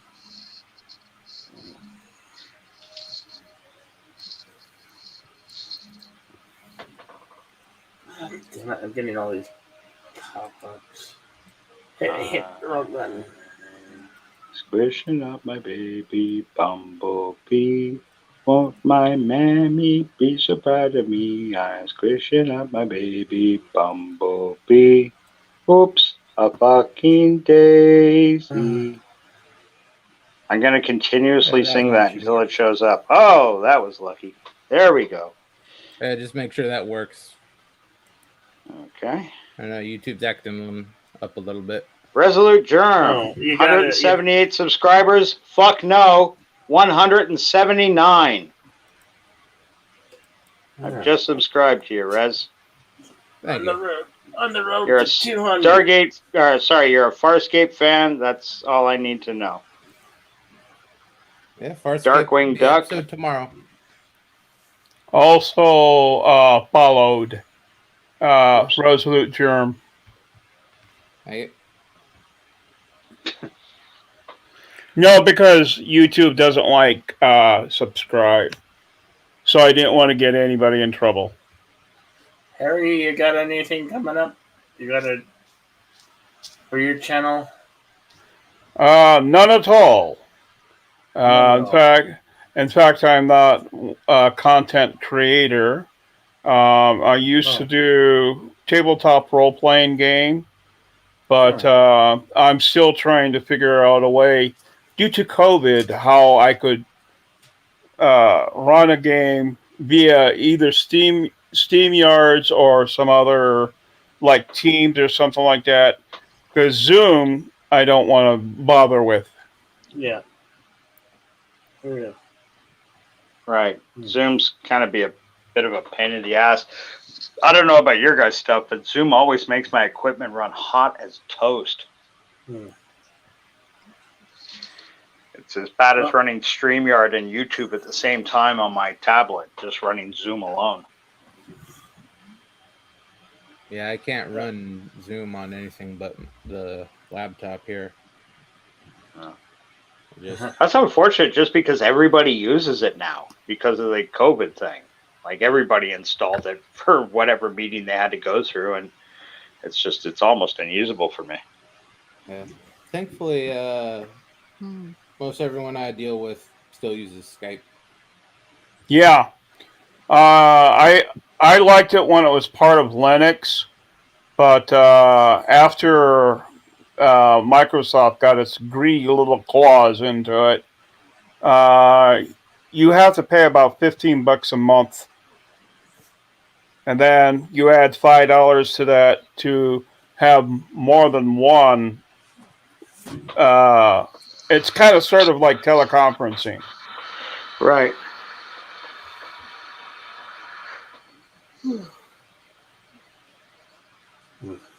Well, that's super cool.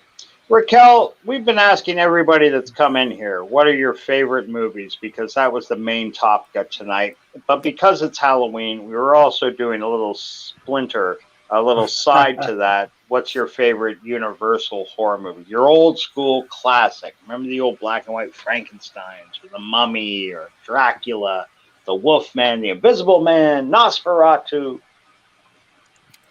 Are any of those? The 1970s Nosferatu, whatever, how you say it, the vampire movie. Nosferatu. The one from the 70s. Yes. Oh, okay. I gotta admit, that's one I'm not familiar with. What, was there any name stars in that? Was that an English production? I don't know. I can look it up and see. Coolio. Oops. Just lost one. It's called Nosferatu the Vampire. It's from 1979. Yeah, you can. You can watch it on Tubi for free right now if you wanted to. Really? Oh, cool.